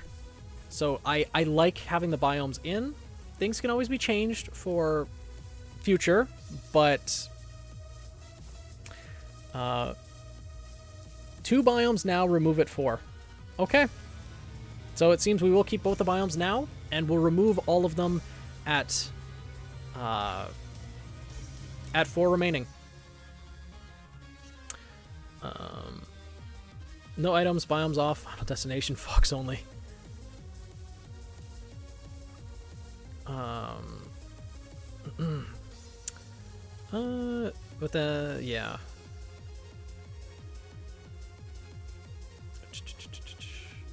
Someone save me from ads. Sorry, dupe. Yeah, some characters can't win without biomes, and that's why we're here. Exactly.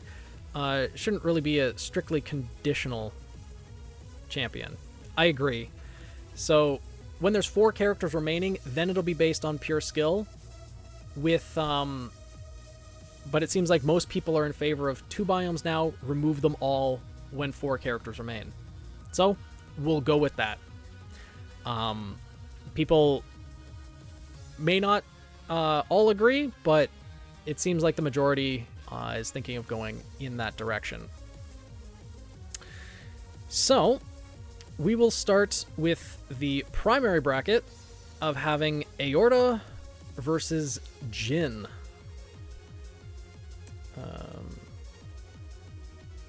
So we have Aorta Flavus versus Jin Gypsum.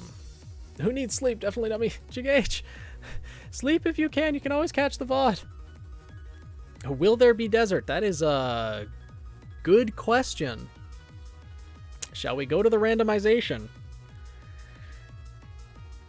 Gotta check if I have meetings early, though. Well, no. And similar weapons, too.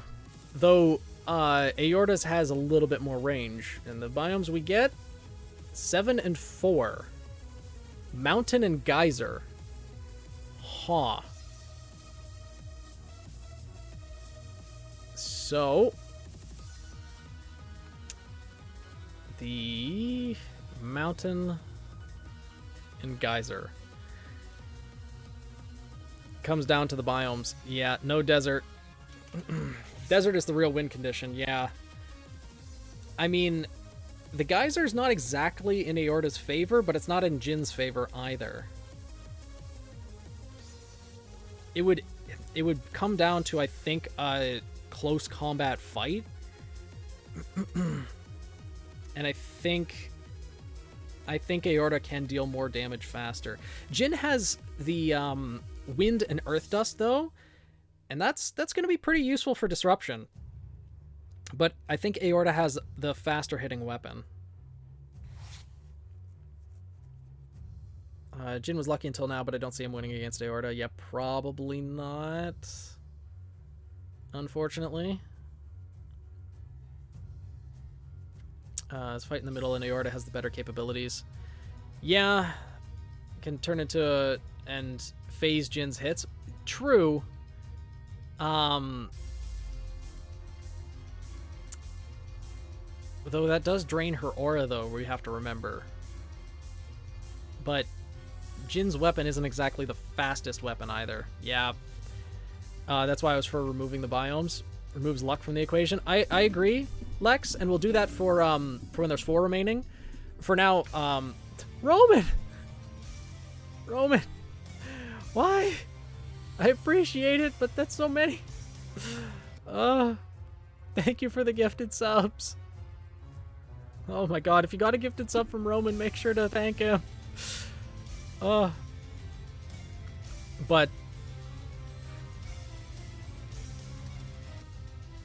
I thank you so much, Roman. But I do think DPS race sounds like, yeah, and I think Aorta would win in this situation. The music are overlaid with each other. Founded by dust robberies. So yeah, Aorta moves on to the semis. Now we have Eugenia Victoriana versus Mimi Hoppers.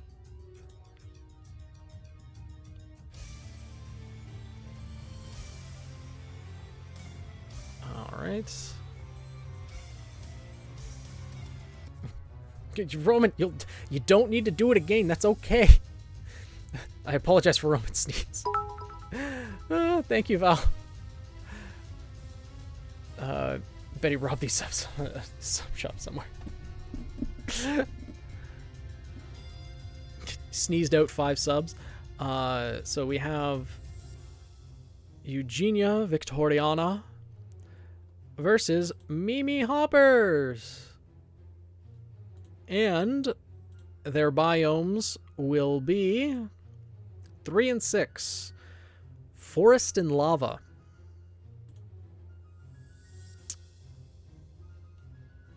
So, forest and lava.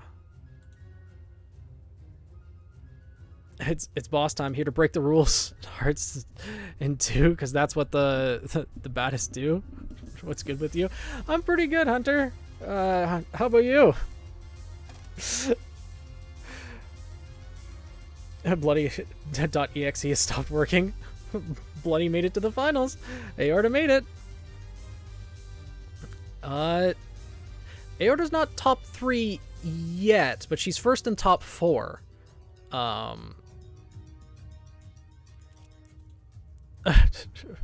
What is it, the girl getting the lava? I don't know. I mean, the forest biome works in Mimi's favor, though, because she can essentially ping-pong off the different trees, but Eugenia, with the disorienting semblance... Or no, Eugenia's the teleporting one. Yeah. Hey, Victoria, welcome to the guild. Welcome to stream. So, Eugenia... Ooh... The wind dust fan would be able to disorient if Mimi is fast enough to get around the doll. It's not Sylvasia. This is Eugenia. Fast enough to get around the doll, she could get around the giant fan.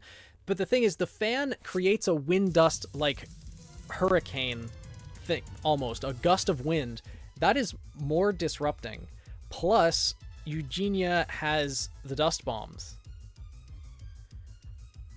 Might actually be the one to overcome Eugenia's bomb barrage. That's true. She has the mobility.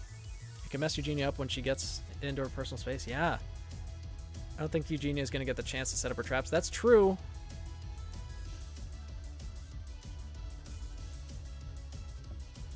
Yeah. Now that you mention it, especially in the forest biome. Roman, what are you doing? Close the damn wallet, staple it shut. I appreciate it, but oh my god, Roman. 5 gifted subs, thank you. I know he told me he'd do it again, but he just... there's only so many followers of the channel. You can't donate to all of them. I appreciate it, but oh my god. He sneezed. I guess so. Plus the fan won't do much to someone who's moving fast, catch the wind attacks. That's true. No, you're second place. Oh, actually, yeah, Velvet, you're down to third place with gifted subs. Oh my god. So many. It's a giant fan. It's a war fan. So, think of, if you've watched Naruto, think of Tamari and the fan that she has. That's what Eugenia's working with. You want to bet? Roman, close your wallet. It's okay. I appreciate it. But, you know, Christmas is coming up. Buy your family a nice Christmas dinner. Buy someone you care about that a Christmas gift. You already gave me my Christmas gift. I appreciate the subs. Give more to that. It's okay. A concussive burst with wind can be disorienting, but can her fan do that enough? That's the thing. With a large fan, it would. I don't think it would be able to give enough bursts to completely disorient Mimi consistently. Out of concern for your financial stability, please don't. I agree, Rose Petal. Second close combat begins, Mimi destroys. Yeah. Close combat, Mimi overwhelms again. And I don't really think Eugenia's semblance would play much of a role here, because you can only make one mark at a time. The bombs, I guess, could be used to lay traps. But yeah, I think Mimi goes the distance in this fight as well. I promise you one day I'm guessing one of the members of the team on the next one. We'll see. Because I have a feeling there's going to be a lot of people wanting to enter too. And I need to decide how exactly I want to determine the entries. But for now, we'll finish up this tournament, and then think about it later on. At the very least, the next tournament is not going to happen. If it does, I'm not making any promises, but if it happens, it will probably be after RWBY Volume 9. Just putting that out there. Definitely would be trying again. Absolutely. I encourage everyone to try. That's where Weiss's money went to Volume 3. We're already at 700 entries. Yeah, I would... Yeah, I expected during that first contest that maybe there would be 200, maybe 300 if a lot of people showed up, and then I got 200 within the first day, and I was like, oh no. Roman, did you gifted out another one? Why? Roman, I appreciate you gifting a sub to Lion, but Roman, you're going insane. Oh, he wanted first. I get it. I see what he was doing.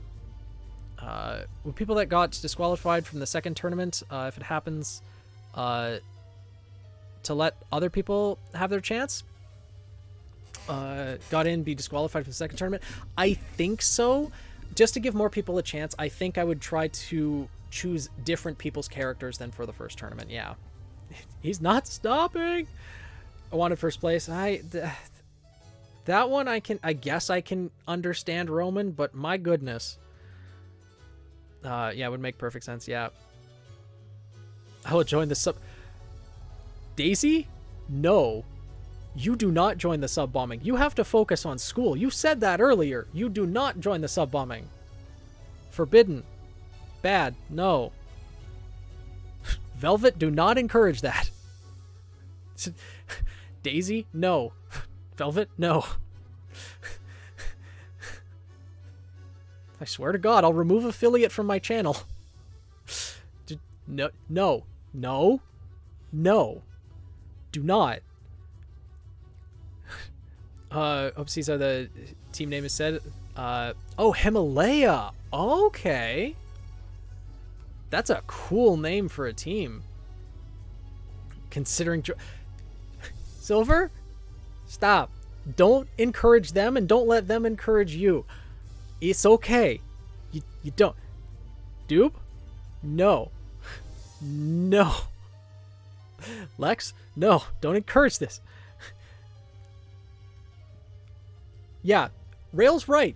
Finish the OC tournament, then consider it, and I'll end the stream so you can't. But then consider it at the end of the tournament so that I can end stream and avoid it happening. And then, yeah, let's finish. Let's finish the tournament, or do it next month. Yeah, even better. Wait until I have the emotes that people can actually use, because I still need to take the time and find people. You can still gift, well, offline, yes, but I don't think that's the effect that people are going for. So I'm hoping that'll be enough of a deterrent.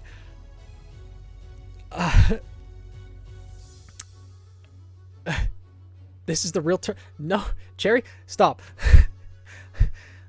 I appreciate it, but no. Do it next stream. Yeah, I'm streaming on Tuesday. It'll just be Pokemon. It'll be a lot easier. It's okay. Daisy, no. Bad. No. Do not. I need to be giving you money for your artwork, not the other way around.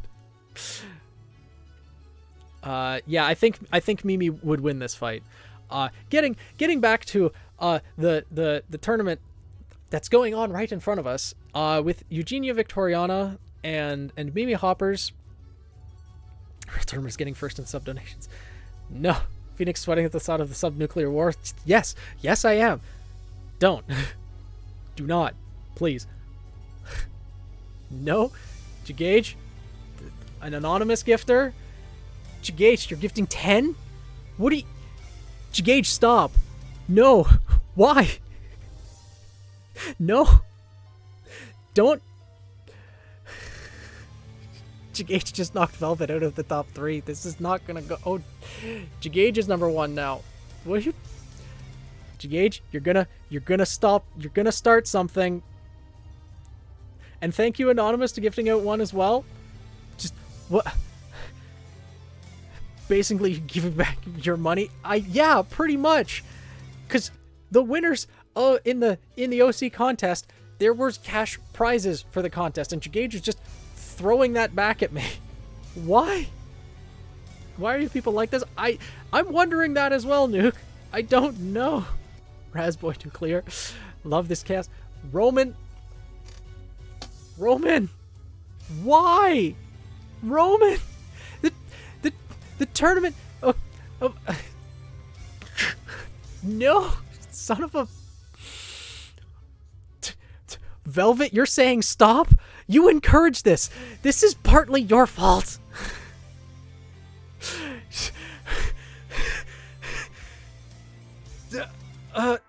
Signature attack of give me a goal. No.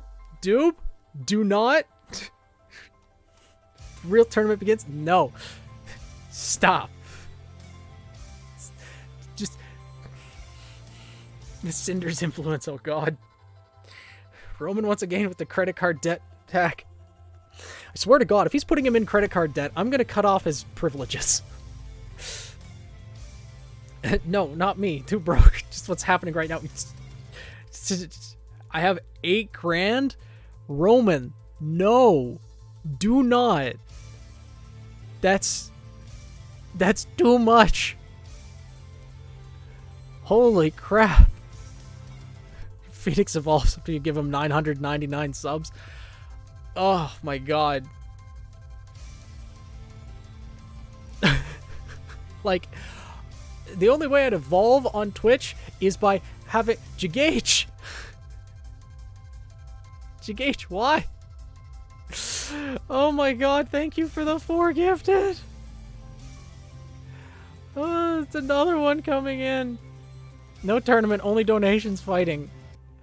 What the hell is going on? Jagage, Roman, why? Pink, you're just about to leave. Velvet, don't encourage this. Why? Thank you, but why? The tournament is done? It's not done. I mean, there's still like 7 characters left, or 8 characters left. Oh my god. Frogger won and now we're throwing money at you. Yeah, I guess so.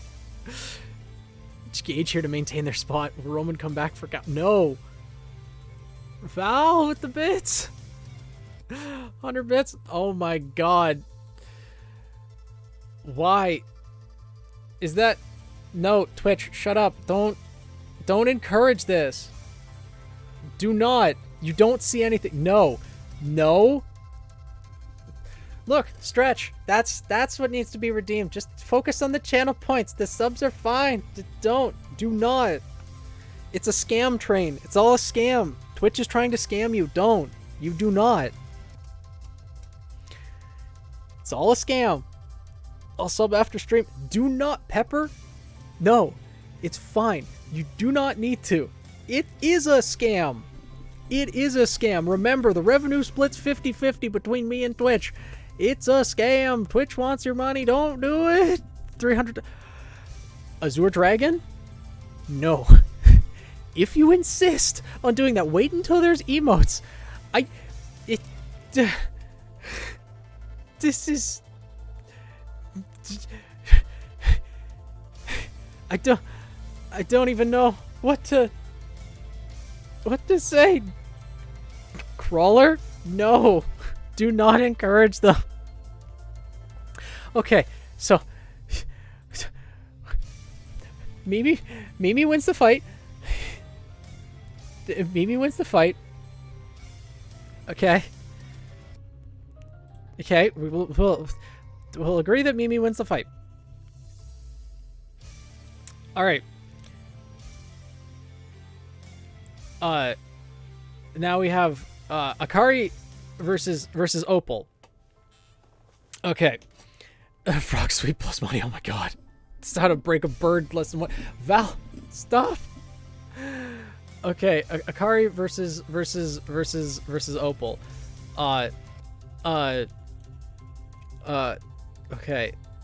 Okay.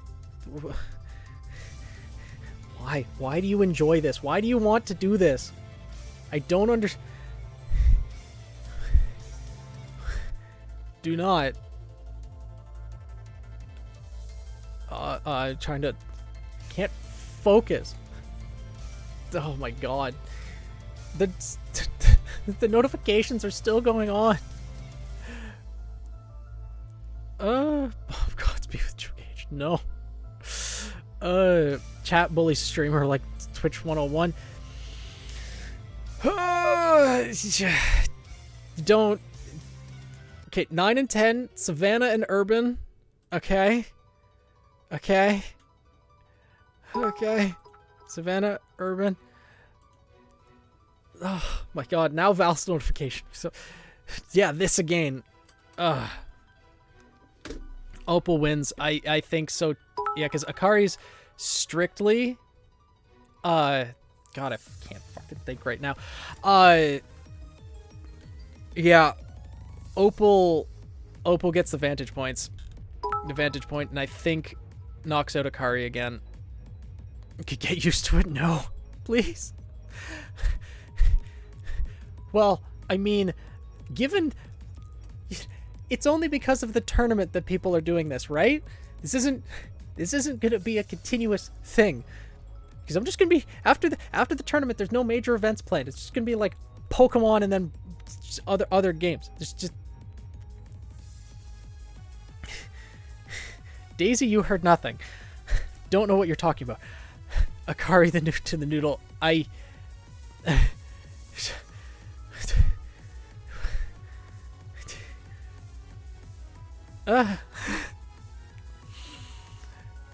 If people are doing this for me, they're doing it for the tournament. They're not doing it for me, dude. Do not get that confused. I don't... No, I do not. I have... If you would like to support me, watch my YouTube videos. That's good. You don't need to give money through here. It's completely okay. I do not. It's okay. Do not. It's good. Everyone calm down. Bourbon some mods are freaking out. Maybe slightly. I legitimately definitely doing it because it's funny.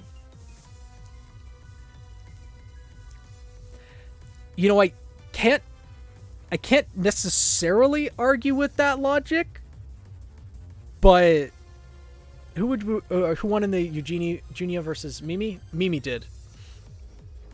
Not even this tournament, of course, just doing it for me. You're doing it for the chaos, Roman. You're doing it for the chaos. Can't remember the reasoning first time around, but as far Akari has done pretty well closing in on the range fighters. But yeah, I think in this case, spending money is indeed funny. That's true. It seems like pretty much everyone in, like, so many people are subbed now.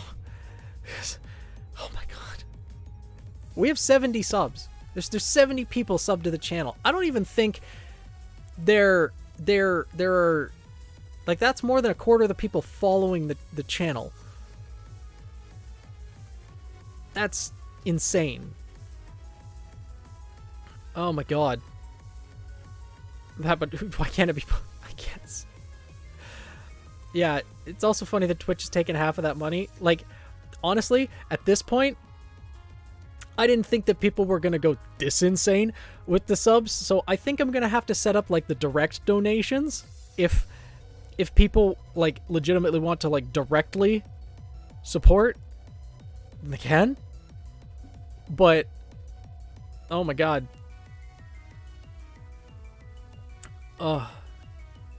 Maybe streaming is in my future.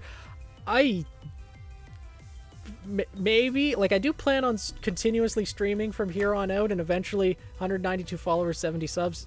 That, good lord, that ratio, holy. Direct donations would be better for you since you get the full amount. Yeah. So I'll set that up after stream. But again, people, do not. It's fine. I appreciate it, but you absolutely don't have to. It's just in this case, like, subs would be better once emotes are actually available. Val! Bits for minimum TTS. I could do that. Crawler, thank you for the subscription too. Mountain is different from urban. That's true. Oh, wait. Did I put up the wrong biome? No, it was Savannah and Urban. Okay, I got that right. Remember, I hurt myself by prolonging the tournament, and that's when you go to sleep. Yeah, yeah. I think in this scenario, the biomes help Opal win. Phoenix tax 100 bits. Thank you, Silver. Yeah, like, and this is one of the matches that would have ended differently if biomes were removed. Because if biomes were removed, Akari would win. But the biomes ended up in Opal's favor, and Opal ends up winning. Do I have artists doing my Twitch emotes? I have not commissioned anyone yet. I'm planning on doing that later. Because I just got a Twitch affiliate like 2 weeks ago. All last week, or 2 weeks ago, was spent on Ruby Arrowfell and Pokemon Scarlet.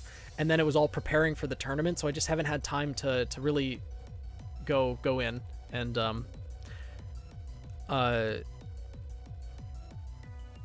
figure out who I want to commission for the Ember tax. Val. Val is also now the bit leader. Oh my god. Gotta go again. Be back soon. All right, see you in a bit, Pepper. Opal has more cover here than the mountains. Yeah. Now that I know Opal's defensive capabilities at close range, I definitely think she can get away towards the urban biome and then shoot Akari. Yeah. If you're not going to make a tournament in the future, you should present or just make a showcase of the rest of the OCs that wanted to participate. I want to do that, but 720 OCs minus 32, so, like, it's still pretty much 700 OCs. That'd be a lot. We're gonna have to stop so we can finish the tournament. Yeah. What about more arson in the savannah? That's true, but that doesn't really help Akari, right? Because Opal wants to go to the urban biome anyways. Yeah. So I think it took me about 8 years to set it up. 720, no. Also, some has changed since the contest. Yeah, that's fair. Make a Google Drive with a folder containing all of the OCs. I could, but I don't know what really would be the point of that. Then people could just share their OCs in the Discord server, right? Having the OCs like presented in the Phoenix Festival tournament is a little bit, I guess, more rewarding than just including them all in a Google document. I don't know. Again, that's something we can decide in the future. For now, I think that, yeah, let's finish the tournament. So in this one, it seems like most are agreed that Opal would have the advantage given the scenario. So Opal would win against Akari. And that means, unfortunately, gotten Mocha would have been super fun. Maybe the next one. So yeah, in this one, it does look like Opal is the winner here. Yeah, it's going to be, without the biomes, Opal's not going to do that great, I don't think. But we'll have to see. Because technically, the semis, when there's 4 characters left, that means the biomes should be removed here, not here. But we'll see. Yeah, without biomes, she's not gonna be able to do well. Sylvasia Katrinos versus Azul Silva. F in chat for Opal. So we have removed the biomes. Sylvasia Katrinos, Azul Silva. And their biomes, 1 and 5, anti-gravity and ice. Okay.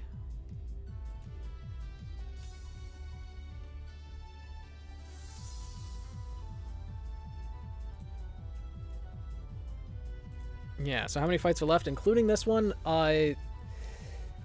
Yeah, there's about 7 fights left, yeah. Once again, Ice won again for... Well, Ice won and anti-gravity for Shockwave. For the Shockwave boy, yeah. The doll is not metallic, it is specifically wooden. So, batting the doll away, it would give a dull thud from making contact with his metal weapons, but it wouldn't really do that much. But Sylvasia's axe is metal.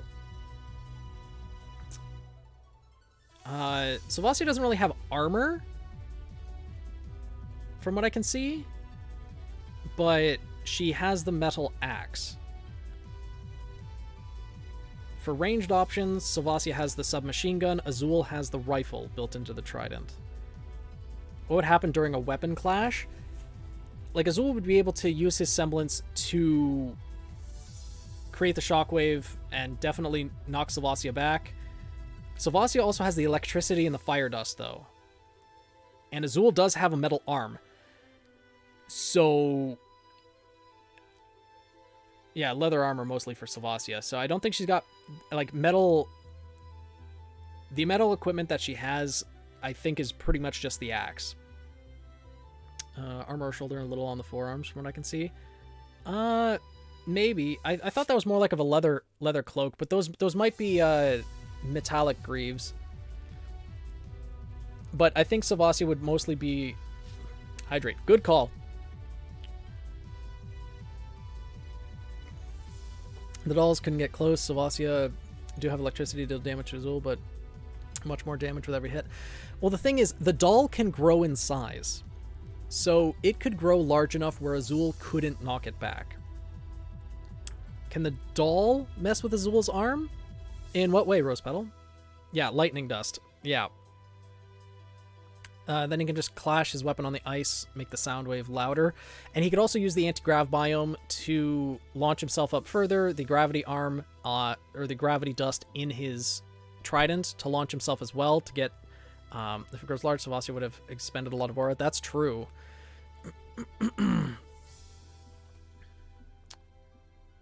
Yeah, this is... Huh. Sylvancia does have again, the numbers advantage, having the doll and herself, but Azul...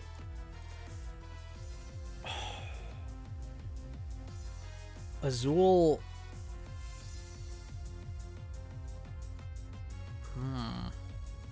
The doll is a rocket. I mean, I don't think it flies that fast, but it is maneuverable when small. I think whoever's the better fighter, leaning on Sylvacia in Sylvacia's favor with the numbers. Okay, my God. I think Azul needs to disorient Silver. Velvet? No, stop. Let's finish the tournament first, at least. She would lose concentration. I appreciate the 100 bits, though. Thank you. So Sylvacia with her axe, yeah. Is this doll made of metal? It's wooden. It's a wooden doll. And Azul can't manipulate metal. He can just amplify the sound and shockwaves from metallic clashes. Azul's got metal on him, and Sylvacia has lightning dust. That is a factor as well. The lightning dust is only in the blade of one side of the axe, though. Still pretty significant, but for... Yeah. It would be hard for Sylvacia to win, but I think she does have a slight advantage over Azul. In close combat, I think Azul would be the quicker attacker, but the lightning dust really tilts it in Sylvacia's favor because Azul will have to be much more careful when attacking, so he can't just attack quickly. He can use the shockwaves, but that's also going to whittle down his aura. Sylvacia has the doll to not only distract Azul, but also, if it grows larger, it will take more of Sylvacia's aura, but it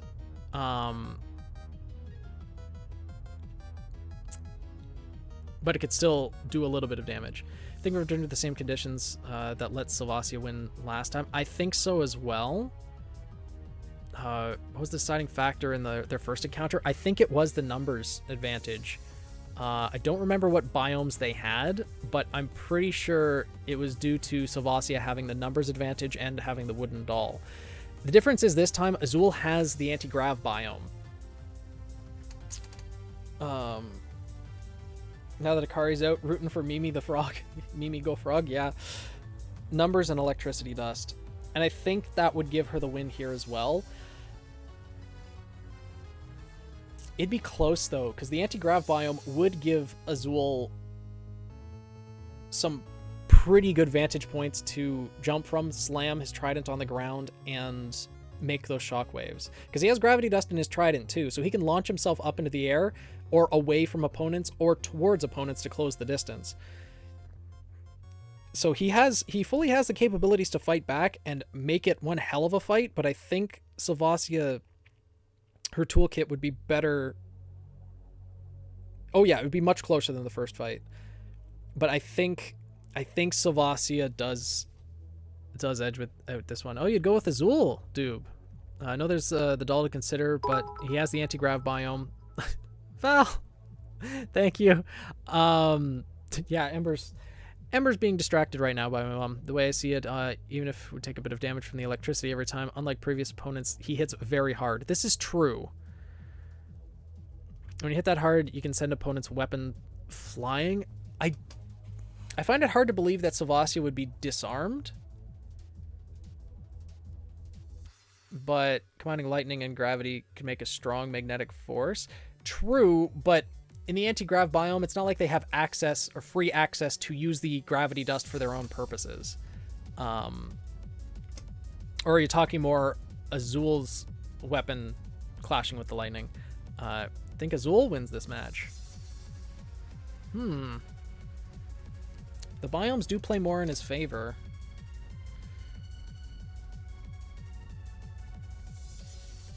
Interesting. Is this one of the ones where we actually have to put it up for a vote? Sylvacia or Azul? Because it's the center of the arena medal. I think it would probably have to be, right? Well, the anti-grav field, like the anti-gravity biome, is more, it doesn't nullify all gravity, but it just pulls the gravity in different directions. So the name isn't exactly accurate, but both of them would need to use their semblances to keep up with each other in a big way, so that's probably not a factor. The auras would drop at a similar rate, unless Sylvacia is using the giant doll. And the giant doll really wouldn't work in her favor, I don't think. Because it would burn all her aura, or a lot of her aura, to make the doll large, and Azul could just use the gravity dust in his weapon to avoid it. So yeah, now that you mention it that way, if Sylvacia has to keep the doll small,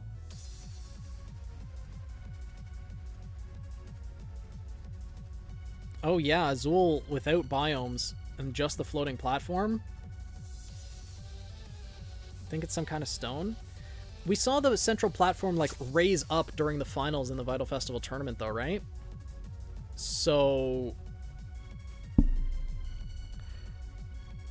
we'll have to, it might be stone.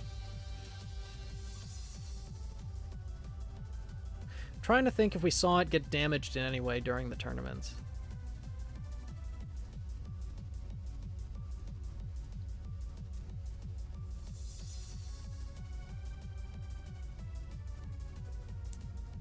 Do you have a picture of the central platform? Not up close, because I was thinking of having the biomes all the way through. But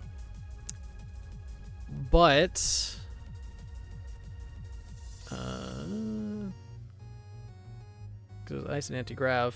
Yeah, I don't have a picture of the central biome. Or the center of the arena, unfortunately. Well, it didn't get affected by Pyrrha's polarity. That's true. Doll could act independently, attacking Azul from a blind spot. That's true as well.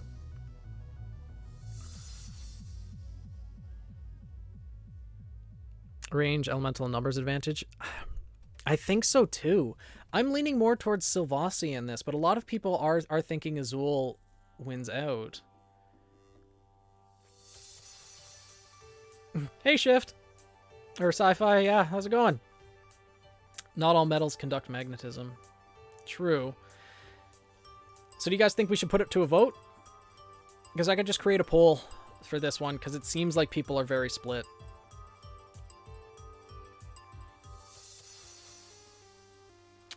Yeah, I think Sylvacia is a bit more well-rounded, but I'll see what people think with this one.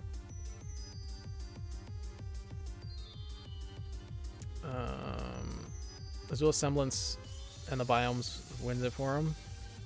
Democracy time. I'm doing well. How are you doing? New poll.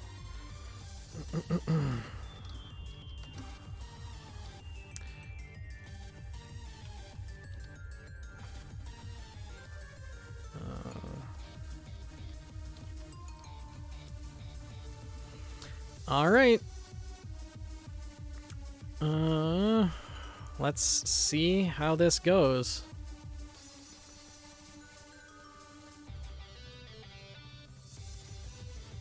I love democracy. So also you could wear earmuffs or something to weaken the effect of his little semblance. That's true, but I don't think we want to add in that people are bringing in extra objects to hard counter other people's semblance. So? Oh, sorry to hear that. Hope things get better. But yeah, let's see. So the poll is up now. Azul or Sylvacia. A lot of people are voting for Sylvacia here.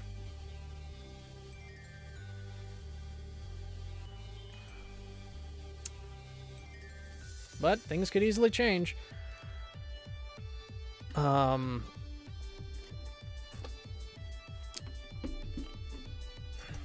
But yeah, we'll see how it looks like it is going to be Sylvasia. But the thing is, the numbers are 8 to 13 right now. So Azul could still have more in his favor. You don't bring other items specifically for a match. Yeah, that would just throw things out the window. Then people who have an easily counterable semblance would be out of it. But I happen to see Azul with a W. Yeah, like at this point, all of the characters, in my opinion, could deserve the win easily. I think you register all your accessories at the beginning of the tournament before knowing your matchups. That would make sense, dude. That would make sense.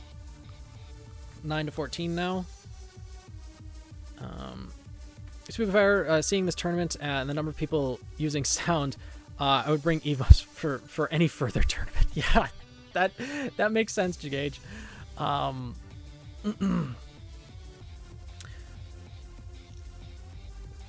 Yeah, Sylvasia is the one who'd win this one. But yeah, given how many sound semblances there were in this tournament, bringing earmuffs to the next one would not be a bad idea. Steel Terrier from behind the rock. So Weiss Wrestling Federation. Okay. So, Sylvasia defeats Azul. Both rematches had the same outcome. They did. They did indeed. So, we will have these two matches, and then biomes will be removed. That sound good? Because there's still 6 people left, and we agreed to remove them when there's 4 people left. Okay. So, Eugenia Victoriana versus Opal. Let's do it now, then? Definitely the biomes worked in the favor for its luck of the draw. Yeah. Take my 6th, 7th place. So, okay, let's remove the biomes now, then? Because I'm okay removing the biomes now, if you guys want to. 6th place. How's the tournament going? Better than yesterday? I mean, yesterday was good. We're down to 6 characters remaining, so the tournament is almost over. Did you just put a picture of the middle platform in Discord? Also fine with biomes? Yeah, we agreed at 4. So, I mean, I don't want to, but I do want to go to sleep. We can do it now. Okay, I'll put up another poll then. Just so we can gauge everything. Also, if the biomes are removed, Jin probably loses. That's true as well. And Opal might as well. That's the thing. Those 2 matches might be pretty clear cut. The RWBY wiki is unoptimized as hell. Yeah. I mean, the RWBY wiki is a lot better than most other fandom wikis that I've seen.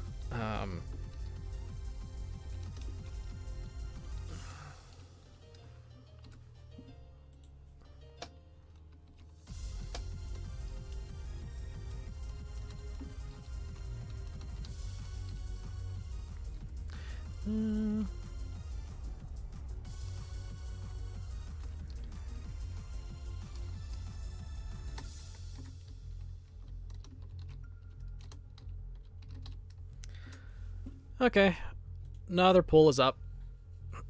When to remove the biomes, now or later? I feel like Sylvasia might win it all because she has the 2-on-1 advantage against everyone, which is a bit unfair, but it's also, if we look at back in the regular Vital Festival tournament, Sun Wukong was fighting in there, and he can create a clone of himself. He can create up to 3 clones of himself. He could have the 4-on-1 advantage.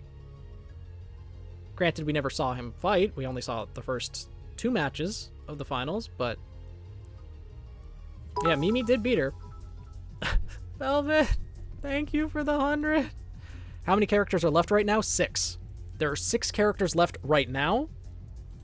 Yeah, so the options are now, when 6 characters remain, or at the semis, when 4 OCs remain. And it looks like it's going to be the semis. And Jin doesn't insta-lose if there's no desert biome. That's true. Yeah. So there are 6 characters left, and it looks like most people are sticking with the 4 OCs remaining is when we should remove it. It's pretty clearly going to be that. All right, well, I can start setting up the next match, at least while that is finishing. So, Eugenia versus Opal. All right.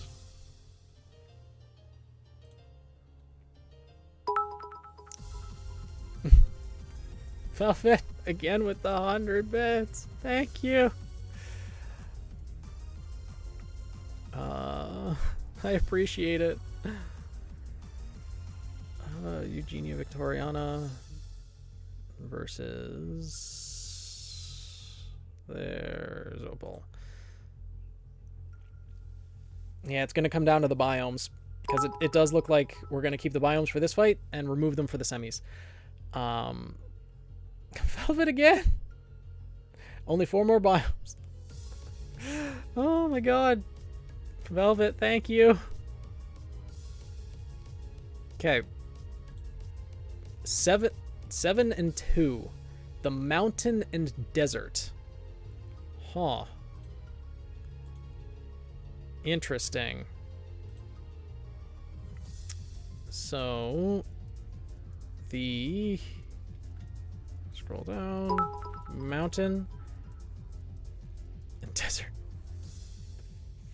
Velvet again with the 100. Thank you for the 100 bits. Oh. Yeah, there's no real cover for Opal. Like, there are vantage points in the middle of the desert, top of the mountain. The top of the mountain also has lightning, and her bow would probably act like a lightning rod. Desert's an advantage for Eugenia. Mountain for Opal. They're on opposite sides. Yeah. Both have ranged capabilities.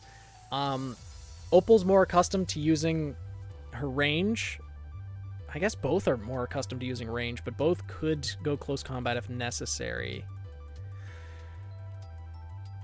I don't think Eugenia would be able to make a wind strong enough to derail Opal's railgun. Still, it's very hard to defend against her projectiles. That's true. But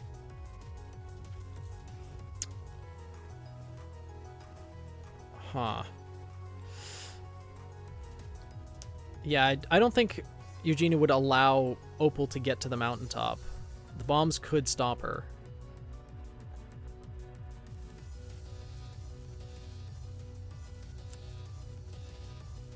And Eugenia would probably be able to use the war fan to push Opal back into the desert. At which point Eugenia would have the added effect of the sand, which could potentially blind Opal, though Opal could use her semblance to see instead, seeing from above. But that'd be more difficult to fight. ROF? Is Opal's...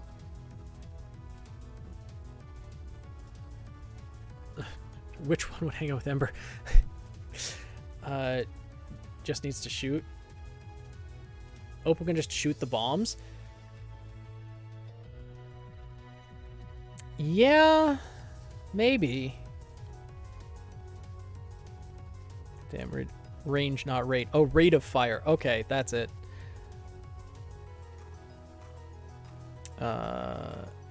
Pretty sure she was joking. Why are so many different names?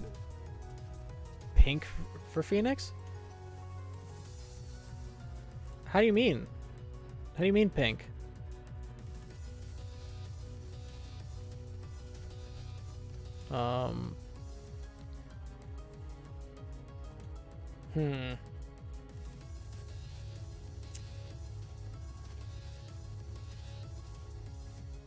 Feeling Opal would win this one, but it'll probably go for the mountains vantage point, but Opal will make much more out of it.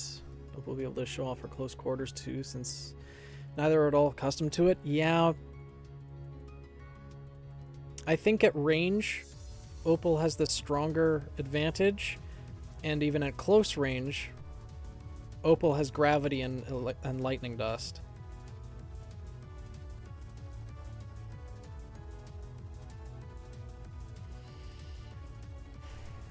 But Eugenia also has the wind dust in her fan, fire, ice, and lightning bombs. The more she keeps her bow drawn, the more powerful the shot is.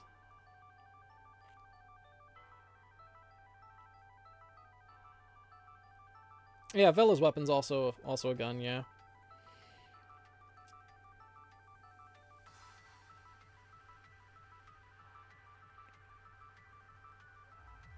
In the chat box stream?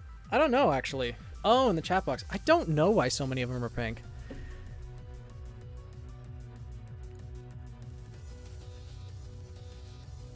Yeah, that is weird. Because, like, Rail's name is appearing as red on my end on Twitch, but then on stream it's appearing as pink. It's weird. More like bullets than arrows, yeah.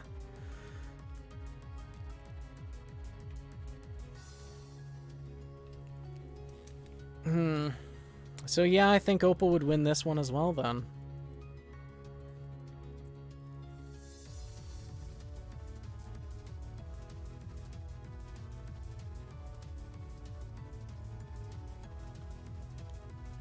Yeah. All right. Yes. It should be copyright free because it's a re-upload by Glitch City. They did the remix, and I believe remixes are copyright free.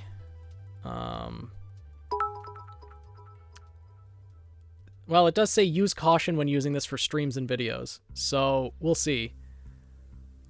It's a little late now, though. It's a little late now. Daisy, no, please, you have school to focus on. You don't need to be doing that. Another 3 a.m. mech idea. All right, well, we'll have to discuss it later, Recruit, because I need to focus on the tournament for right now.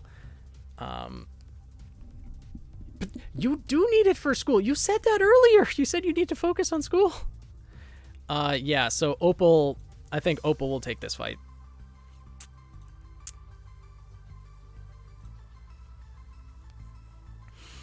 And then Jin Gypsum versus Sylvasia Kitrinos. Another one that's heavily determined by the biomes. Or the biomes could completely sway this in someone's favor. Because there's the desert biome in the last one. Will we get the desert biome again? The last biomes.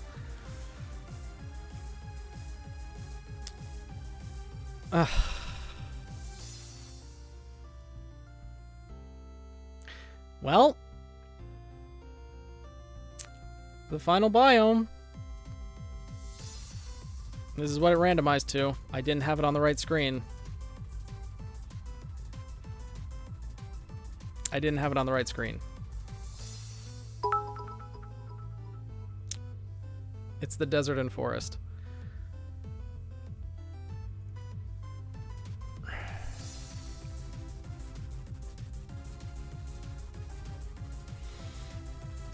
Yeah.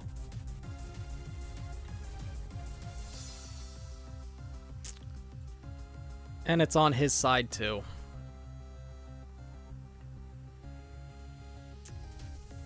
Yeah, so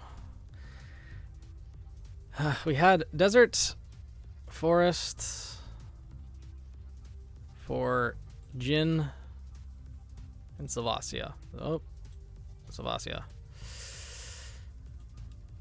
Yeah. Yeah. Jin, I think Jin's got this one.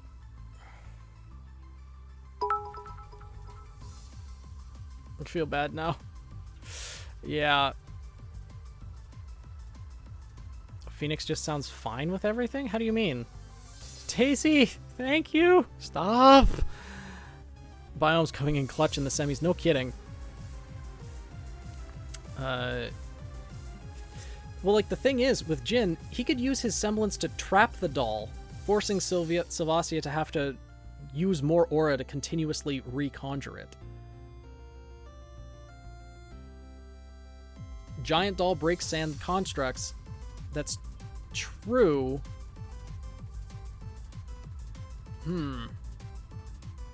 But that would take so much of Sylvasia's aura.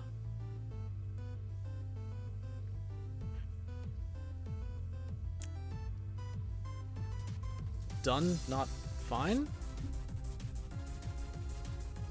It's just... Oh, it sounds done with everything? No? Do I? I don't think that's the case. Also, the sand can easily stop her lightning and fire dust from hitting him. That's true.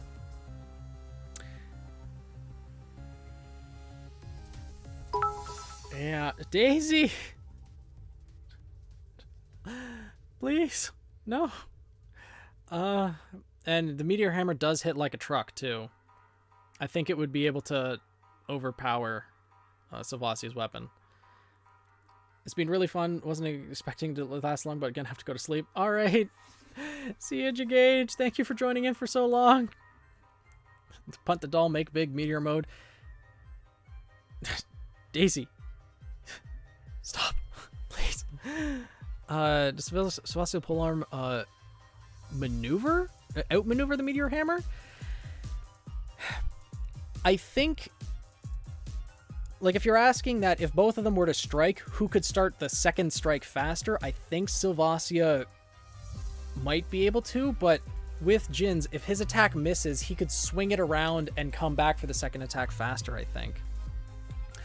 Lots of the most fun magical feelings. Yeah, it seems that way. Sand is so advantageous that it's going to make 2v1 factor completely obsolete. Yeah. It stops Sylvasia from staying in the forest and just taking shots. I think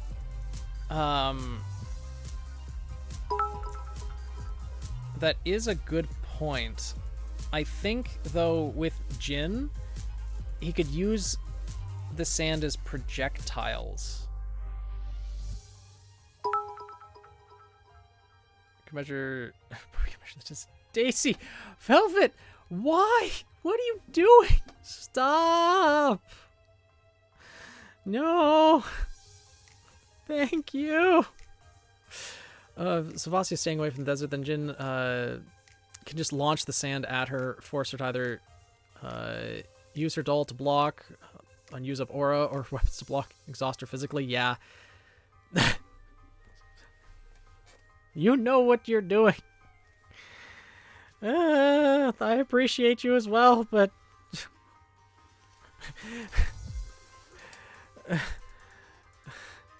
Thank you. I appreciate it. Beta boost. Yeah. Sylvasia can win, but she needs to be away from the desert. Yeah, it makes it very difficult for Sylvasia to win. There's definitely scenarios where she could, but with Jin, he definitely has a huge advantage in this fight. Yeah, we do need to finish this. Jin would be wasting aura pelting the first set of trees with sand. That's true. Sylvasia doesn't need to engage in the desert at all. Yeah, that's a good point. Can be Phoenix's Christmas present early? It certainly seems like it. I would see Sylvasia sneaking in the forest, taking the stealth shots, use the doll as a distraction. That's true as well. It's more than 190 meters from one side to the other. Okay, assuming that cannon height is accurate, the center platform in the arena is more than 40 meters, 130 feet from one side to another. Okay.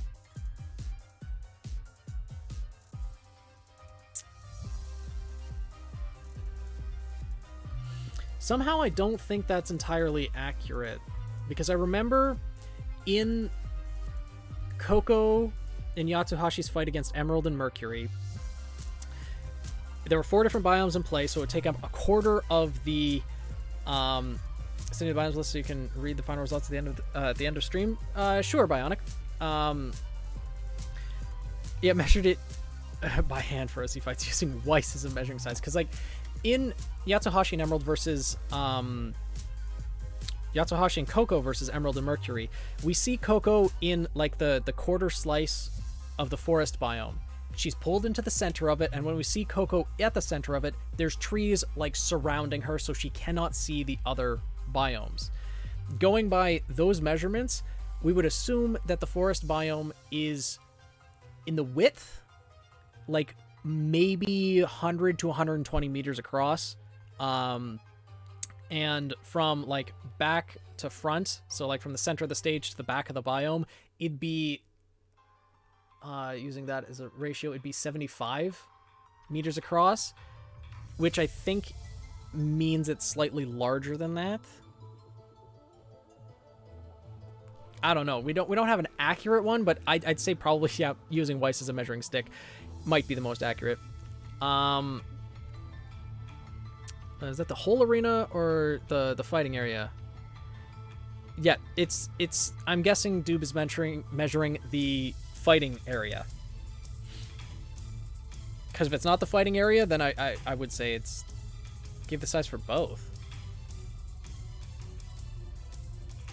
The arena inside Amity Coliseum is more or less 190, and the center platform is 40. But what Roman was asking was the out of bounds area as well. Were you including that in the 190? Because if it's 190 including the ring out area, then I can confidently say that that's wrong. But I don't think that was your intention. I think it was, like, from the end of one biome to the end of the other biome across the actual fighting arena. But back to the fight at hand, I think Jin has an advantage, but makes a good point that Savasia could stick to the forest and take pot shots. But Jin has the earth dust and his semblance, taking into account the ring out area, to be honest, since we're not exactly doing ring out, so yeah. Might be wrong, alright. Okay. Should also be aware of the sand. That is true. We need that data for the fight at some point and attempt to get it, yeah.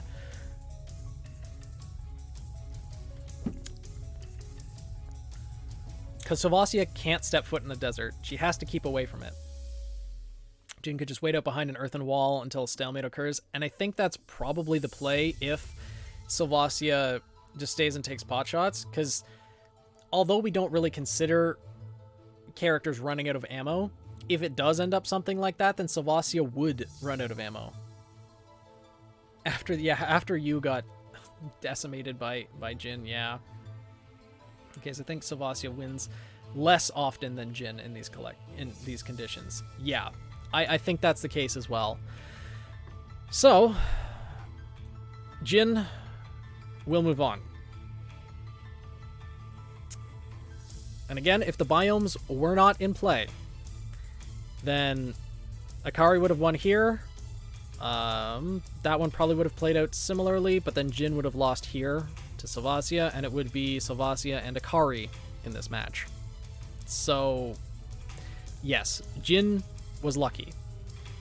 So it could have turned out very differently if the biomes were not in play. But now, let's see between Aorta and Mimi who ends up winning. Welcome to the noodle stand for Savasia. Yeah. Because now the biomes are gone. The biomes are not in play anymore. So we have Aorta versus Mimi. Alright. Bun has to go to bed. Alright. Good night, Velvet. Thank you for the donations, and thank you for watching for so long. Yes, we will do a fight to determine third place. Froggy time. Mimi's speed would be hard to keep up with for Aorta, I think. Because unlike previous opponents where, you know, using her semblance would allow her to dodge out of the way of attacks, there's no real way to do that against a barrage of fists coming at you. Yes, now this is just on the middle platform. Trying to get to the central platform, but really the wiki is... Yeah, it's... For all of the pictures for the biomes, I had to go into the actual episodes and find a better screenshot. The wiki, when it comes to images, going to the episodes themselves is the better bet. If Mimi gets close enough, I think she wins, as she's probably faster, yeah. Has better combat capabilities, and the semblance helps her dodge any of Aorta's attacks. One add is that Aorta can still use her semblance on the floor. True. And she could potentially trap Mimi in place if Mimi stayed in place long enough for that to happen. Which... Yeah, rush down stat checker. Bloody, let me ask you. Aorta needs to... Like, if she was to use her semblance on the floor, she would have to, like, place her hand on the floor, right? It's not like she can just... Like, within a... like couple foot radius of herself just turn things to mist, right? She has to actually make contact with it, like placing her hand on it, I believe. This wasn't an addition, like Aorta semblance does allow her to dematerialize auraless objects, including the terrain. Would she need his hands, or could she do it with her feet? That's what I'm wondering. Has to make contact. Would count feet, though. But yeah, range wouldn't be that far then. Oh, meow. I don't think it would be enough to catch Mimi in it, though. It would make the platform... Deletes Amity? Yeah, just make an entire hole in the floor and have Mimi fall through it. If the platforms are raised up like they were in in the finals of the Vital Festival tournament. Pet the kitty! Meow! Meow! Hmm? Meow!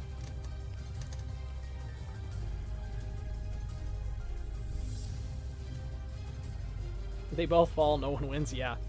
I'm pretty biased towards this type of style, but I just think Mimi's brawler nature is built for this scenario.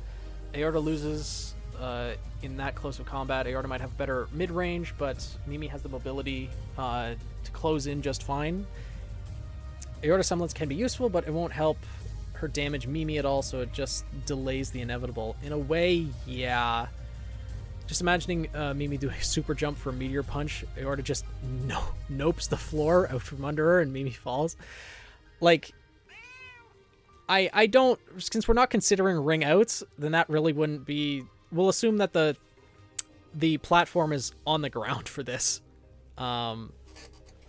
Mimi does not have dust. She's a straight brawler, focusing on aura strengthening. I have to put those feathers to use, yeah. Mimi is a pure duelist. Suppose Aorta would have to use the propeller blades to keep Mimi at range. Yeah, and the fire dust in there as well. But I feel like Mimi could wait for an opening, charge up her semblance, and then as the propeller blade passes by, charge in at Aorta. But if she's going to charge in for one large hit, Aorta could use her semblance so Mimi just passes through her. But at that point, Mimi could turn around. Thanks, Bionic. Mimi could turn around and jump back at Aorta as she rematerializes. So Aorta would easily be able to make this very difficult for Mimi. But I think Mimi has the advantage here. Cat, stop. Would absolutely be an interesting one to see. I think it's another case of Yang versus Ruby where the brawler has the advantage. Yeah, I think that's the case. Like, Aorta it wouldn't be a quick fight by any means, and my god would that be amazing to see. Because there'd be a lot of movement around the stage as they're both going back and forth in combat. I think Mimi would be able to out DPS Aorta. Just too fast for Aorta. Yeah, I think that's the case. Love to do some sketches of how this may go. Namanomi, that'd be amazing. Because, yeah, Mimi hopping around the stage, she'd have to be careful avoiding the propeller blade. But I think she could take the opportunities. She wouldn't get out, like, scot-free by any means. She would be taking hits back and forth, but I think the DPS would win in this case. Mimi's built for non-biome fights. Yeah, I think so as well. Aorta lost here to a fist brawler in her story, so it fits. Oh, makes sense, bloody. So yeah, I think Mimi takes this one, and our little frog girl moves on to the finals. Load. I think the flamethrower could do a lot of control where Mimi goes. That's true. And it was the frog all along. So now we have Opal versus Jin, and then whoever wins in the fight against Aorta will go to face Mimi in the finals. Oh, wait, no. What am I doing? Okay, so Opal versus Jin.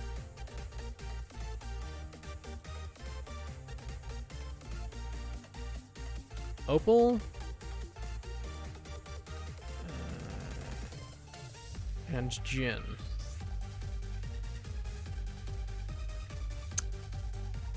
She did it! Your daughter did it! She did, Namanomi. She did. Aorta had such a run. Absolutely. Like, yeah, I thought Aorta was one of the contenders to win the tournament overall. There were a few matchups I figured she would lose, but yeah, like close range tank versus long range archer. Yeah, it's this one. Finalist frog, yeah. Aorta definitely has a chance to get third. 100%. Opal versus Jin, though. So Earth and Wind Dust versus Lightning and Gravity. Because Opal... I think Opal's pretty much going to be forced into close combat here. Unless she just draws her bow and snipes Jin right from the beginning. Right from the get-go. The best in close combat, but I think she'd be faster than Jin. I'd imagine that she'd be a little bit faster as well, but I think Jin might win this one because Jin is more accustomed to close combat. Earth can cancel electricity. Jin is the heavier hitter, yes. And also with Jin's weapon, I don't know the exact makeup of it, if it's entirely metal or the brown parts on the handles if they're made of wood. Because if they're made of wood, that would nullify the chance of being electrocuted by making contact. I think Jin has the better toolkit in this situation. The Earth and Wind Dust would be able to trip up Opal more. Well, Gravity Dust is not something to be counted out either in a blade. But the brown parts are wood. So yeah, handles are shaded like wood. That's what I thought too, but I just didn't have confirmation on it. But Rose Petal, if they're wood, then yeah, that nullifies the chance of Jin being electrocuted by blocking Opal's electric blade. I do think that Jin defeats Opal. Up to 5k points, 15 more to go. Almost there, Pink Rose. Quarter of the way. That's pretty good. Extremity is made of gold, it seems. Yeah. So I think Jin's toolkit is better able to handle Opal's, and with Jin being the harder hitter and more experienced at close combat, because Opal's skill set is more geared towards long range, I think that Jin would win. Opal's probably 4th place. I think so as well. Yeah, I think at this point I have a feeling how things are going to turn out, but Bionic at 2.2, nice. So yeah, I think Jin will win this one. So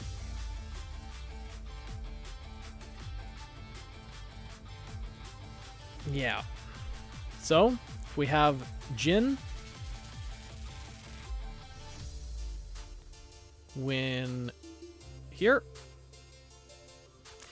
then Opal is knocked out. And although it doesn't have a setup for the third, or for the bronze medal match, we will do a match for whoever.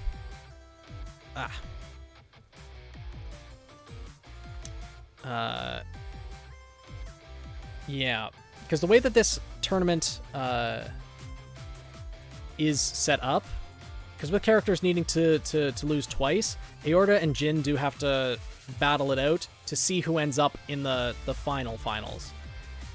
So whoever wins between Aorta and Jin will go on to face Mimi, and then whoever loses between Aorta and Jin will go on to face Opal.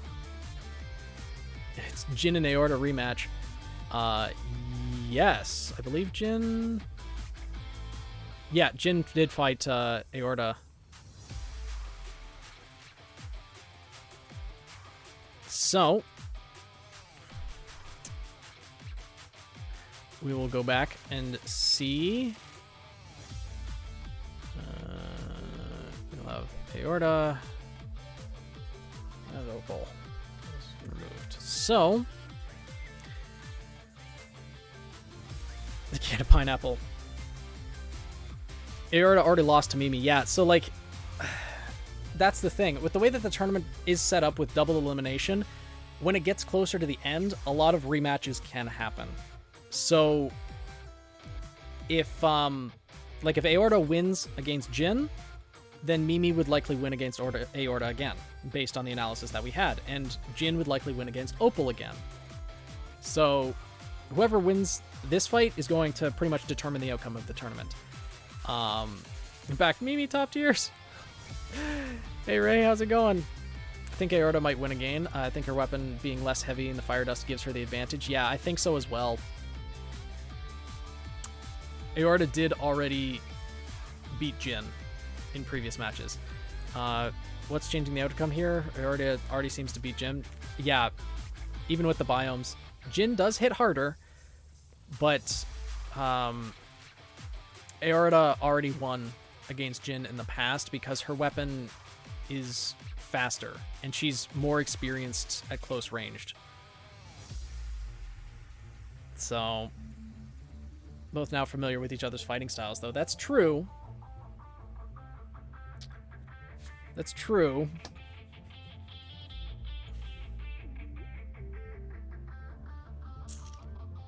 I think Aorta still wins here, just because her weapon would be able to attack faster. And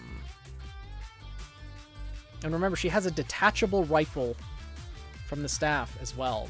So she could use that for some long range to keep Jin at a distance. I know the platform is quite small, but she could still get off a couple pot shots. And then use the bladed fan to...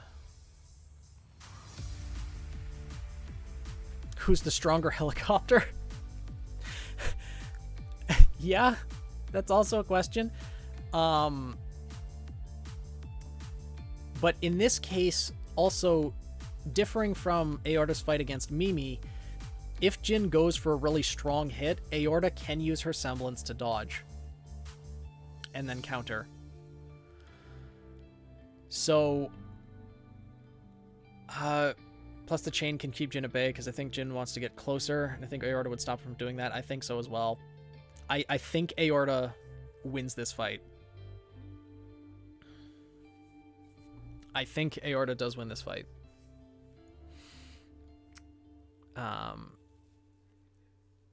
Aorta can use her semblance in this match, while Jin could only rely on Dustin's weapon. Yeah. So I think Aorta does win this fight. So in this battle, Aorta wins between Jin and Opal. We already saw the outcome. Opal would get 4th place. Jin would get 3rd. And in our final match, Mimi versus Aorta. That means Mimi wins.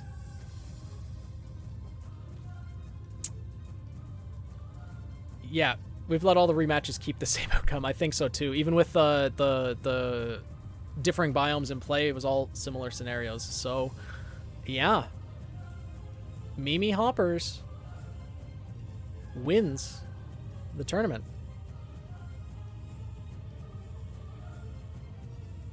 Yeah.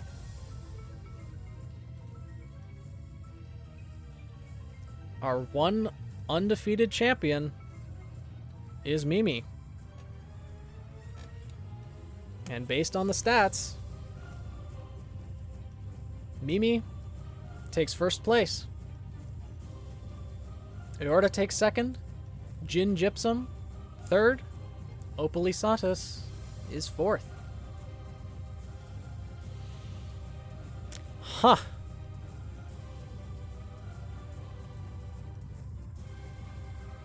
Honestly, if Opal and Akari had switched places, yeah. The frog did indeed do it. She won the entire tournament. Congratulations, Namunomi. Your girl went the distance and won the Phoenix Festival OC tournament. Congratulations. And once again, thank you to everyone who allowed me to use your characters in this tournament, allowed them to participate. And yeah, I really appreciate it. Sub bomb? No, stop it. Time to end stream. But had things gone differently, for example, had we taken out the biomes back here, I think these matches would have still gone the same way that they did. So here, if the biomes were taken out, Akari probably would have won. Yeah. Akari would have won. Moved on to here. Yeah, it would have been slightly different. But still, what now? Well, now I get to go eat. Nuke the Birdman. No. No, there's no need to do that. But I get to go eat at this point. But yeah, we have our first place and second place winners. Not a bird, ma'am. Oh yes, the biome results. You're right, Bionic. Let's see how often each of the biomes came up and if it was actually an even spread between them.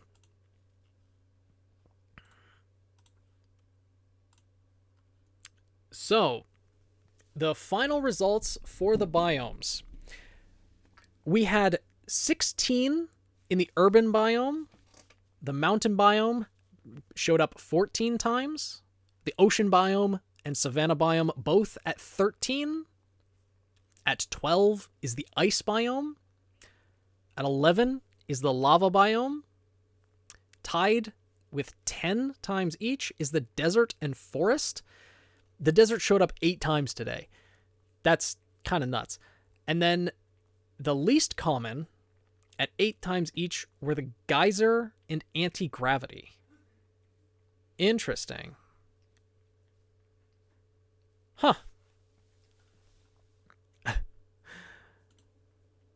So, yeah. That was a lot of fun. Thank you all for participating. Or thank you all for joining in for the Phoenix Festival tournament. I don't know. Should I... My next stream is going to be back to the regular schedule on Tuesday at 8 p.m. But I don't know. Do I want to continue streaming more like after I eat? Play some Pokemon. You're welcome, but I couldn't have done any of this without all of everyone's participation, without people submitting their amazing characters, and without all of this happening. Like, I couldn't do any of it without all of you. So you're the one who deserves all the credit. So you're the ones who deserve all the credit, and I appreciate it. Yeah, I can post the biome results in Discord, actually.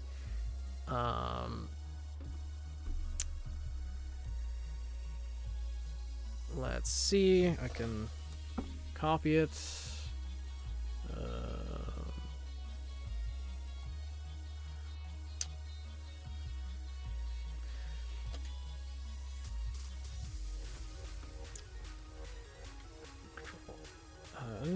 Oops.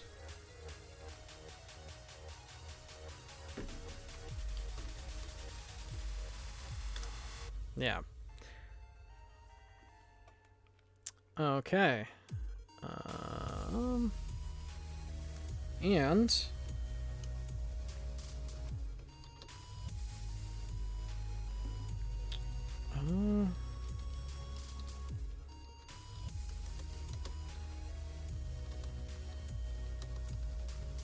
yeah. All right.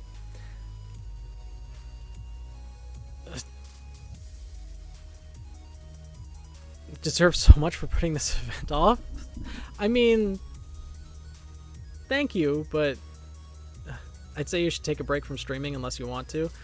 Yeah, I should probably take a break and then stream here. Should deserve it for going through the 700 plus pages of OC sheets. Yeah, that was a lot. This was easier though. Still a lot of work, but just popped in to see who won. Yeah, well done, Mimi Hoppers. What fight are we on? Azure Dragon? We finished it. Yep. Kiss Ember? No. He'll get pats, but that's it. Yeah. I think I'm gonna end stream here. But in your opinion, what was the hardest part of all this? The hardest part was making the final selection of who the participants for the tournament were going to be. Because I was able to whittle things down in the contest from 720. I think there were like multiple stages that I went through. I went through, first and foremost, I had to respond to each and every email that came in confirming their entry, which sucked because I didn't think to do that until like over 500 submissions came in. Hope there will be another contest and tournament one day. I hope so as well, but we'll see. I'm not going to make any promises just so I don't have that like looming over my head. But yeah, I had to respond to each of the 700. Thank you, Silver. I appreciate this 1,000 bits. But yeah, I had to go through, reply to each of the emails, and then I went through all of the entries, looked at just the semblances, whittled it down to about 500, and please get a team if you ever decide to do this again. Maybe. We'll see.